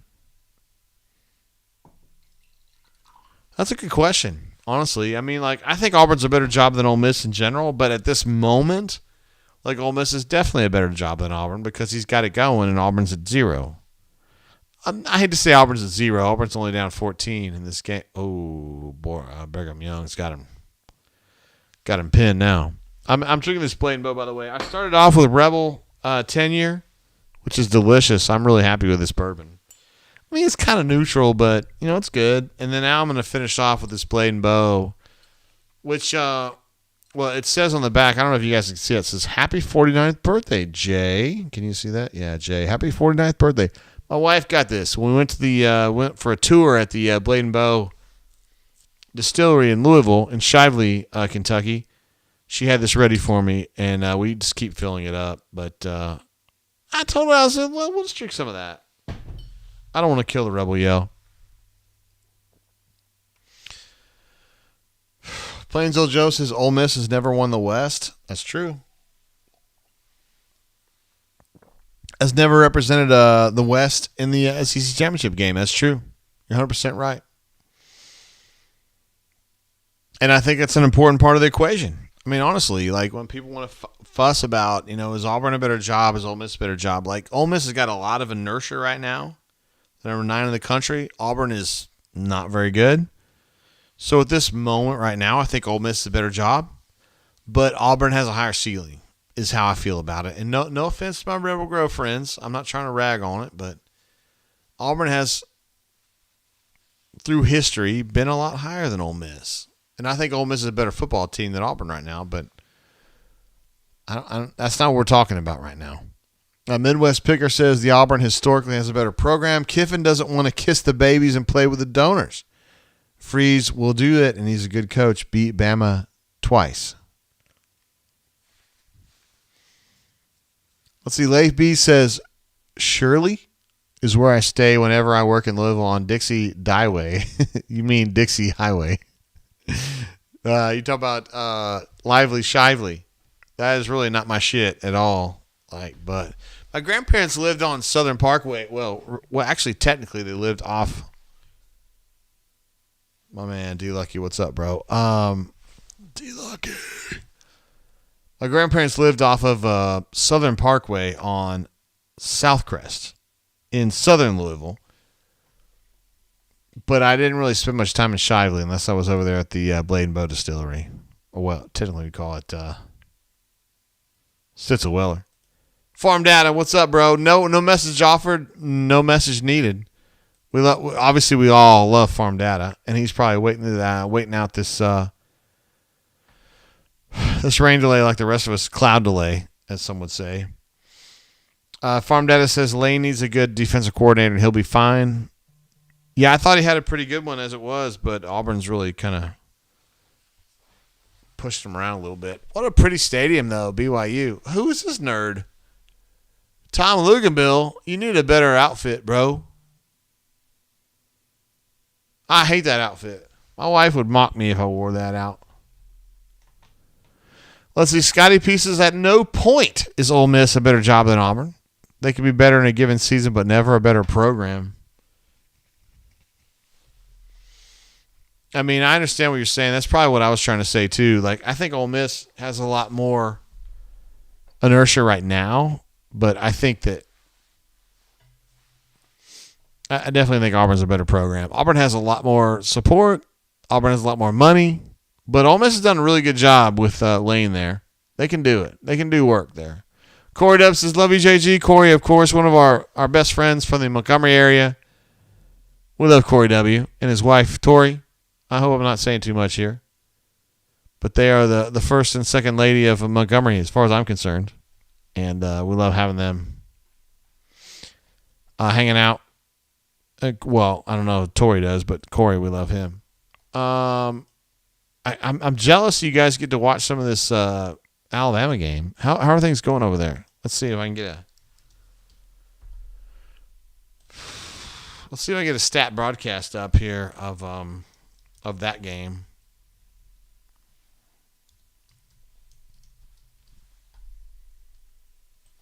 I don't really. I write about Auburn, so it's whenever I hit stat broadcast, it always brings up Auburn's stuff.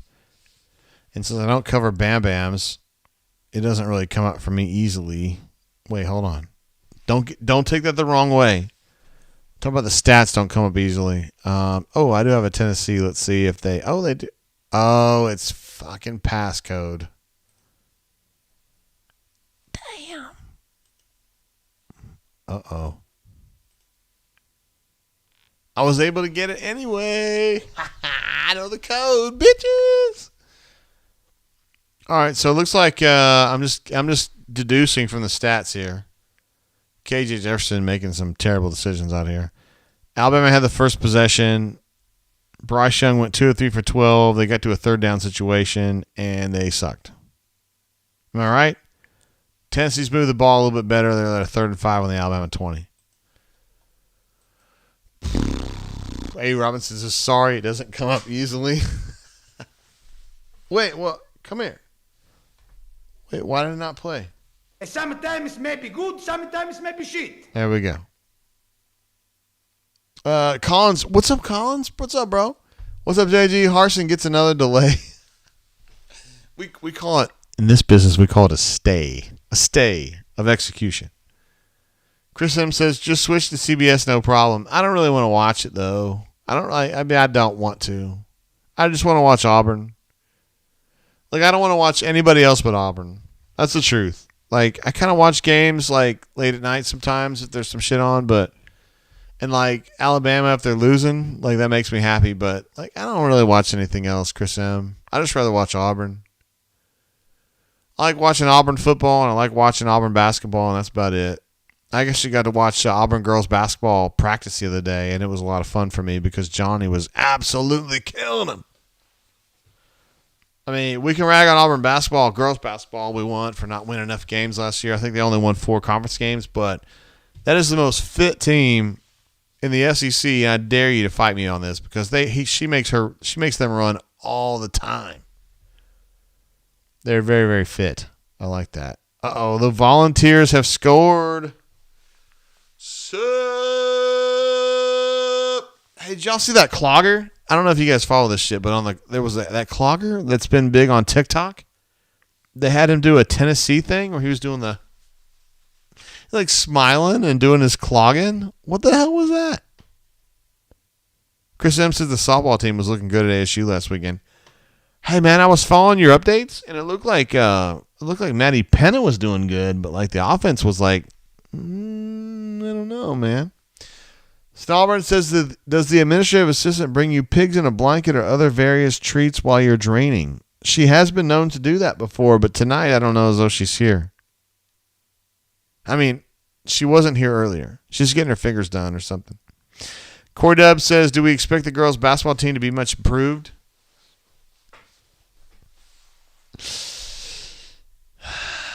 I don't know what to say on that, man. I think you're going to be a little bit better, but not a ton better. But give her one more year. I like her. I like watching her practice.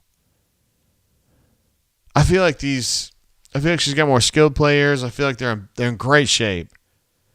And the girl from Israel, who missed most of last season or all of last season with a knee injury, she's good, man. She's the kind of girl. She's so thin. She's like Carrie Kittles. She kind of like when I was watching her practice the other day. I don't know the team very well, I'll be honest with you, but I was watching her practice. She kind of whittles through the lane. She's so thin, like she turns sideways and they can't see her. You know, like one of those kind of people. And she was finishing at the rim. She's good. Anonymous says JG slurring and going radio voice. He grunk.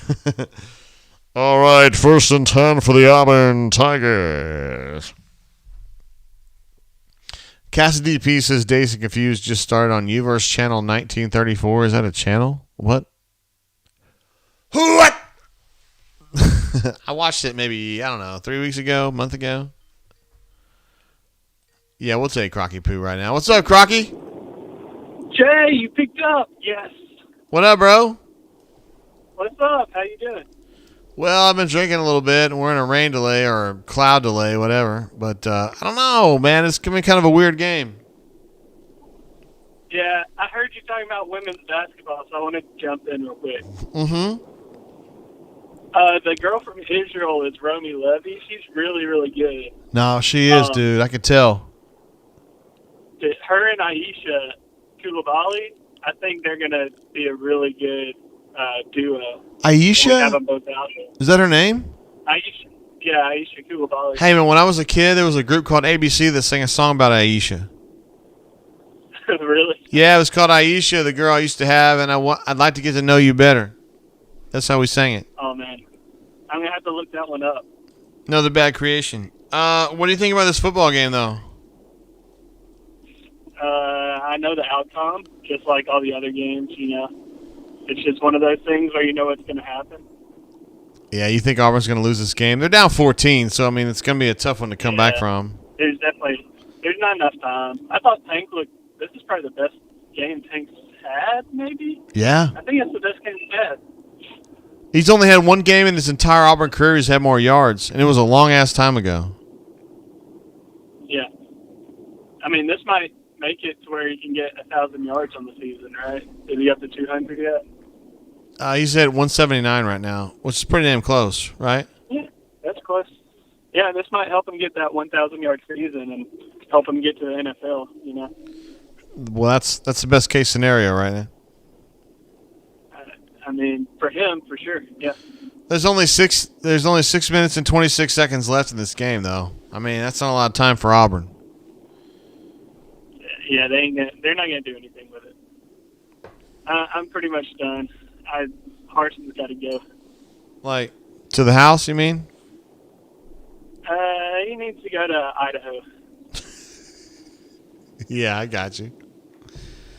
I wish this game would start back up. It's only it's just clouds, you know? Just get it over with. It's kind of just dragging on, you know? Mm-hmm.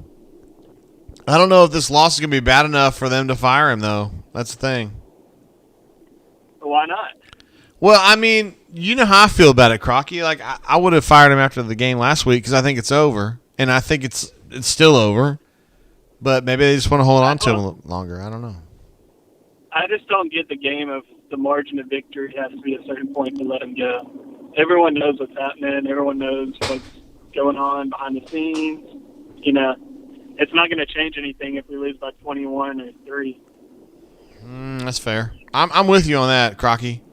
I just don't necessarily feel like they're like really thirsty to get rid of him tomorrow. You know what I mean? I don't know. We'll see. Are they thirsty to keep him around, though? No. I mean, they're not thirsty to keep him. The buyout doesn't change between bye week and game 10, does it? No. I thought it was a drop once he gets to the end of the season. But they have. I just don't see happening. They've got work to do, Crocky. They got to get another coach set up, you know? So they need some time on that. You use the bye week. You use the bye week to do that. Yeah, that's true. I think they're already kind of working unofficially about that. Yeah, I mean, if you wait till after the bye week, though, I mean, then you won't have time. Yeah, that doesn't make sense to me. So I'm with you. I think they got to do it pretty soon.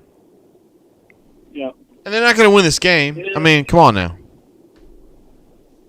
Yeah, I don't think so either. I'm ready for basketball. Hey, so what are you up to today, man? Are you just chilling? Yeah, I'm going to go cook out with some friends. I'm driving over there right now. Going to watch a couple of the late-night football games and just grill some burgers. Would you be pretty fired up if Alabama lost? I don't know. I don't like seeing Tennessee too well. But, I mean, ruining the Bam Bam season's pretty good. Yeah, I would love to see that myself. I mean, I understand where you're coming from, though, dude. Tennessee fans piss me off fucking bad, man. Like, really bad. So, yeah. I get it. Yeah, especially when they stole that player in the offseason. Who was it for basketball? Oh, I can't remember his name. You mean the guy that they took from Auburn? Yeah, for like $2 million in NIL money or whatever. Yeah, I know you're talking about Julian Phillips. Yeah, Julian Phillips. I really wanted him on this team. No, I get it, man. He's a good player, but, you know, they want to be dicks about it. They can be dicks about it, whatever. Yeah. Yeah. All right, JGT. All right, Crocky Poo. Appreciate you, bro. You're a great poster. You're an absolute fucking legend. You're a stud. You know that. You're awesome, too, man. Have a good weekend. All right, bro. See ya. See ya.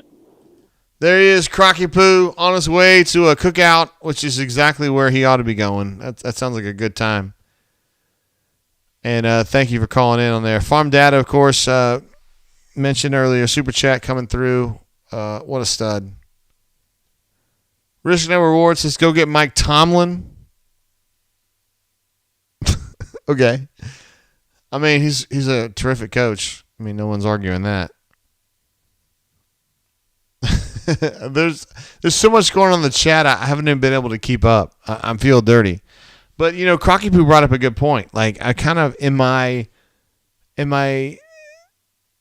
enthusiasm to see Alabama lose, right, in this game today, I kind of got the feeling that, like, I've ignored how much I hate Tennessee too, right? Because there's not really, from my perspective, there's not a winner in this game, right? If Tennessee beats Alabama, that's probably a good thing because I'm sick of this. Tennessee's our big rival, and you're like, you haven't even had a game from them since 2009, right? It's like if Auburn played Vanderbilt every year, you'd be like, yeah, it's our big rival. Uh-huh. At the same time, like, the last thing I want to hear is a bunch of Tennessee people saying, we're back. Like, I don't want to hear that. I really don't want to hear that either. I actually think Tennessee fans are worse than Georgia fans. I've had this take before on the G-Pits podcast, and I don't know if it's the right one, but it's one that just kind of comes to me naturally. I cannot stand Tennessee fans. They always think they're back, and I'm tired of it. RM says, I kind of want Tennessee to lose because they're annoying here in Chattanooga, but I also don't like Bama fans. Can they both lose? We can figure that out. We can make that happen. Or hopefully there's an outcome that goes that way. Let's see. Ty says, has anyone in the Auburn beat asked Harsin about the SI article about recruiting, or is that taboo to do? Yeah, like, so on something like that, you kind of have to ask him questions. Like, you can't just say, hey, man, the SI article says you suck. How do you feel about that? Like, you can't really do that. So you have to kind of come at him with stats or whatever and be like, hey, man, Alabama's had 175 coach visits in the season at high schools. You guys have 12. How do you feel about that? I mean, I don't know.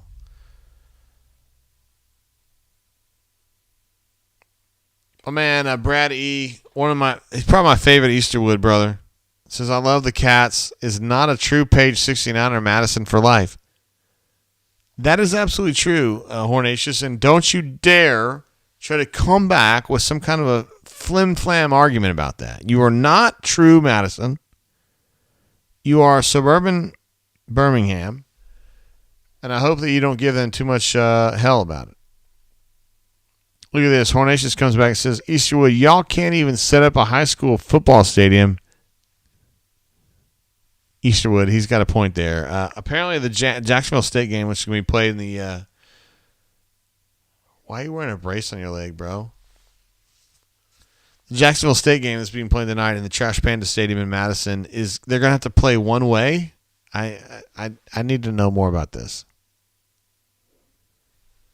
But it's problematic, and you feel like you'd have enough engineers in the greater Madison-Huntsville area to figure this out, but they apparently haven't. I don't know. Brad says, I'm going to get table service, though, so there, take that. Table service, my man. All right, so those of you who are watching the Alabama-Tennessee game say it's now 7-7. Although Poppy Clan's doing what I would have done, watching Happy Gilmore on TNT, my man. I just want to kind of I just need somebody to tell me at the end of the third quarter, hey, man, that's a game worth watching or not. Because other than that, I don't think I would have watched that whole game for my own fucking enjoyment. Let's see, Joey D says they played one way at Wrigley Field a few years ago. I did not know that. That's pretty cool. War Eagle GSU says I need that hot board tomorrow. Interesting. I have had that hot board ready technically since February, but I've been updating it a few times here lately. Added a new candidate on the board yesterday. Because I never know when that stuff's ready to go, Could be tomorrow, could be Monday, could be Tuesday, could be 2 weeks from now, could be 3 weeks from now. I don't know. But I want to have it ready. And, yeah. Cody R says, any update on a restart time? Let me check. Let's see what we got here.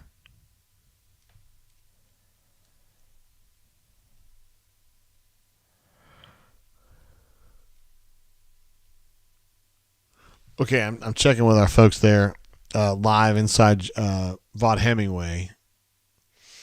At least there's people hanging out in the stadium now. That's good. The teams aren't out on the field at this point, so we got a little ways to go. What a beautiful, picturesque stadium there in Provo, Utah for the BYU Arkansas game. Melee says Madison engineers are only space smart. Sometimes may be good, sometimes may be shit. Let's see. Leif says Neil says 310. John W says heard both 310 and 330 here in the chat. Big G believes 310 could be the right call.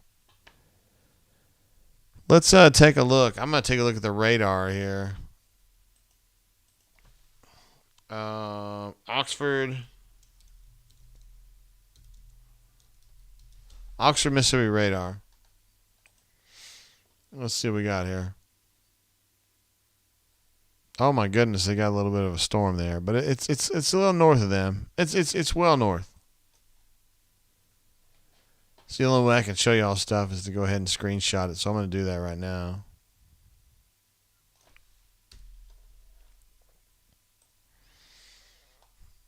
Hey now. Oh, Henry P is in the house. Our intern, Henry P. Hey, where did my hey guys, where's my thing on the damn it. I can't find it. Anyway, it looks like the storm stuff going on is like north of New Albany. It's like way up toward the Tennessee border, so it seems a pretty far distance from where they're at. Henry says they're out there warming up right now, which is great. Wait, hold on. Turtle says JG2 Utah Stadium is at the top of a mountain heading toward Hiram, Utah. That sounds lovely. Brad E jumps in again. I'm in a rain delay prayer circle from Neil McCready in Madison. Neil loves those BYU's just scored, but there's going to be a flag. Neil loves the prayer circle jokes. He thinks they're great. Leif B says the weather is moving away from the stadium. That was kind of what I was seeing too, Leif, but you being an Ole Miss guy, people would trust you more. Poppy Clan, he's going through one of the commercials. Ozempic. What is the song that they steal for that? They had to pay for it too. I can't remember what it was. It's time to get Ozempic. Brad says 69 is my page and half my IQ. Wait, what? Sometimes may be good, sometimes may be shit. I don't know, East. I don't know about that, bro. I do think they're going to be back playing football pretty soon. That would be good. Melee says that the Standards still wait 30 minutes from the last lightning strike within 8 miles. Yeah, as far as I know, that's exactly what it is. Randall Boyd says it's been raining in my house for hours, an hour from the stadium. Randall. I was thinking you were going to say Randall Floyd, but Randall Boyd would also work. From Dazed and Confused, Randall. I don't know which direction you are. Are you north or are you south, brother? Or you could be west or east. You could be anywhere. Who knows? Let's see. Awesome South says, JG, you are starting to slow down time. No, hold on. JG, you are starting to slow down. Time to take a swig of that BioLite and rejuve. I got some bad news, brother. I'm out. And administrative assistant has not been up here in a minute, so I don't know how I'm going to fix it. Oh, it's magic, you know. I don't even know what song that is, but I know it from the commercial. Thank y'all for that, though. Like, magic for me is the Olivia Newton-John song. Like, from Xanadu. You guys know what I'm talking about? Plus, I also have a Olivia Newton-John thing. And I know she just passed away, but she was pretty hot back in the day. Cassidy P says Randall Floyd was just dismissed from the last day of school. Randall Floyd, you got an attitude problem, young man. I'm committed to a championship season in 76. You know what I'm talking about. Let's see. Whoa. Coverage resumes on ESPN News at 3:08 Central Time. Holy shit, that's pretty soon. Okay. Let me get over here to ESPN. What channel is that on? Oh, you guys don't know. You guys don't know. ESPN News? I don't even know what channel it is, you guys. Oh, shit.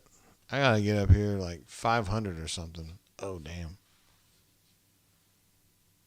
I don't want to see that. It's like 502 maybe. No. That ain't right. I forgot what channel this is on. A. Robinson says he doesn't have it. Damn, Tennessee's up 14-7. How about that? Thank you for that update, Randy. That's good stuff, bro. ESPN News. I know I have it, but I don't remember what channel it is. ESPN News. Hell, man, I don't know what channel this is, bro. It doesn't really. Are you kidding? They're showing tag on here.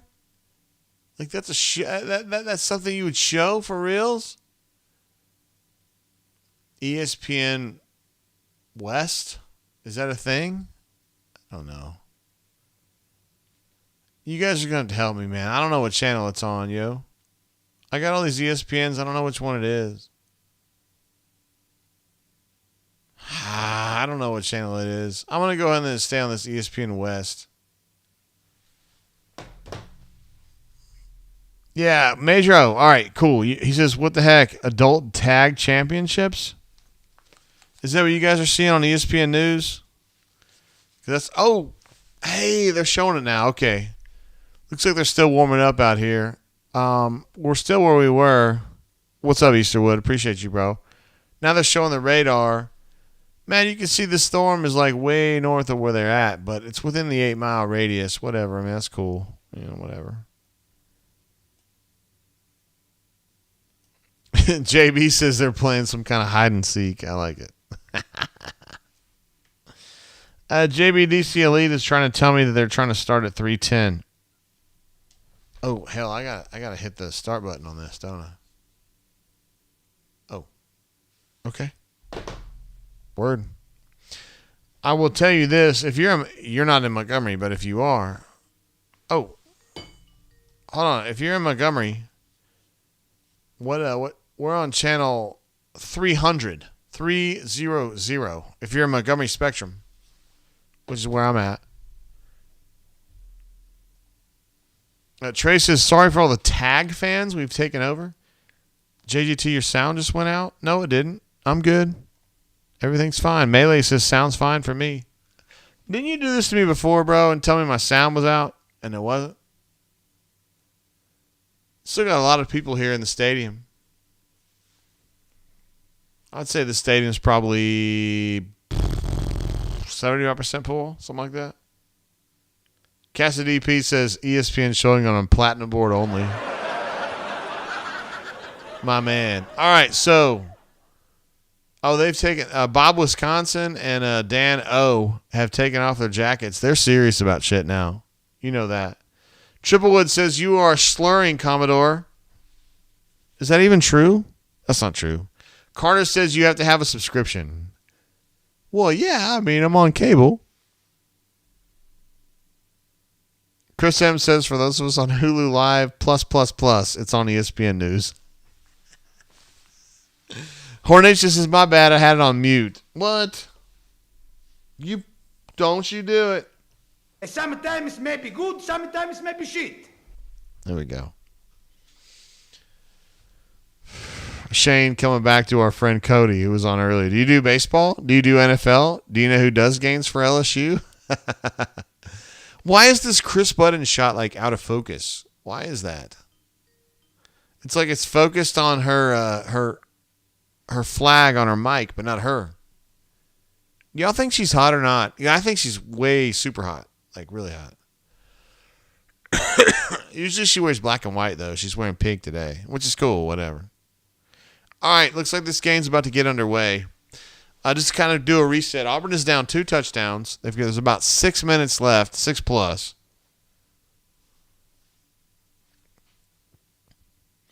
Cassidy P says those boys in the booth look like they're 45 minutes late to a resi in the library. Oh,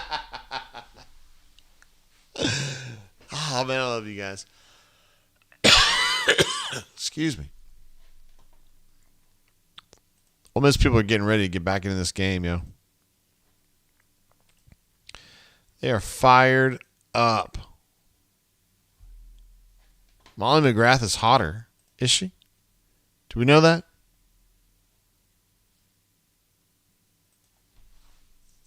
All right, Ole Miss kicking off the Auburn. 6.5 minutes to go. This would be one of the great comebacks where Auburn were able to pull this off, because Auburn has had to come back a bunch of times in this game. Ole Miss has been, I think it's fair to say, has been the better team today. I'm still drinking the Blade and Bow.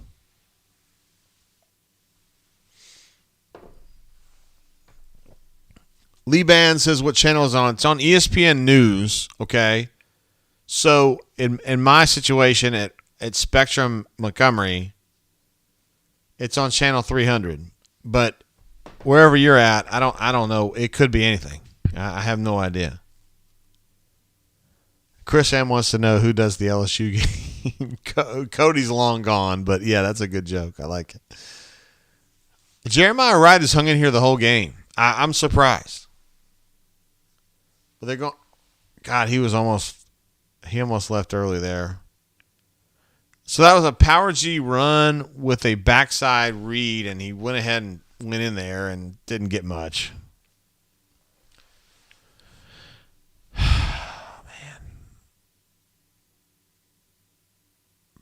Second and 8, excuse me.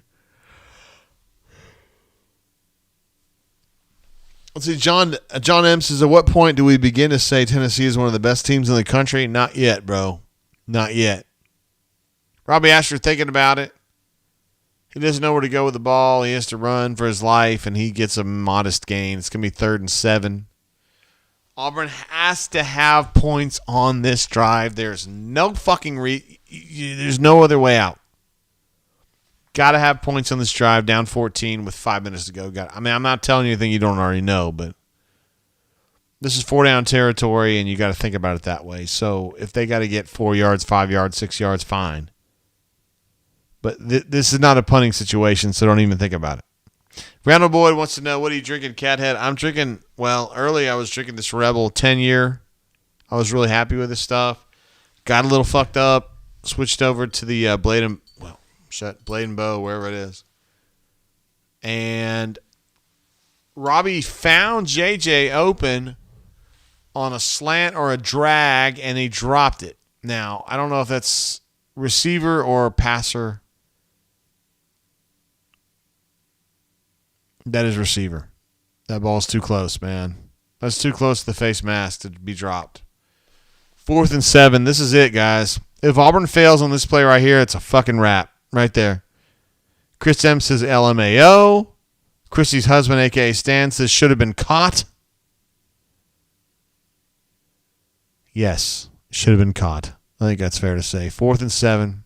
Robbie Ashford under pressure. He's got to throw the fucking ball. There's too many people on him. No, he doesn't. He's going to run. He's got to get there. He is not going to get there, guys. He's going to be short. No, they're going to give him the ball. Wow, that's a very favorable spot.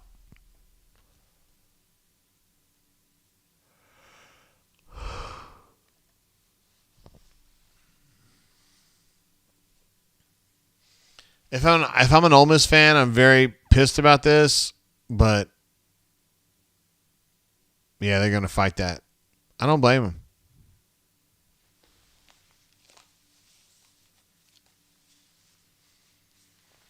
Leif B says he got it. I'm not sure, man. They're going to go ahead and review the spot. I think he went out of bounds about a half yard short myself.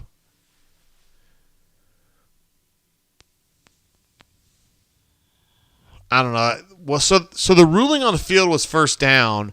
So you're going to have to find indisputable video evidence to prove that he wasn't there, and I don't think they have it. So it's going to be a first down Auburn is my opinion. But, I mean, there's still so much work to do, man. I mean, they're at the 45 or what is it, 40? They still got to get a touchdown, another touchdown. Like, fuck, man.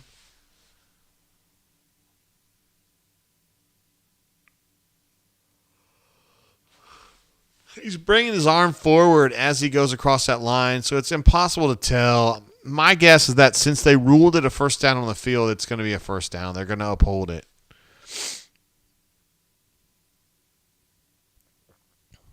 While they're reviewing that, I'm going to take a quick break. Oh, well, no, they're already done reviewing it. First down, Auburn Tigers.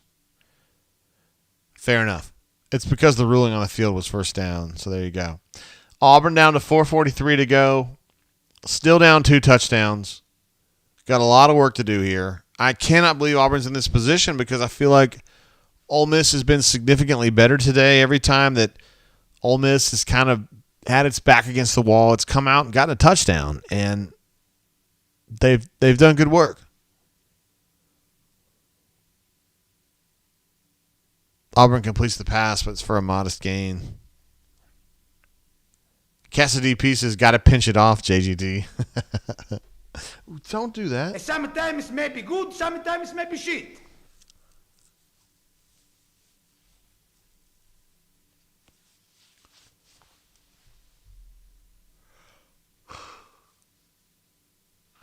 This is crazy, man. Bobby Ashford still can't find anybody downfield. He's running for his life again, as is customary.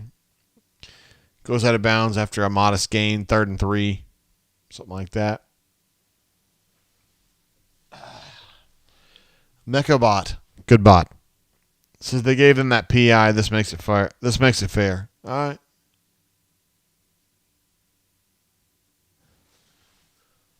This is going to be it for Harsin. There he is, 89 for Ole Miss, JJ Pegues, former Auburn Tiger. Auburn just absolutely just grasping for straws here. 3rd and 3, a long 3.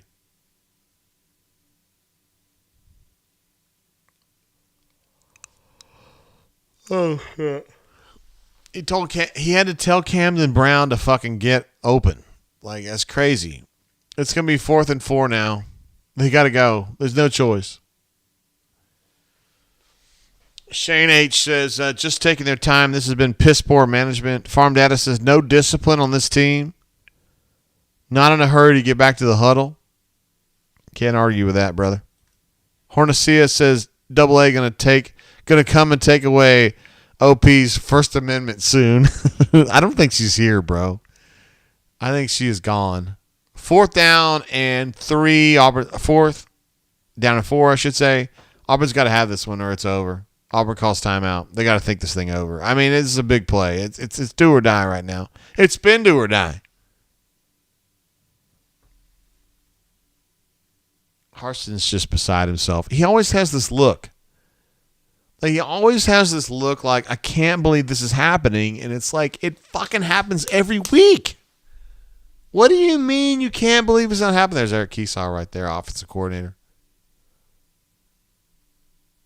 Calling plays right now.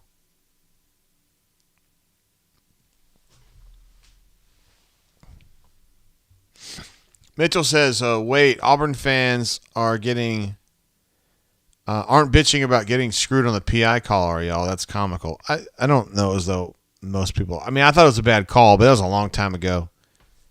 Auburn's got to overcome that. Shit, man. That was a long time ago. And, I mean, this has been a high-scoring game, so, I mean, 1 touchdown. Call Me Instinct says, what's the game showing on? It's on ESPN News. But I'm on a cable. I watch it on cable, so unless you're in Montgomery, Alabama, you're not going to be able to see it. Oh, man, Jarquez took a little screen pass there and really second effort got that ball across the first down marker. It was a nice throw from I was going to say Joey. What the hell, man? From Robbie. Put it right out in front of him so he kind of get it and keep his forward progress going. He was able to get the first down. So 1st and 10 for the Auburn Tigers. At the 47 Ole Miss, they still got a long way to go. I mean, time is running out for sure. He was trying to hit Coy Moore on a completely well-defended cross, deeper cross, and no dice. 2nd and 10.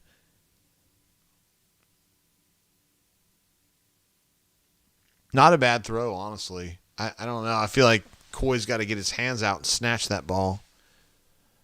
But he was kind of waiting for it to jump into his chest. And that wasn't good enough. Auburn's got a 2nd and 10 now. Still on the Ole Miss side of the field. Robbie Ashford sees something. He throws it deep for Shed, and Shed can't pull it in. The ball's probably catchable.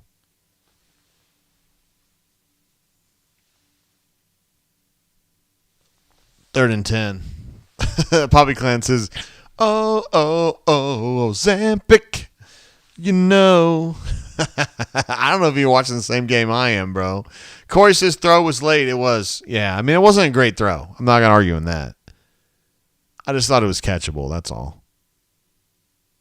Oh, Zampic. You know. They're going to put so many guys in zone right now. Look at all these zone defenders underneath. Here it comes, guys. 4th and 10.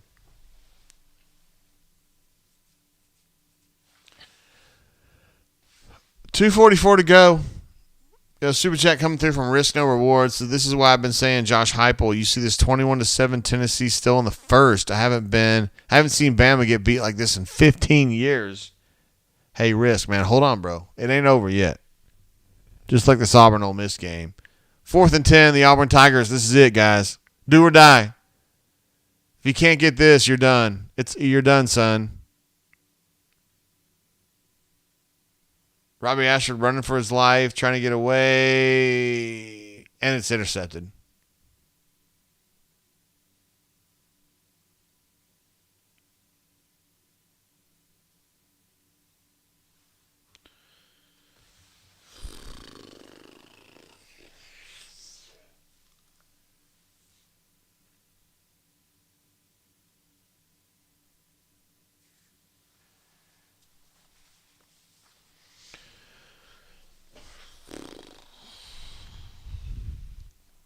Well, the ball was intercepted. I think they're going to rule it an interception. That's about it for Robbie. I mean, I don't know what to say about this, man. Like, Robbie he has tried so hard today, man. Like, I think he has played as hard as he could possibly play. Jackson Dart's now carrying the ball, and he's getting a good little gain there, but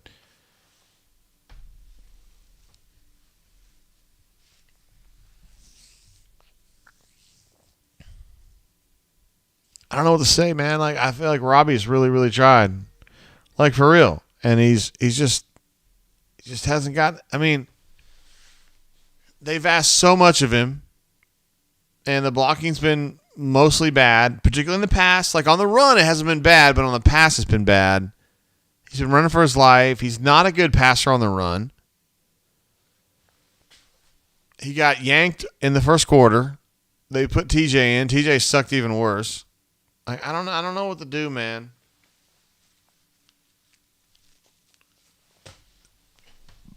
Jeff B says too many missed tackles as well. That is an important part of the process. I'm glad you brought that up. Defensively, he made too many mistakes. That's been a part of it, too. I mean, honestly, I feel like a stranger says, fire up the hot board, Commodore. My man. As you know, it's been written. It's been laid out. 431 rushing yards for Ole Miss today. Absolutely amazing. Most versus any SEC team since 1979. Is that true? Man, I'm old as hell, and that's older than I've been around. Thank you, Feel Like a Stranger. Cleveland Brown jumps in as well. Says, well, turnovers will keep killing us. Ward M. Eagle, though. I love the attitude. Cleveland Brown's always really positive, always trying to remind people to drink, stay hydrated, and he also stays true to the Auburn creed. That's his school. And I love that about him. Shit, guys. Hey, I'm going to take a super quick break. Just give me a second, all right? We got postgame coming up.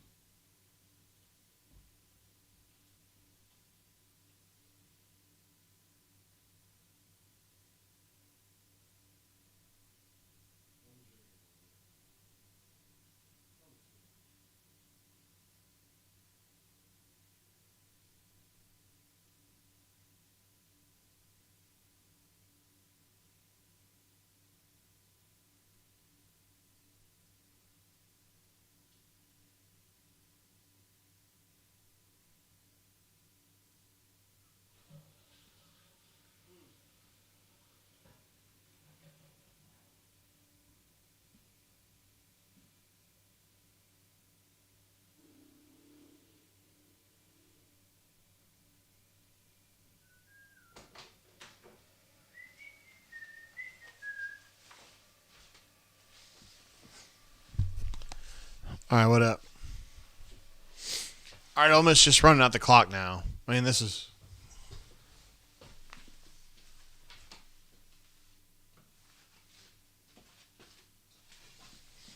Yeah, Ole Miss just running out the clock now.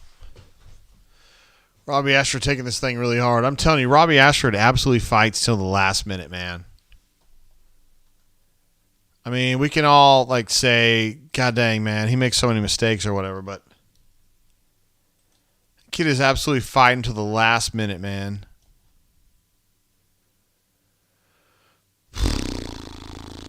That's it, man. 48-34.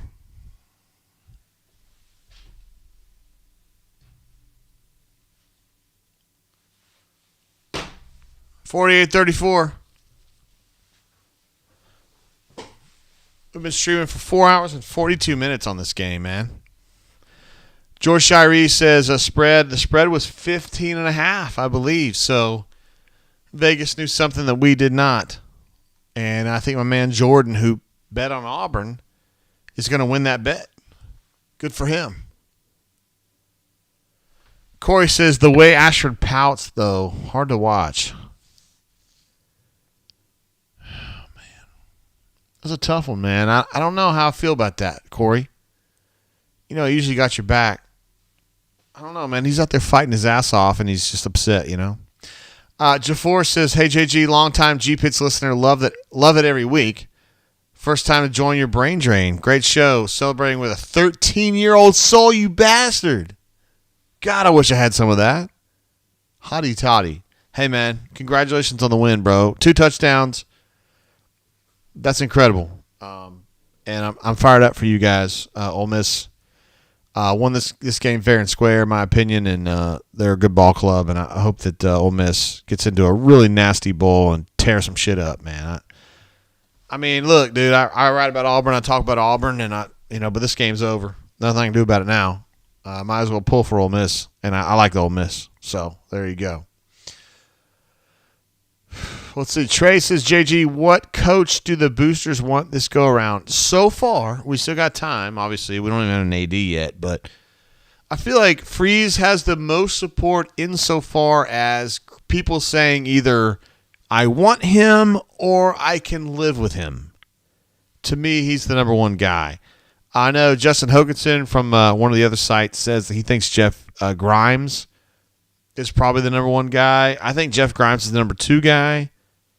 But there's a lot of people who think that they're good with him too. So one of those 2 guys to me is the front runner. Hugh Freeze is the front runner for me, but I think Jeff Grimes is in there as well. Corey D says bye Harson.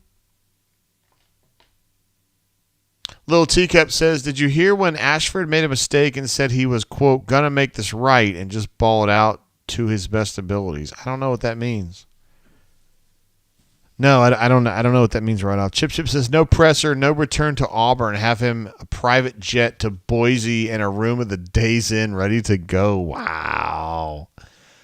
How about that? Patrick D, my man, he says, our players fought, our coaches and leaders at Auburn University put them in this situation. Patrick D has felt this way for a while now that, that Auburn, by not making a change at head coach prior to this, has kind of shown that they're not super concerned about winning the game this year. I don't know as though there's a solution to this problem this year is my thing on that. Let's see. John W. says, well, the guy who had Auburn plus 15.5 is golden. Indeed. Let's see. Golf Tiger says, fire him now. Georgia Rebel, of course, fired up to see his Rebels win the game. Can't hate him for that. Sam H says, thanks for everything, JG. Can't wait for the basketball drains. Hey, man, we're going to probably have some coaching search drains, if you know what I'm talking about, Sam H, and we'll have plenty of drains going on before basketball. So hope to have you there, bro. Let's see. Hornacious says, JG loves Ole Miss more than he loves Auburn. I don't think that's true. I try to show some support and love for my friends at the Rebel Grove site. For instance, Leif B., who's incredible. Jumping in with a super chat right here. Good game, y'all. Love the drain. May your hot boards be plentiful and absent of Lane Kiffin's name. My man.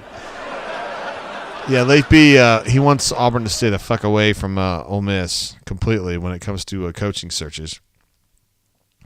And we'll see. I mean, I don't think Auburn's, at this point, at this phase, is looking at Lane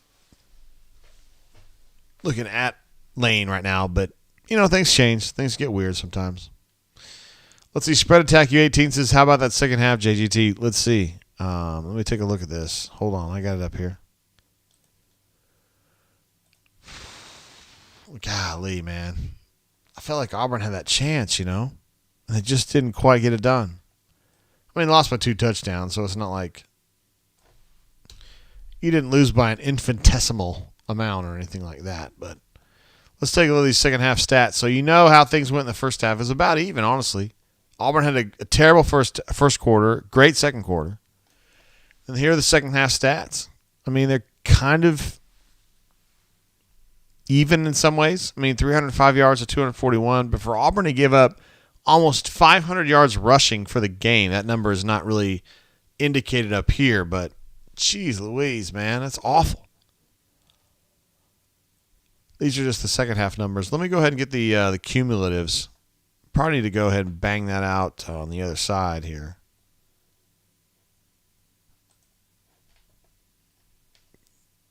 Good golly, Miss Molly. This is just amazing right here. I can't believe Auburn gave up this many yards. I mean, I know it doesn't. You either win the game or you lose the game, so you're not super worried about it. But God dang, man. Give up 400 and... Oh, my God. Hey, I'll just let you guys judge it. I mean, hell with it. Here are these are the final numbers for the whole game. 578, including 448, which according to ESPN is the most that an SEC team has conceded since the 70s, I believe. 448 rushing yards. Sheesh. And I knew Ole Miss was going to accentuate it with the tempo. And what's funny is that I told you guys I felt like Auburn's defense would fall apart after 70 plays. They got to 69.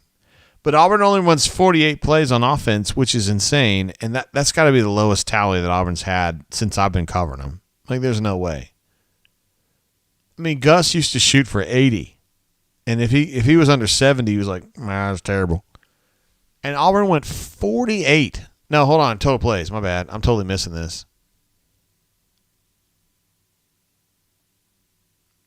That's 48 rushing yards. Or 48 rushing attempts, I should say. Anyway, I missed that completely, but it happens sometimes. That means that Ole Miss went way over 70 then, right?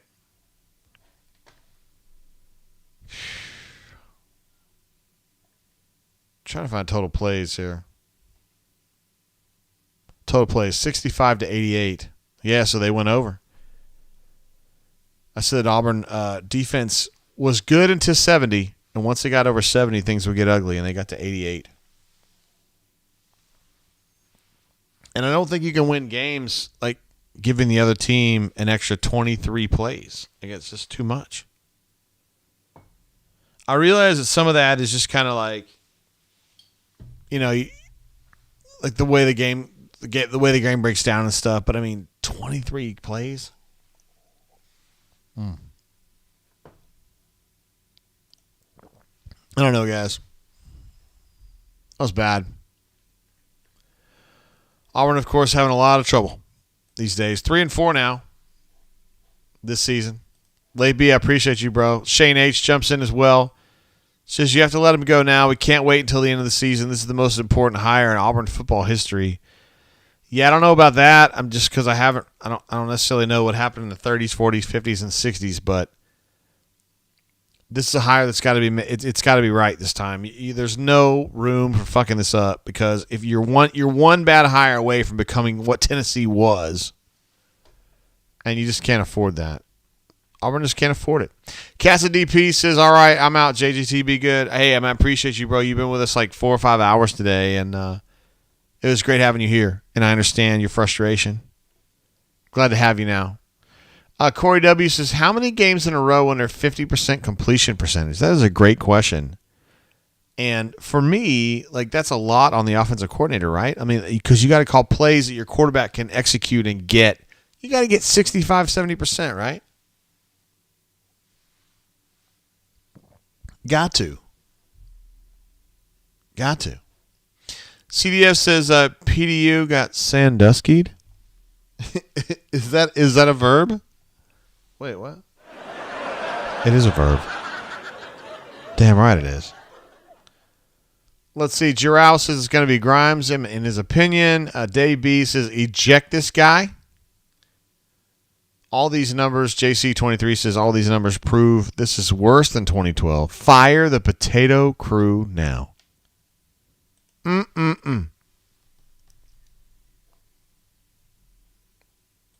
told you guys after the last game, I thought it was over. I mean, for me, for JG, I had seen all I need to see. You know, was this 48, 32, something like that? 31, what was it? 34, 48. Man. So that's 3 in a row for Auburn.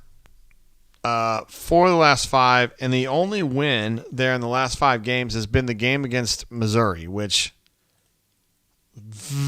I mean, I don't even know how to describe how close that is to a loss. But it wasn't a loss.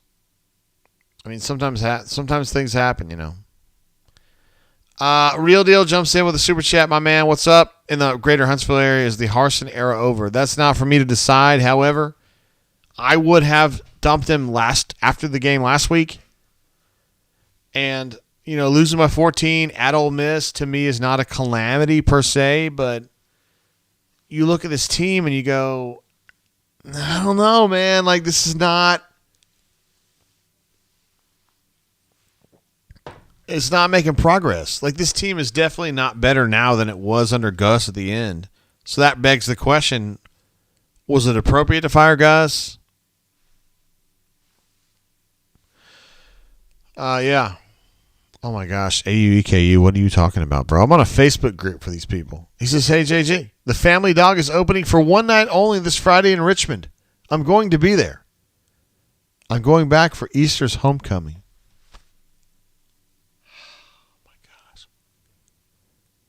The Family Dog, one of the great institutions in Richmond, Kentucky. A bar that I went to probably 3 times, but all 3 times I had a great time. Near the campus of Eastern Kentucky University. He's going back because they're going to open it back up for, like, old time's sake. Unbelievable. What an absolute AUEKU. If there's anything you can get me there, like if they're giving out, like, Family Dog, like, coasters, T-shirts, I will Zelle you money. I will Google you money. I don't care. You just tell me. I want to make it work. I went there 3 nights. I had 2 great nights. I'm going to put it that far. Real deal? Yeah, I think it's over, brother. I mean, it's over insofar as he won't be the coach here next year. I mean, no way. Is it over today? I mean, probably not. I think they're going to have a conversation tomorrow. And I think they have until Tuesday to make a decision. And I think that's got to be it, man. It's got to be it. I don't know what else to say about it. Poppy Clan jumps in. What's up, brother, man? Does Happy Gilmore get the girl at the end? I have not watched the full movie all the way through. I'm going to be honest with you, brother. It's a good question. I bet it's really funny, though. JBAU says, can you explain why Hugh Freeze is such an attractive hire after letting Gus go? You know, the first part of your question I kind of get, but the second half I don't get. What does it mean after letting Gus go? He doesn't have anything to do with Gus. So, and I don't see why those two would have. I mean, they both coached in high school, I guess. And they were friends, at least at one point. but I don't really see why that's, why you would say, well, Gus was bad, so Hugh Freeze is going to be bad. I don't know. I always think Hugh, he recruits better, and he runs the ball more. So I think those are good things. Poppy Clan, I love you, though, bro. I just didn't get it because I hadn't seen the film. AUEKU says, with a super chat, you better know it, man. Seriously, I'm not joking. I'll send you a direct message on the bunker when I get done with the show. We'll talk about this. If there's anything you can do. I don't know if they're giving away shit. Not giving away shit, but I don't know if they're selling stuff or whatever. But if they are, I really want in on that. It's important to me. Sterling says, why would you even compare Gus and Hugh? Yeah, that's the thing. I mean, those are two separate individuals with two different approaches to recruiting and running the football. Tyler F., one of our friends from the Ole Miss sphere. We love Tyler F., of course. Says, an Ole Miss fan, I just want to say you're welcome for ending the misery. Now just lock up the team plane, buy some burner phones. My man, he's talking about Hugh Freeze, of course. Yeah, thank you, Tyler. Let me give you an applause for that one, bro. Neil McCready on our G-Pits show said several weeks ago that if Auburn hires Hugh Freeze, they just need to take his Twitter password and change it and then have control of his Twitter account, because as long as he's not having to tweet, he does all right. Crocky Poo says, did we get some Henry P on the horn today? I know Henry P is at the stadium today. We will get Henry P. They're down there probably getting ready for interviews right now. At this point, they're probably just waiting on Horson to show up. He doesn't show up quickly. They'll probably get some players. I saw our friends at MPW just went live, so they're probably going live with their post-game show with Chance the Yapper, which means we probably will lose our Ole Miss people, but we still love you guys. Full on. And then you guys, hard-earned victory. You guys won it fair and square, so way to be, man. Billy P says, JG, you must be tore up. It has nothing to do with him. He's saying you fire Gus to hire Freeze. Yeah, I get what you're saying, bro. Billy P says, slow down on the brown water. I mean, I drink a little bit. To me, those are separate issues, right? Gus, Hugh, two different people. I mean, I don't know, man. Oh, Avery's in the house. What's up, Avery? There she is. JJG, exciting game. Avery, we love you. We love you, girl. You and your hubby, Neil. Good folks. Looking forward to hanging out with you guys again. ASAFP. Maybe pool drinking sometime in the spring, summer. I don't know. Yeah, hard-earned win. Congratulations to y'all. Ole Miss is they got a really, really good team this year, as you know. And so much love on that. Fully earned. 100%. Jaw4 says, great show, JG. You were way better than the ESPN announcers. Thank you. Heading over to Chance the Yapper's show now. Cheers. Cathead 13-year-old soul. I understand our Ole Miss fans going over there to watch Chance the Yapper. Colonel Reb 2000 says, love you, JG. Love that.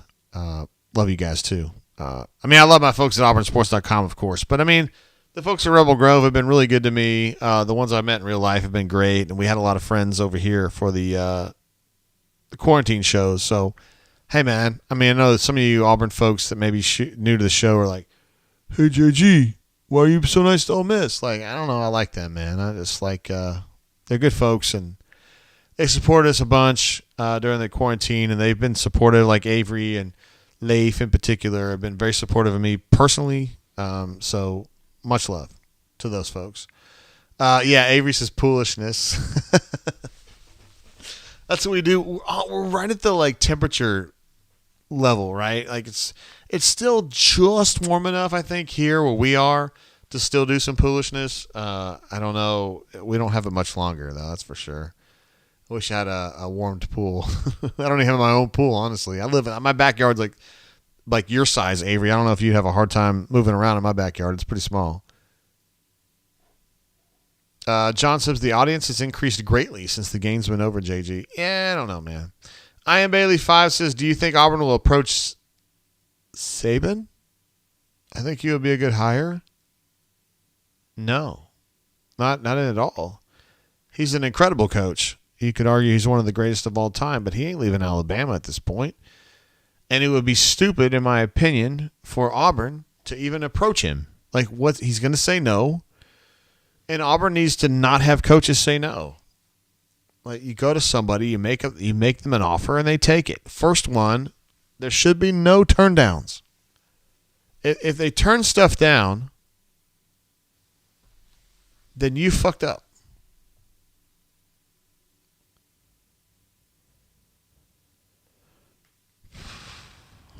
Interesting. So I got a text here that's very interesting to me. Oh, okay. Interesting. I don't really know how to summarize this text. I know it's true. I'm going to think about that for a minute. Anonymous poster, anonymous texter. I'm going to think about that for a minute. Corey Dove said he was hoping to do some poolishness this year. Dude, it's getting kind of cold now. Unfortunately, we didn't start poolishing. We didn't start poolishing until it was, I don't think we did it until August, which is way too late. But you ought to come over and seriously hang out sometime when it gets warmer again. It won't be too long. Patrick D, absolute legend, jumping in with another massive super chat. Huge. Says Auburn hates competitive football. They do everything to sabotage that. You know, Patrick D is of the opinion that Harsin should have been gone before now, and the fact that they leave him in there means that they don't care, which is a fair point. I'm not sure I would have fired. Well, let me rephrase that. I decided myself that I think he was gone after the last game. I just felt like it was over. Now Auburn's lost another game by 2 touchdowns. Like, fuck, man. Like, I don't know, dude. I mean, I already decided it was over, and now it's over even more. And I mean, here's the thing, though. Like, they're 3-4. They're not good. They've got a bye week coming up. They got to play Arkansas coming out of that. Like, I mean, they have a chance to beat Arkansas, I guess, but I don't know if that helps anything. You know? Like, yeah, they're going to go out and beat Arkansas. Does that save anything? Does it change anything? Chris M says, just like Motel 6, there should be no turndowns. Sometimes may be good, sometimes may be shit. Hey, it's up to you. Awesome Sauce wants to know what's on my text machine here. Hey, I'm just going to leave it at this, Avery, and also Awesome Sauce. This anonymous texter says that Harsin, in a move that's a little unusual, very unusual, Harsin is not going to return to Auburn with the team.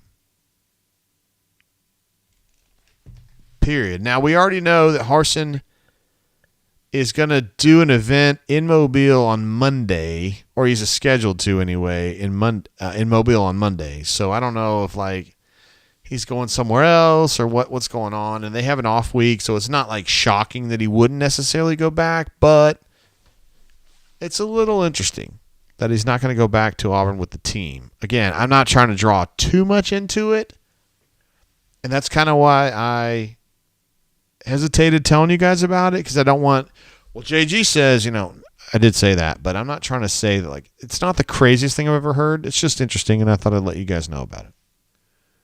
And I trust this person that's texting me about it, so. Avery says she's going to hit up St. Leo in the library tonight. St. Leo, of course, is where I famously, first of all, fed Laura olives, and second of all, put salt on my pizza because I thought it was Parmesan. That's how drunk I was. But anyway. That did happen to me, and Laura saw it, so I can't lie about it. That's why I'm not lying about it. Pocket Watch says Harsin needs to be fired now so we can move on. President Roberts has had enough time to prepare. I agree with you. You and I are on the same team on that one. I'm not trying to be out here and, like, argue about this and say Harsin needs to go. I'm not that guy. I'm not crusading about anything, but I told you guys after the game last week I thought it was over. I feel the same way now, and so I think it's time. Sam H says Harsin is a recluse. Yeah, I mean, yeah, that's fair. Let me go ahead and bounce over to our main post-game screen so we can start kind of doing our thing here. Nope, that's basketball, JG. You got to get your stuff straight, yo. There we go. And I was just working on the schedule. I have it up here. I will get it straightened out in just a second. I want to get Patrick D. I want to put him up here on the right there, and we'll have our chat populate here in just a sec. I do want to update our schedule situation. I have already done that. Yeah, I already did that. So I'm just going to bring it over, and we will have that straight, as the kids say.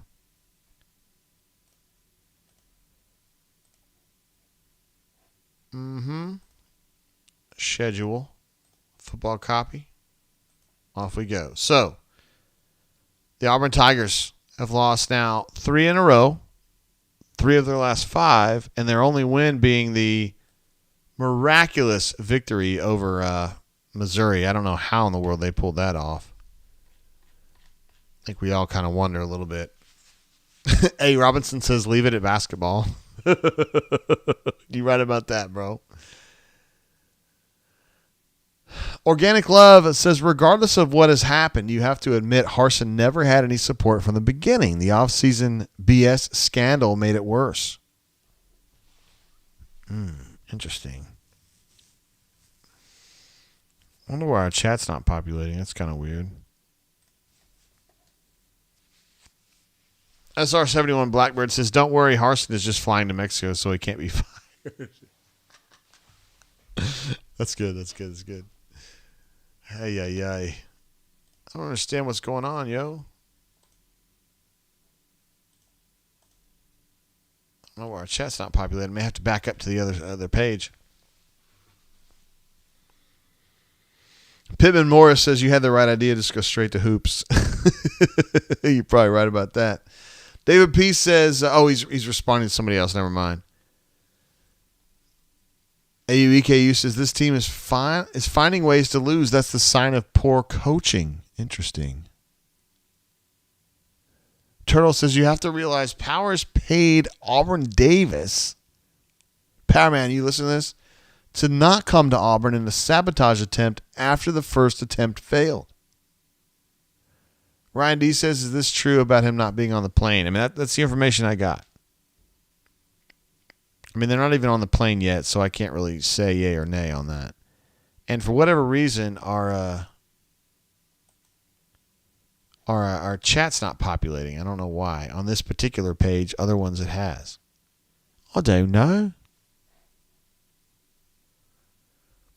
Nash Tiger says Harsin had all kinds of support from the beginning. This is an idiotic excuse.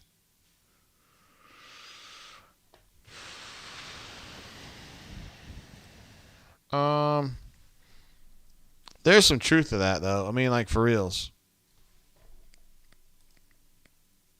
I mean, I do think that to some degree he didn't have a fair shot. But there's more to it than that, yeah. Locked On says we're going to leave him at the airport. I love it. Feel like a stranger jumps in as well. Says Harsin hasn't been with the team since the Birmingham Bowl. We got to give him one for that. That's pretty funny right there. I like that. We already did have someone correct us, though, on the tarmac. They said there's plenty of room on the tarmac if they want to fire him right there. I'm just kidding, real. Corey says, do you think this season is any different with Austin Davis here? Interesting question, Corey. I don't think so. But I mean, I don't think Keesaw has been helpful, but I don't have any reason to think that Austin Davis was going to be the solution, right? I mean, I don't myself. But anyway. Man, our chat's not populating over here for reasons that I don't understand, so we may have to go back to our game thing and keep it right there. May have to do that. I hate not having the schedule on here. I will say this, that Ranked College Football, you guys, it's been up on the screen this whole day, but Ranked College Football, the app, one of our own folks, Jake G, who does that app, who built it, who developed it, who publishes it, who is now the brains behind the whole operation, supports what we do here on the Brain Drain. He is sometimes a poster on the Brain Drain. If you see him on LAX08 is his name. We love him. We believe in him, and his app is incredible. If you guys have not downloaded it, you need to. I am myself not only a download person, but I'm also a premium person on here. And I use it all the time to kind of check out to see like the lines, the stations that everything's going to be on, et cetera, et cetera, et cetera. So, and using it right now, I see that Tennessee is up on Alabama 28-10. This makes me so happy. So happy. So happy. Let's see if I can get this up. Yeah, I can for sure. Oh, we got Patrick D. Got to take him down. Bam Bam's up 28-10. Of course, this window over here on the left is exactly what you would see if you were using ranked college football. It's what I'm using right there to show that. These are the games that it has intelligently decided that I care about, which I kind of do, actually. Oklahoma State big on TCU. Georgia up on the Vanderbilt Commodores. The Troy Trojans, one of my pet teams that I really like a lot, up 10-7 at the half on Texas State. And then these other games are going to be a little bit later in the day. South Alabama, of course, playing ULM. They hate the fighting Terry Bowdens in advance of their game against Troy next Thursday inside the WIT. It's going to be a big game right there. Florida State, of course. Clemson, that's in Tallahassee. Utah and Southern Cal. And, wow, Michigan absolutely plowed Penn State. That was a game that was close there in the first half. I don't even want to comment about that one. But absolutely, ranked college football. Tremendous app. And you guys know Jake is an absolute stud. Of course you know that. You know that.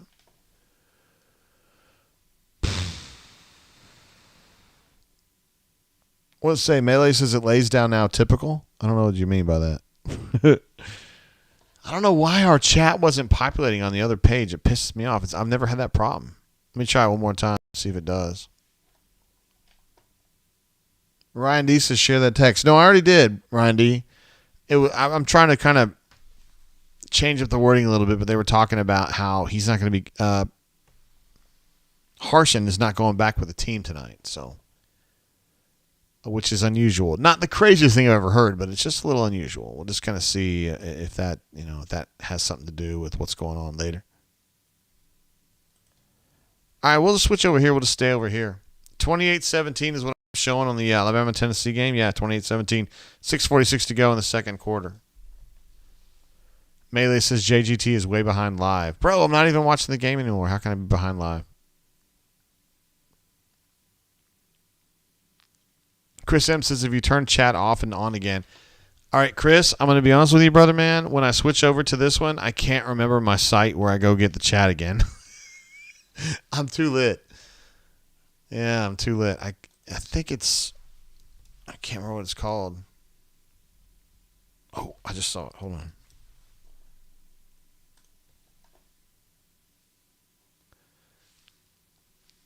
I can't remember what I log in as.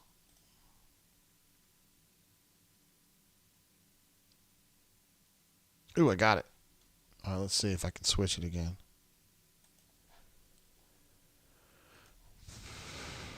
Yeah, we'll try it again, man. That's what we'll do. Good idea. I'll try it one more time over here. Where's my chat? All right, I just changed it. We'll see if it pops up. I'll change the height just a little bit. Chris M, my man, it popped in, bro. Did you see where I popped in? I saw your chat, bro. Chris M says error exists between chair and keyboard. Brown water overflow. Hey, now it's populating. Chris, my man, what an absolute legend. Thank you for coming up with that idea. That's great. Great. I don't know what it was, but at least I was being honest with you guys. I'm honest to a flaw. All right, so what do we want to do here? Things we want to do tonight. We want to talk to J-Head. We want to talk to B-Matt. We want to talk to Stoltzy. But let's get Stoltzy on the horn. I think Stoltzy would be the perfect guy to talk to right now. Just to kind of decompress a little bit. You know what I mean? Thank you, Chris M. That's a great idea. Seriously. It's weird how I have to do that sometimes. I reposted the link in there to the chat, and also changed the size like by 2 pixels, and it like fired it up. I don't know. It's an idea. Let's call Stoltzy and see if he's able to talk to us right here. We'll just kind of see what happens.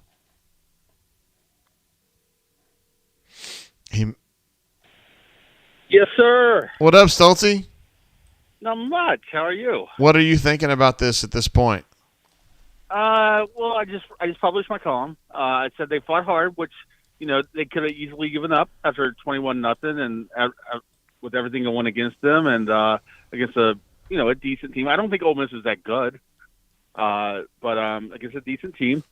But I think I still stand by what I said last week when I think Carson needs to go. I think like I said in the column, moral victories are for losers, and this shouldn't be counted as a moral victory just because they kept it close for a while, and just because they came back and cut it to 3 at one time.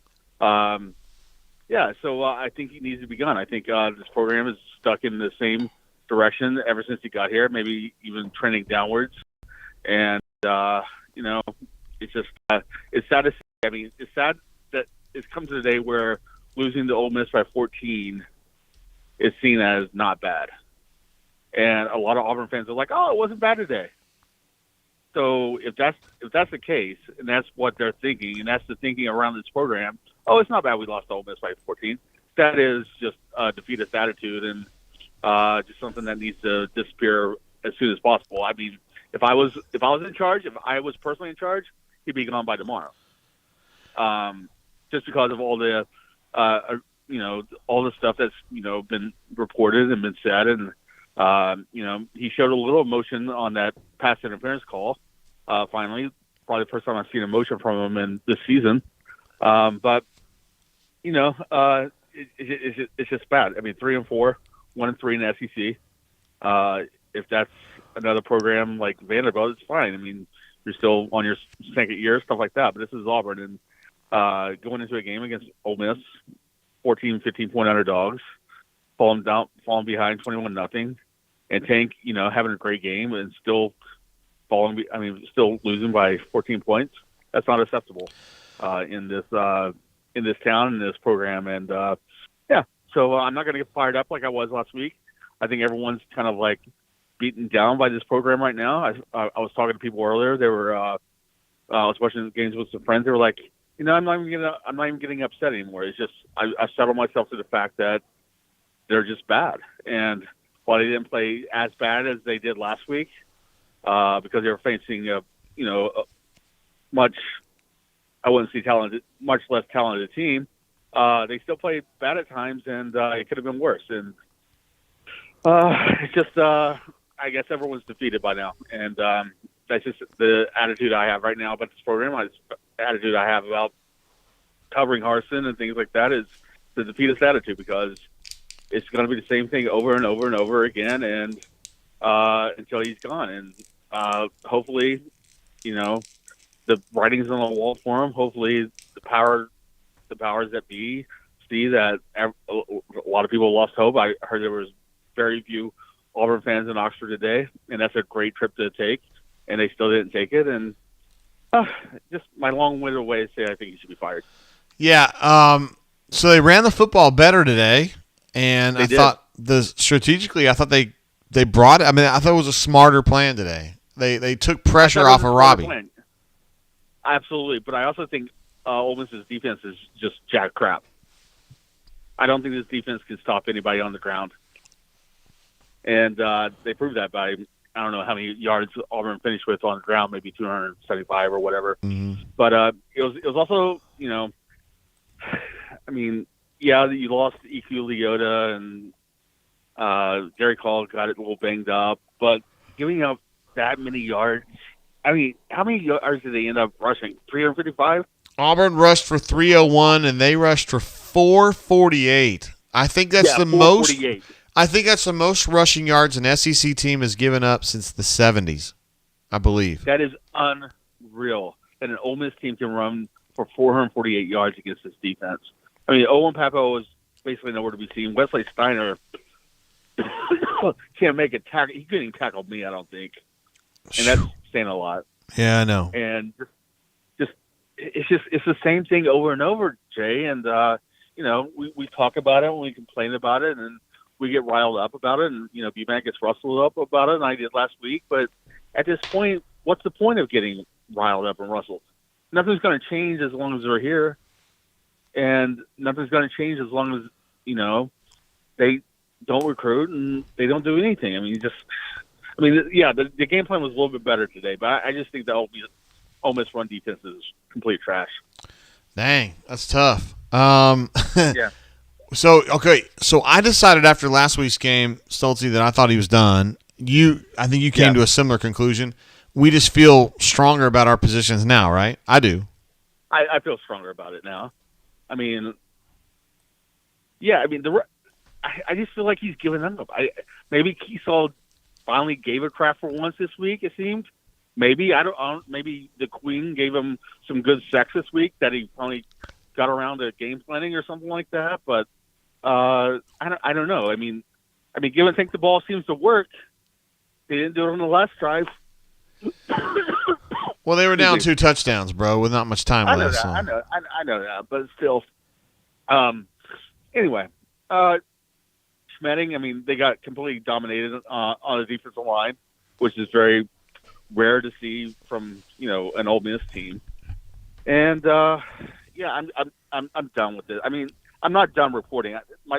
I'm not done with my job. That's not what I'm saying. What I'm saying is, I think people are done with this tenure. They're done with Harsin. They're done with the whole coaching staff, and there just needs to be a change. And if it doesn't come now, if they wait, for 8 more or 6 more weeks or whatever, it's just going to do more damage. And I think the plug needs to be pulled now. And I would be happy if they do pull that plug. Yeah, they got work to do, man. They got to have another coach ready to go December 1. Yeah. And who was it? Was it who's the Texas Tech coach? I don't know. Joey McGuire. Joey McGuire said that it was so helpful that they hired him, or they offered him this job like in mid-November or something like that, because then he could start laying down the groundwork for his program. And Texas Tech has been, in his first year, has been pretty good. They beat Texas, which is a good win now because Texas has proven to be, very, very good with Quinn Ewers, whatever, how you say his name. And, he was lucky that he got hired because he said this, because he can lay out his groundwork, he can lay out recruiting and things like that, get to know who needs to go, who needs to stay, and stuff like that, instead of being rushed into the job, right before signing day. So, yeah, the sooner the better. The sooner the better that they get an AD in place. And Georgia Tech had no problem getting an AD, it seems. By the way, who names their kid an initial, by the way? Yeah, that's pretty cool. My name could have been just J, the letter, Yeah. Like when Homer Simpson finds out his middle name, he had never known before, and it's J-A-Y. It's just still J. Anyway. Hey, Chip had a question for you, Stoltze. He says, what's Stoltze's opinion on thigh tats? Thigh tats? Like tattoos on a girl's thigh. Yeah, I agree. I think they're trashy as shit. Okay, that's good. Good answer. I think if a girl has a thigh tat, they have daddy issues. Okay. That's my reasoning. Or they just like to get screwed. I don't know. There's some trash problems there, though. All right. I would not buy a house from her, by the way. Okay, very good. Stoltze, make it happen out there. Be a hero, and thank you for your service, sir. I'm going to start writing some more after I get back home. So we'll see what else I can come up with. All right, brother. Appreciate you. All right. See you, buddy. Bye. Bye. There he is, Stoltze. I don't think everybody in the chat's a fan. Quan, appreciate you jumping in with the super chat during the call. Salutations from Crampton Bowl. He spelled it correctly because he's a legend. Keep the brown water flowing. Harsin ain't swack. Prime ain't swack. I'm not swack. What does that mean? That's what Prime said last week when Eddie Robinson Jr. said Prime was not swack. He got very upset about that. It happens right now. I didn't understand. Corey's kind of struggling a little bit. Who was it that was not a fan of Stoltze here? I forgot that. Oh, Tony M. Says, can Hars take that F.A. Stoltz with him? And me and Corey are trying to figure out what F.A. stands for. I wasn't sure either, man. I wasn't sure about some of the things that he said, but I was like, I don't know. Blake R says thigh hats are sexy. I mean, I'm not like against them wholesale myself. I mean, my wife doesn't have any, but it's cool. David P says, what's wrong with Stoltze? He seems cool to me. I kind of like Stoltze myself. He's a little bit off, but I like him. Let's see. Cody says, at least Coach Prime would recruit. Harsin ain't it. Lockdown says Prime. First of all, Lockdown has been here all day. Says Prime ain't swag. He's SEC. Interesting. I like that.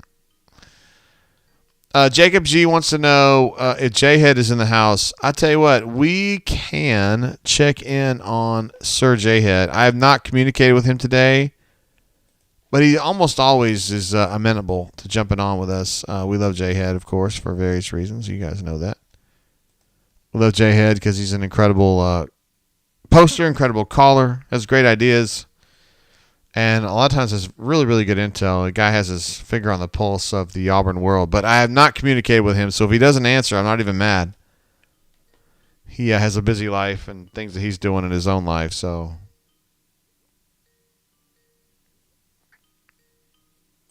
no, we're not going to get J-Head at the moment. That does not mean that he's out for the day. I need to text him myself. And big ups to Jordan, my friend Jordan, who bet on Auburn. He got that dub right there because it was 15.5 points.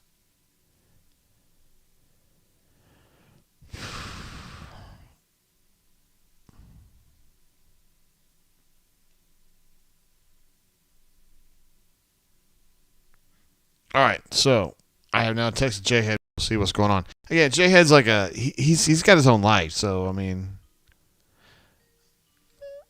we'll take Nash. Fuck it. What's up, Nash? How you doing, bro? Hey, JG, man. How's it going? Another day in paradise. They kind of lost, though. So I've got a want-to-know mentality about this week, though. You're a stare taker, aren't you? Oh, not this week. I think the elevator is gonna bring us some good news this week. I'm hoping. Yeah, I know you're hoping, bro. How you been, man? I'm doing good. I just got to put an end to this talk about Harsin was sabotaged from the beginning stuff. Harsin came in, and he came in. He could recruit to the announcement of the new football-only facility. Number one, that's something that Tubbs and Chiz and Gus would have killed for. I mean, we were behind the eight ball on facilities forever. Number two, he was given basically an unlimited budget to go out and hire this vast enterprise of people, I guess, to do his job for him, recruiting wise. I mean, it was such a waste to begin with. Yeah. But the guy was given everything he asked for. I mean, in his interview, his grand vision of how this was all this vast enterprise and how it was all going to work. I mean, he was given what he wanted and what he needed. I mean, he wasn't sabotaged. There was no sabotage. And to further illustrate the point, the February coup, which really wasn't a coup, it was just news that got out of an inquiry that had to happen. But all right, that was after he lost 5 games in a row due to atrocious coaching. That was after he ran off Bo Nix. That was after he went over. It was immediately after he went over on National Signing Day when we had 8-10 Scullies available and he signed no one. That happened. This was after coordinators were fired. This was after Quan was fired in the middle of the season and Keesaw was promoted from analyst. I mean, the only person that sabotaged Harsin. Let's get this straight, people. Only person that sabotaged Harsin was Harsin. Damn. Wasn't any other. There wasn't any other sabotage. What do you think about that?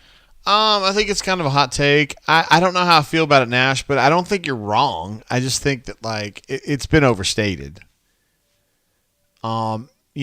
a lot of people want to say that they were looking into like an affair that he had, but they were really officially looking into the way he had treated players, which I don't necessarily think is any more legitimate or not, but it wasn't. Well, I mean, if allegations were raised, I mean, yeah, the affair thing, and it didn't come from boosters. That was mostly given play on, competitive boards. I mean, it was circulated. That wasn't anything. Jimmy Rain wasn't out there saying that he was having an affair with his assistant. That's just stupid. I mean, no, I don't think that's what his thing was. No. Yeah. So, I mean, allegations were raised when all these players and assistants and a coordinator left, and it was looked into, and it got into the press. And, that's unfortunate, but Harsin did himself zero favors up until that point. I mean, he did nothing. He did nothing with all the resources he was given. He did less than nothing. He did nothing to fix the supposed deficiencies on the roster. I mean, let's look at Tennessee over here, 28-17.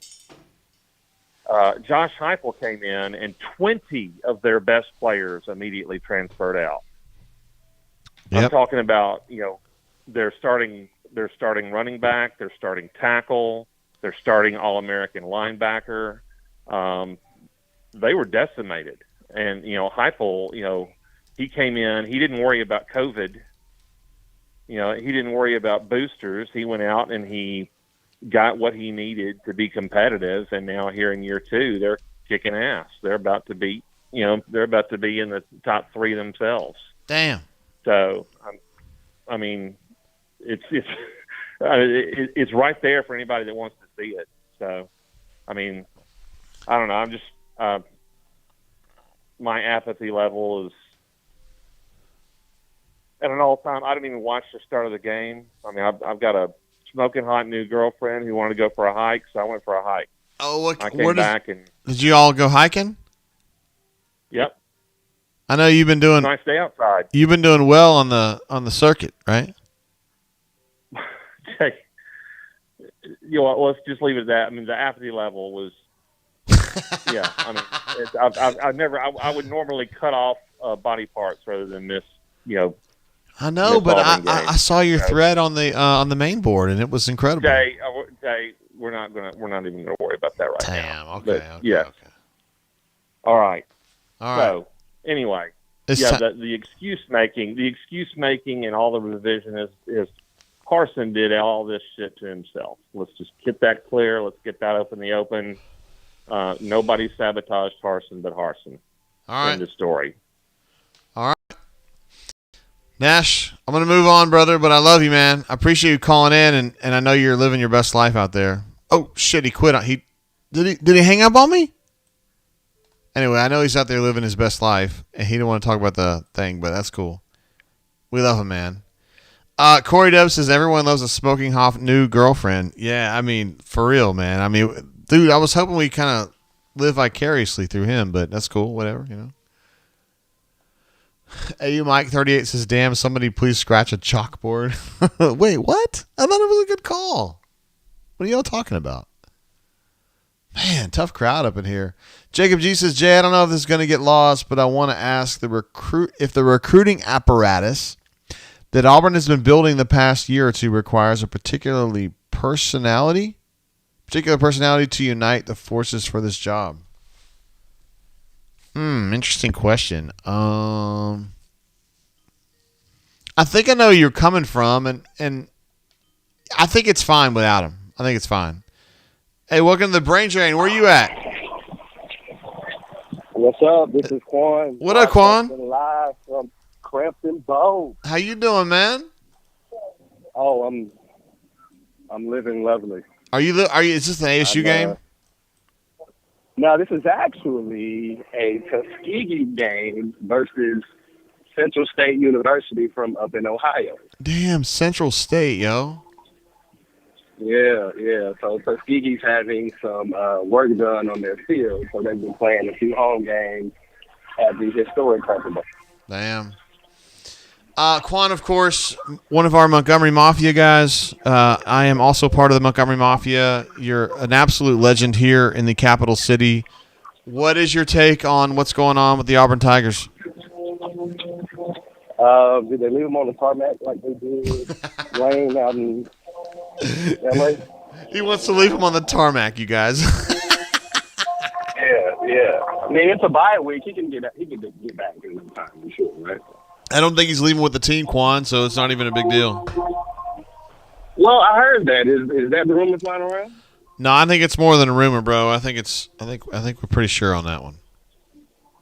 Okay, well, good deal. So, are we gonna get news tonight or tomorrow? It ain't gonna be tonight, I don't think. I mean, I don't know if they're in a hurry to do it, Quan. Honestly, I mean, they may make their mind up tonight, but I don't necessarily think they're gonna fire him tonight. I don't know. Gotcha. All right, hold on. Let me walk away because we got fans warming up. Yeah, you're pretty loud. It's pretty loud over here. Yeah, for real. Yeah. But yeah, man, I'm just ready for this experiment to be over with, so we can move on and figure out how we can become everything school and success and everything but football team. Yeah, I mean, it's time, dude. I thought it was time last week, and they're still doing it, so that's the deal. What are you thinking on next coach? Do you have somebody you're feeling like is the right choice? I haven't really put a whole lot of thought into it. I mean, I can see the argument for Grimes. I can see the argument for Freeze. I think Freeze is probably the best culture fit, right? Understands the dynamics of the university, shaking hands, kissing babies, all that stuff. Got a child that's already at the university. Mm-hmm. I don't know. I mean, I would love to have Lane if we could, but I don't really see that happening. I think it's too much money and too much not wanting the players to play the game. I don't know, man. I just know that the Harsin experiment just needs to be done. So yeah, it's kind of winding down here, isn't it? Yeah. It's bad when my grandmother doesn't even want to watch the games, and she's the reason I'm an Auburn fan. Oh no! And yeah, she's checked out, and she's been through some trying times with Auburn football, but yeah. Man, your grandma's even checking out. That's tough, man. Oh shit! Yeah, damn. Man, it's bad. It's bad. All right, Quan, I appreciate you in the super chat tip, man, and for calling in, man. You're an absolute stud. Hey, you know how we feel about you, man. No problem. Listen, we got to do this Montgomery meetup thing again, maybe in 23 court this time. Yes, for real. In the cigar bar sounds like a damn fine place to do it too. Absolutely, that'd be great. So looking forward to it. All right, bro. We'll see you, man. All right, have a good one. There he is, Quan, who super chatted earlier. Who's with us a bunch on the show, just kind of like coming along in the chat and whatnot. And doing his thing. Chris M says, when Nana doesn't want to watch, you know it's gone bad. That is absolutely true, man. Oh, man. Because he was saying that his grandma had kind of gotten him into Auburn, like, to start with. And then when she's checked out, you're like, out. Tony, I was thinking about you, bro. You guys have been joking about every time I call someone a stud or a legend, they got a drink. And Tony, he said stud, drink. Oh, man. We definitely, I had, J-Head had actually gotten back with me and, sorry, I was, administrative assistant was texting me. She's still out and about, in the town here. Oh, J-Head. Yes. Let's get J-Head on the horn. J-Head I'm sure he's got some ideas about some things that are going to be going down here. I want to give a shout-out, though, of course, to Stoltzy, Mama Do That, and then Crocky Poo jumping in during the show, and then Quan, of course, and Nash Tiger for calling in as well. Let's get J-Head on the horn and see what happens. Pocket Watch jumping in with a super chat, too. Also one from Love the Cat says, finish that bottle, nerd. An entire bottle? Bro? Really? I need to finish the whole bottle?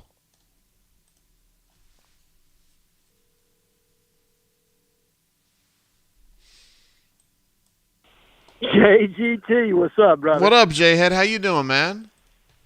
Doing good, doing good. I'm at my niece and nephew's birthday party, so just had to step out for just a sec. But how's the chat going tonight? Well, everybody's pretty fucking mad. They're ready. It's to be anticipated. They're ready for a change at head coach, I think. Yeah. I think that is the general consensus of the fan base, if I wanted to speculate to the masses. But as it goes to the game today, I was impressed that we were able to finally do some things. And look, Ole Miss's defense is Swiss cheese. Let's not pretend like it's not. I haven't been overly impressed with their first-year defensive coordinator, even though they're still running the system that DJ had installed the year before. But was really happy to see Tank get off today. It felt like Robbie took some steps forward at times. Other times, he played like a freshman, and with the bad habits that he has at times. But overall, I mean, I think offensively you have to be proud for the kids for the step forward that they took, but obviously it's just not enough. And at this point, you know, you need to be seeing more than this. You need victories if you're Brian Harsin in this situation to how to start winning the fan base back over. And I just think we're at the point of no return there, Jay. Yeah. And I mean, they fought in this game. I mean, I thought Robbie really competed his ass off, but, dude, it's just like it's not enough, you know? It's not. And it's the same things, Jay, that plague us each and every week. It's turnovers, it's sloppy play, it's procedural penalties at the most unideal time. And to me, that goes to coaching, because when you have those errors and they go uncorrected for week after week after week, and it's not always the same people, but it's the same offenses. You know, there's just something that's not clicking. And I don't want to just rip Brian Harsin down. I think he's probably doing about as best he can given the talent that's on the team. But I feel like the scheme doesn't fit the personnel. You know what I mean? From that standpoint, it's really hard, man. And at some point, you got to rip the Band-Aid off. I don't know if that's Sunday. I honestly have no idea. It's been so quiet there as far as what to expect with regard to, you know, his status as the head coach. Do I feel like there's much hope that he's going to be the head coach next season? No. I mean, I think it's a foregone conclusion that there's going to be a parting of ways at some point. But when that happens, I don't know. Yeah, that's the question. I mean, because I could see where they just say, hey, man, just let it keep going. Not a big deal. Still got uncertainty of the athletic director search, J-Head, which blows me away, because I thought they had their guy. I thought Hartwell was going to be their guy, and I kind of sense now that it kind of dragged into another week that, like, I don't know if they're dragging their feet on that or they're considering some other people. I don't know what's going on. So I know that they are actively interviewing other candidates, and, you know, your counterpart over at 24/7, Philip Marshall, released a name that I had heard early on, but the AD from down there at Georgia Southern, who was at Auburn at one point, was the number 2 guy there at Mississippi State for several years. Really smart guy. But there are several people, and to my understanding, President Roberts is just being very thorough. It's not that they don't think that Hartwell's a fantastic candidate. I think there's been such blowback with regard to Alan Green's situation and him not necessarily being a fit at Auburn that he knows he wants to get this right. He doesn't want to. It doesn't want to be a forced situation where he picks somebody and then immediately there's a clash with Board of Trustees members or other power boosters or people of influence within Auburn. Yeah. This is going to be a collective decision to make sure that he finds somebody that can help him build a consensus amongst those people that matter to get, whenever we move on to another coach, that we get that right. Because if football's not right, as fantastic as Bruce is, and he's phenomenal and he has done so much for the university, the moneymaker for that entire athletic department is football.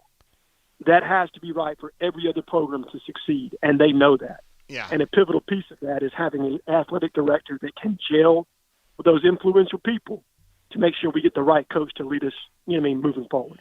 Yeah, and who's that right coach, J-Head? That's right. Yeah, there's so many names, right? There are names, and more than I think me and you would even care to discuss at this point with backroom chatter and everything else.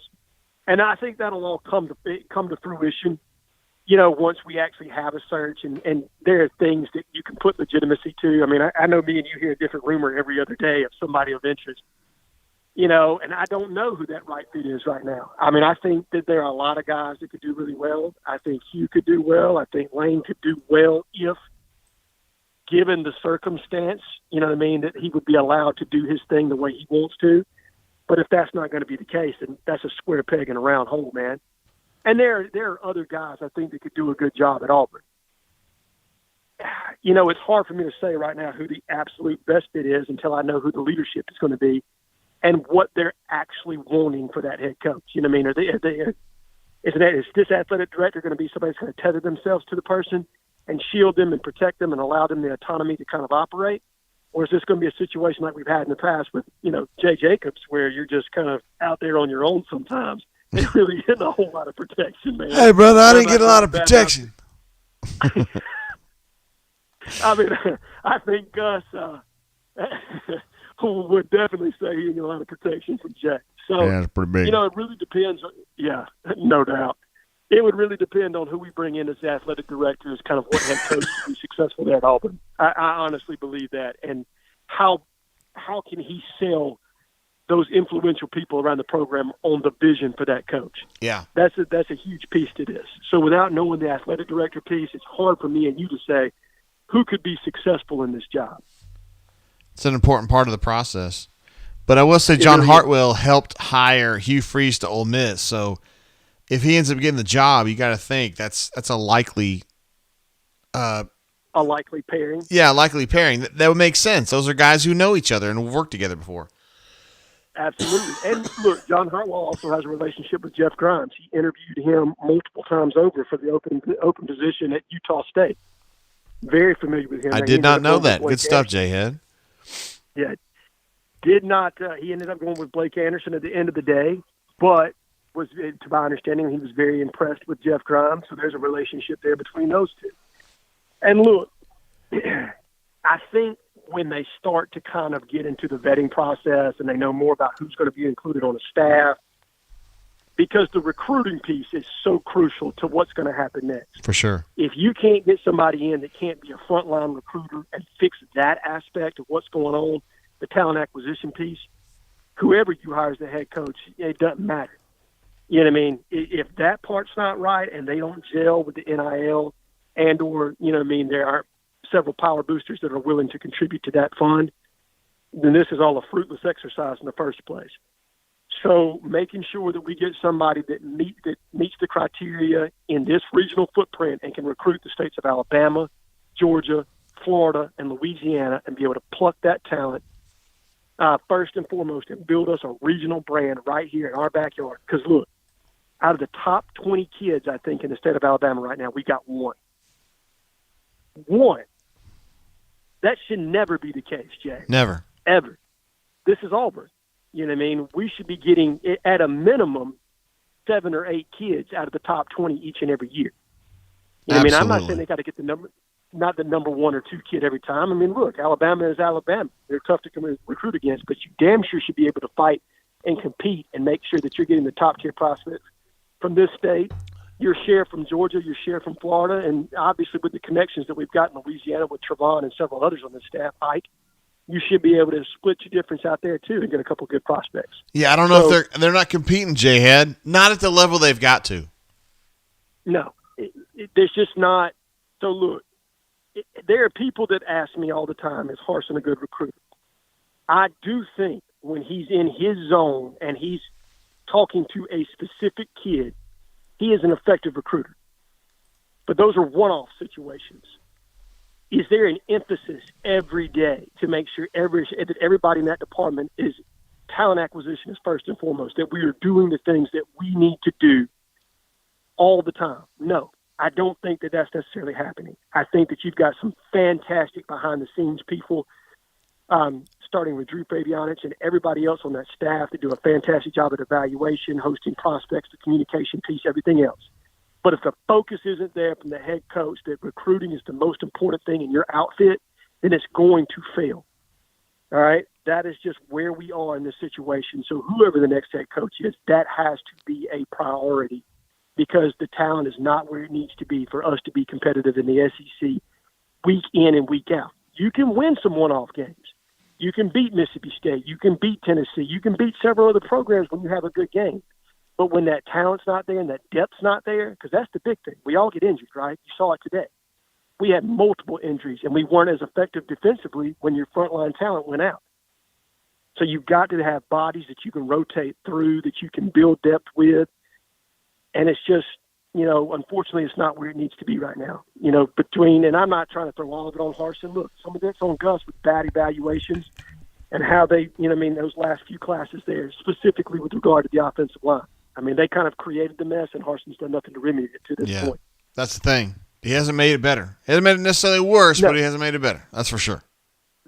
That's right. It's just kind of status quo, right? Yeah. And that's not success. And when any new coach comes in, you get a grace period of a year, right? You get that new coach smell. Everybody's bought in. Doesn't matter what your win-loss record is because you're selling like, hey, if you come into this program, you can make a difference. But that didn't happen in the first year, and after what happened in February, it damn sure hadn't happened in this season. Well, we got an off week now, J-Head. And if they're going to make a change, they got to do it now. So we'll just kind of see how this next, 48 hours kind of unfolds. Right. I mean, I think you could probably do it as late as A&M, Jay, if I'm being completely honest.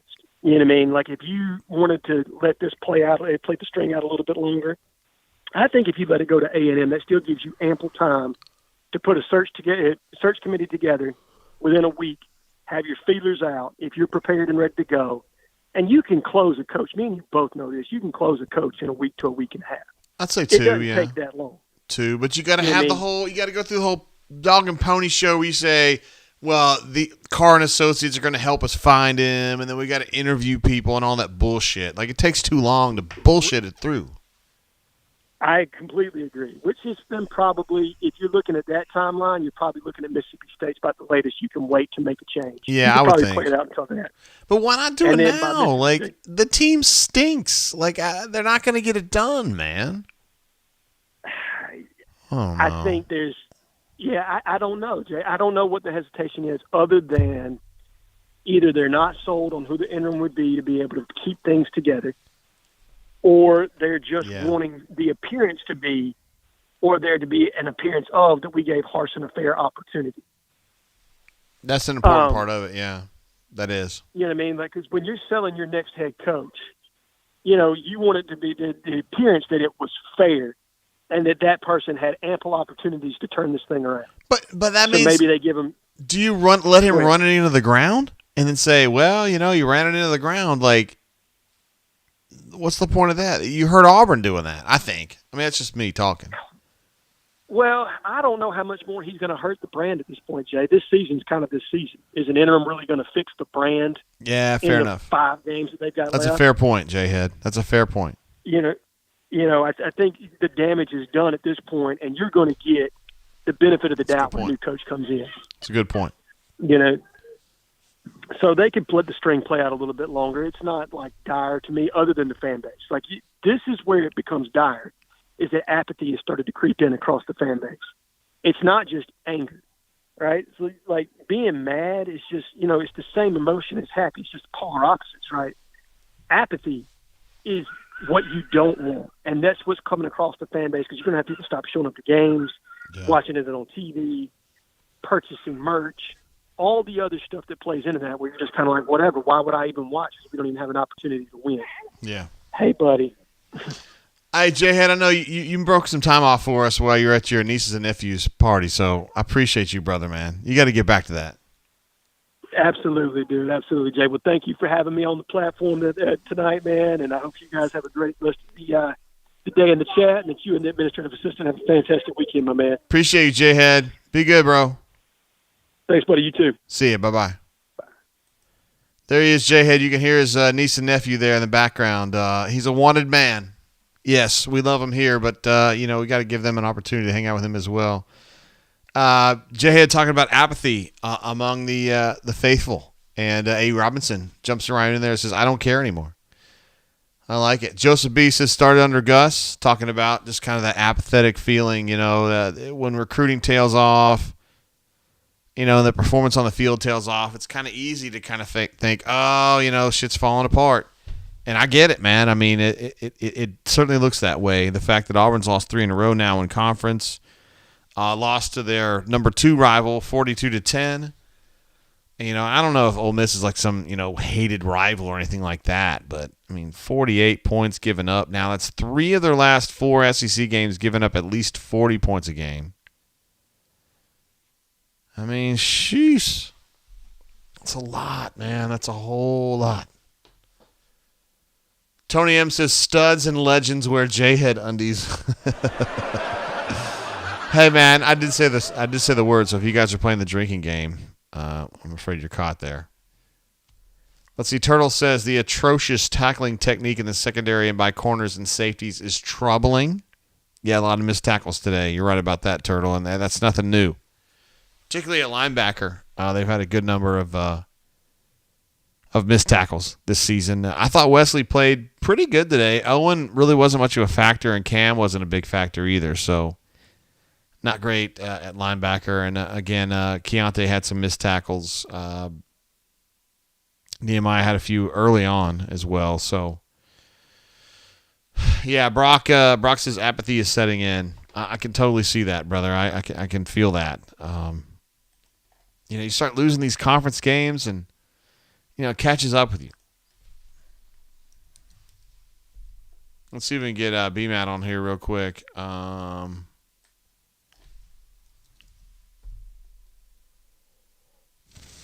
Got to try to figure out which one it is, though. BMAT.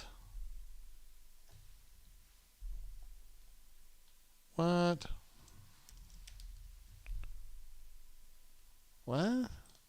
It's trying to tell me that I haven't talked to BMAT on a cell lately. I know I have.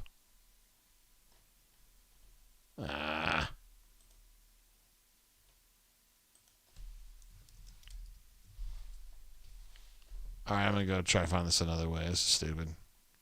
So I'm fine with this. Sometimes Skype can be a little attitudinal. All right, I'm going to get it with BMAT and see if he's in a position to talk to us.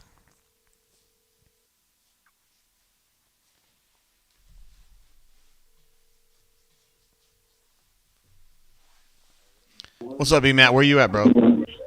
I'm down in the bottom of Vaught Hemingway Stadium, just doing some transcribing and writing some stories. Oh, word. Have you got a second, though? Like 90 seconds? Yeah, I got a second. Oh, yeah, definitely. What was the situation like post-game there? Players, coaches, et cetera. What's going on? I thought in some ways, talking to Tank and some of the guys, they were proud that they came out and executed the game plan and were finally able to run the ball and do some things good. It's pretty clear that the defense was tired, worn out. We talked to Derek Hall. He talked about not being able to, have those run sets again, a constant problem. And probably the linebackers again, And then, Coach Harsin was the same. Coach Harsin, he talked a little bit about the game, wasn't emotional at all, was pleased that, they were able to run the ball. And talked about those 2 big moments in the game, the pass interference call, which helped Ole Miss get that touchdown there early, and then the onside kick. And on the onside kick, he just said they got it, Yeah. They must have seen something, and he hadn't been able to, watch the whole play yet, but he felt like they just hesitated and they got him. Dang. And so he's not like – he didn't seem like down or worried or apologizing or anything like that? No. I don't think he's ever going to do that. I just don't. I don't think we're ever going to see that part of him. If there's a part of him that's like that, I don't think we're ever going to see it. Damn. Yeah. That's weird. Let me ask for your general things about this game, B-Matt. I mean, like, they lost by 2 touchdowns, but they scored 34. Yeah. Were you encouraged by the way they performed today? Yes. I think it sucks that they finally got they finally made improvement on offense, right? The first time all season they really made improvement. And then, the defense just kind of falls apart, right? And I feel bad for the defense because we could see it coming. We knew this was coming, right? But, yeah, it's disappointing,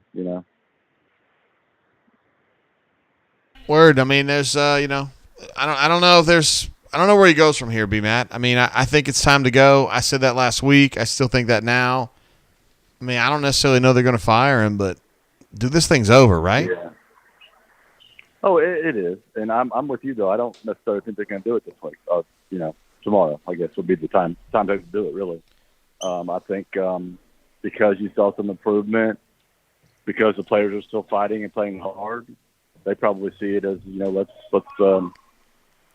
keep it going this way, and we'll evaluate everything when we get closer to the end. Closer to the end. I mean, we're at the end, bro. I mean, apathy has already set in, B-Matt. Oh, I know. But yeah, it is what it is, I guess. It is what it is. I don't know. Yeah, I mean, I can't get too excited about a 2-touchdown loss to Ole Miss, right? On the other hand, it definitely was a team that was improved and played better. Yeah. All right, B-Matt, get back to work, brother. I wasn't trying to pull you off that too much. Yeah, no problem, man. All right, man. We'll see you, bro. All right, peace. See ya. There is B-Matt. We got a hold of him there in the bowels, so to speak, of Vaught Hemingway Stadium in Oxford, Mississippi. Word. So you did good on that. Okay, yes, for sure. Yeah. So yeah. Let's see. Spring Hill Outdoors says we're at the end. We just sailed off the cliff. George Shirey says, should our legend be activated? Wait, what? There's so many legends here, yo. We have a conglomeration of legends. Yeah, David P. Oh, it's a better product is what you're saying. Dude, I know, but the Skype works better with my application here that I use. It's called Ecamm. It's a Mac-only streaming application. And to be fair, who gave me a thumbs down? How dare you? For those of you who were around during the quarantine, dude, we failed like there was one day where we failed like 10 times during the stream. Like literally had to restart the stream 10 times, and I said, I'll never let this happen again. And so we found this new platform, and it works great. But you kind of have to keep it, there's only certain things I can do with it. Jacob D says, wrap up. Or does that mean you're trying to get me to wrap up, bro? I don't know. Melee says, legend times 2. Okay, I'll hit it again, man. I mean, Melee, if you want to know my opinion, bro, you're a legend. But I'll drink a little bit more. That's fine. And where are we going from here? I don't have anything else to do today. We're just going to watch Bam Bams lose the game to Tennessee, I hope.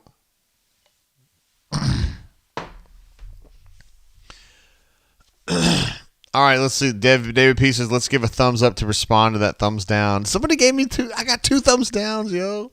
John W says, man, I'd really like to see some emotion from the head coach. Show some anger, some frustration, something, anything. I completely agree with that, bro. Hey, welcome to the rundown. Who I got on the how?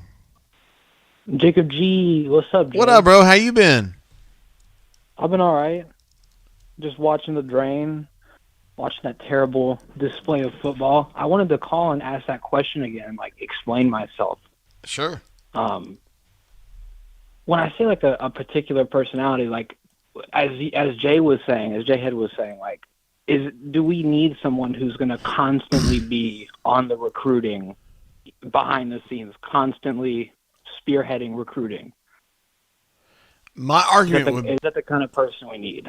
Not necessarily spearheading, but you've got to be more than just hey, bring some dudes to me. Like, you got to be out on the road some, and you got to be someone that like inspires everybody below you to kick ass in recruiting, and I don't see that right now. That's kind of what I'm coming from. Now, I can't speak for J-Head, but that's kind of what I'm talking about on that. Now, what I thought you were talking about, Jacob, was like Fabianich, who is kind of in charge of assessment right now. I think that guy's an absolute stud, and I think they need to keep him through the transition because I think that guy's absolutely awesome. That's who I thought you were talking about. Well, I mean, I read the bunker, and I read how often you guys talk about how he's not on the road going to other schools and events, and I assume that obviously because we've been building an NIL and recruiting apparatus behind the scenes that's not being used effectively, that we would need someone who can like properly recruit and actually use all of the money that's not being used for recruiting properly. No, I get what you're talking about. I'm talking about the whole recruiting operation that I've made reference to in the bunker a bunch of times. And my issue there, Jacob, is that I think it's there. I think the setup is there, but a lot of these coaches want to hear from the head coach because that's what they expect from Saban. That's what they get from Saban, from Kirby Smart, from Clark Lee, whoever. And Auburn's head coach doesn't do as much of that, so it's just kind of like it bums them out. And even though Auburn's kicking ass, and I think these lower-level folks, why do I say lower level? People involved in the recruiting, they're out there kicking ass. It just takes the head coach to really push to make a difference, and I don't think that's happening at Auburn. So, yeah, I'm trying to your point, I think you got to have a coach that gives a shit about it all the time, period. Got to have it. And there's a few guys. Hugh Freeze acts like that. Jeff Grimes thinks like that. Deion Sanders thinks like that. And I don't necessarily know about Lane Kiffin. Jeff Grimes? I know a lot of the bunk doesn't Hell no. Jeff Grimes. Do you think he's... I like him a lot. I think he's really cool. He's never been a head coach. He's like 55 years old, never been a head coach. And he kind of has this like, he listens to reggae music and when he's chilling, and he's kind of a low-key guy. So, I don't know. But he can run an offense, and he can develop an offensive lineman. And, hell, that's a great start right there, right? I agree. I think Jeff Grimes would be great. Wasn't he the offensive line coach on the 2010 roster? He was, yeah. Great. Did a great job. That's the last time we've had a consistent offensive line was whatever he left from 2013, too. Yeah. He's why not just bring him on home like Sam Pittman? I know he wasn't at home in Arkansas, but he's had similar success there. I know that's not a complete success there, but maybe we could catch lightning in a bottle, especially with how piss poor our offense is. No, I agree. I like Jeff Grimes. He's done good work, man. He was really good at BYU. He's still averaging 35, 40 points a game at Baylor. So I don't really see a negative on him. Except the fact that he hasn't been a head coach. Clark out of retirement? I know he had health issues, but can he get Bill Clark out of retirement? I don't know about any relationship between those two. They may be good friends. I don't know. Do you know something I don't? Oh, no, Austin as head coach. Do you think we could get Bill Clark? No. I don't think that's... he did at UAB, or is he completely out? I think he's completely out. I haven't heard his name. Oh, damn. Yeah, I liked during the original search. I thought he was one of the candidates I was hoping for originally. No, he's good, but I don't think he was really in it back then. I think Napier was a lot closer. Who's now at Florida? Yeah, Are there any other names? I know you can't put out a hot board because the coach isn't gone yet, but are there any names that maybe the bunk isn't talking about at all? Nobody I would consider a front runner, no. It's just kind of like the guys you're thinking about and hearing about. All right, well, Jay, I just wanted to ask you some questions. Yeah, hell yeah, man. On the show, man. I appreciate you, Jacob G. Appreciate you, brother. All right, man. Absolutely. See you, bro. See ya. There he is, Jacob G. Our first call in from him, I believe. And what a stud, man. Some good questions. Some really good questions. Kind of spawned some good conversation there. I like that. Pocket Watch, I don't think I called him out earlier. Had a super chat here after Quan called. It says, have Tuskegee on the TV schedule at 5. Thanks, Q. So some love there from Quan, who called in from the Crampton Bowl at the Tuskegee versus Central State game. Big time right there. Also, Blake R. is headed out. He's back home for the first time in a minute. Heading out with the family for the night. JGT, always great to tune in with you and the Drain, Wardam Eagle. And I'll leave you with this with another super chat. Thank you, Blake R. What a legend. Melee. This is stud. Drink once. Hey, man. Seriously, happy to have Jake G on, though. Jacob G did a good job. Spread Attack says, sucks. I wanted Harsin to go undefeated. I rooted for that. Kids would come to play for that, but it's time now. I am Bailey 5 says, I'm still here. Let's keep going. I like it. That's probably not going to happen. I feel like I'm kind of winding down, man, for reals. We've been going for 6 hours. We're over 6 hours now. It's probably time to wrap this up. We probably have things going on. There's Alan W., a.k.a. Page 69 from the bunker. What a great handle. Did the Harsin not on the team plain text come from a bunker member? It did not. No. Absolutely not. That came from a reporter.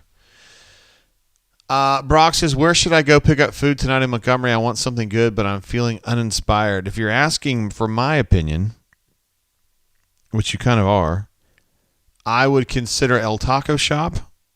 I would get the Augie Colorado. So that's the one Colorado with chicken. We call that the Augie Colorado out there. Also the elote. If you're down closer to Midtown, I would go to La Zona Rosa. That is 2 Mexican places, though. Also, the Dreamland out here toward me, which is the corner of Bell and Vaughn. A guy named Bob runs that place, and they have awesome wings. So if you're into wings, you get those Big Daddy wings, you're good to go. Maybe just get a little extra sauce on the side, but you're good to go. They are tremendous wings. Those would be the places that I would give you some inspiration. Hopefully, though, one of those would give you a home run that you're looking for. AU Mike 38 says Taco Mama, which is in the same general area as Dreamland, a little bit into the neighborhood there. I ate Taco Mama on Friday, and I love it. Chorizo burritos, you can't lose there.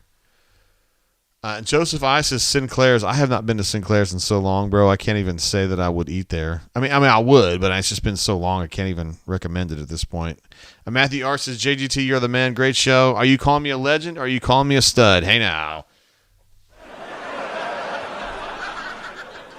Corey says that particular Dreamland is never crowded. Love it. He's talking about the one there at the corner of Taylor and Vaughn. You're right. I have been in there when it's crowded, but it's unusual. And the food is always cash money right there. I'm telling you, I love that place. I eat there probably every 10 days. And I love the wings. The Big Daddy wings in particular are so, so good. So, Brock, I hope you find something there that does it for you. Bra, bra, bra, bra, bra, bra, bra. I will wrap it up there, I guess. Hugely successful show, 6 hours plus. And I leave you with Tennessee ahead of Alabama, which is great news, by the way. Pocket Watch jumping in again. Oh, wow. Let's see. He says, Commodore BDJ, call in to Chance the Yapper. I'll tell you what I'm going to do, okay? So when we hang up here, I will jump in. I will call Chance the Yapper and see what we can do. If I can get on there and raise some hell, okay? I'll do that. I love it when I do that. Spring Hill wants me to do play-by-play in the Bama-Tennessee game. Man, I don't know about that, bro. I don't feel qualified to do that. I don't know enough about it.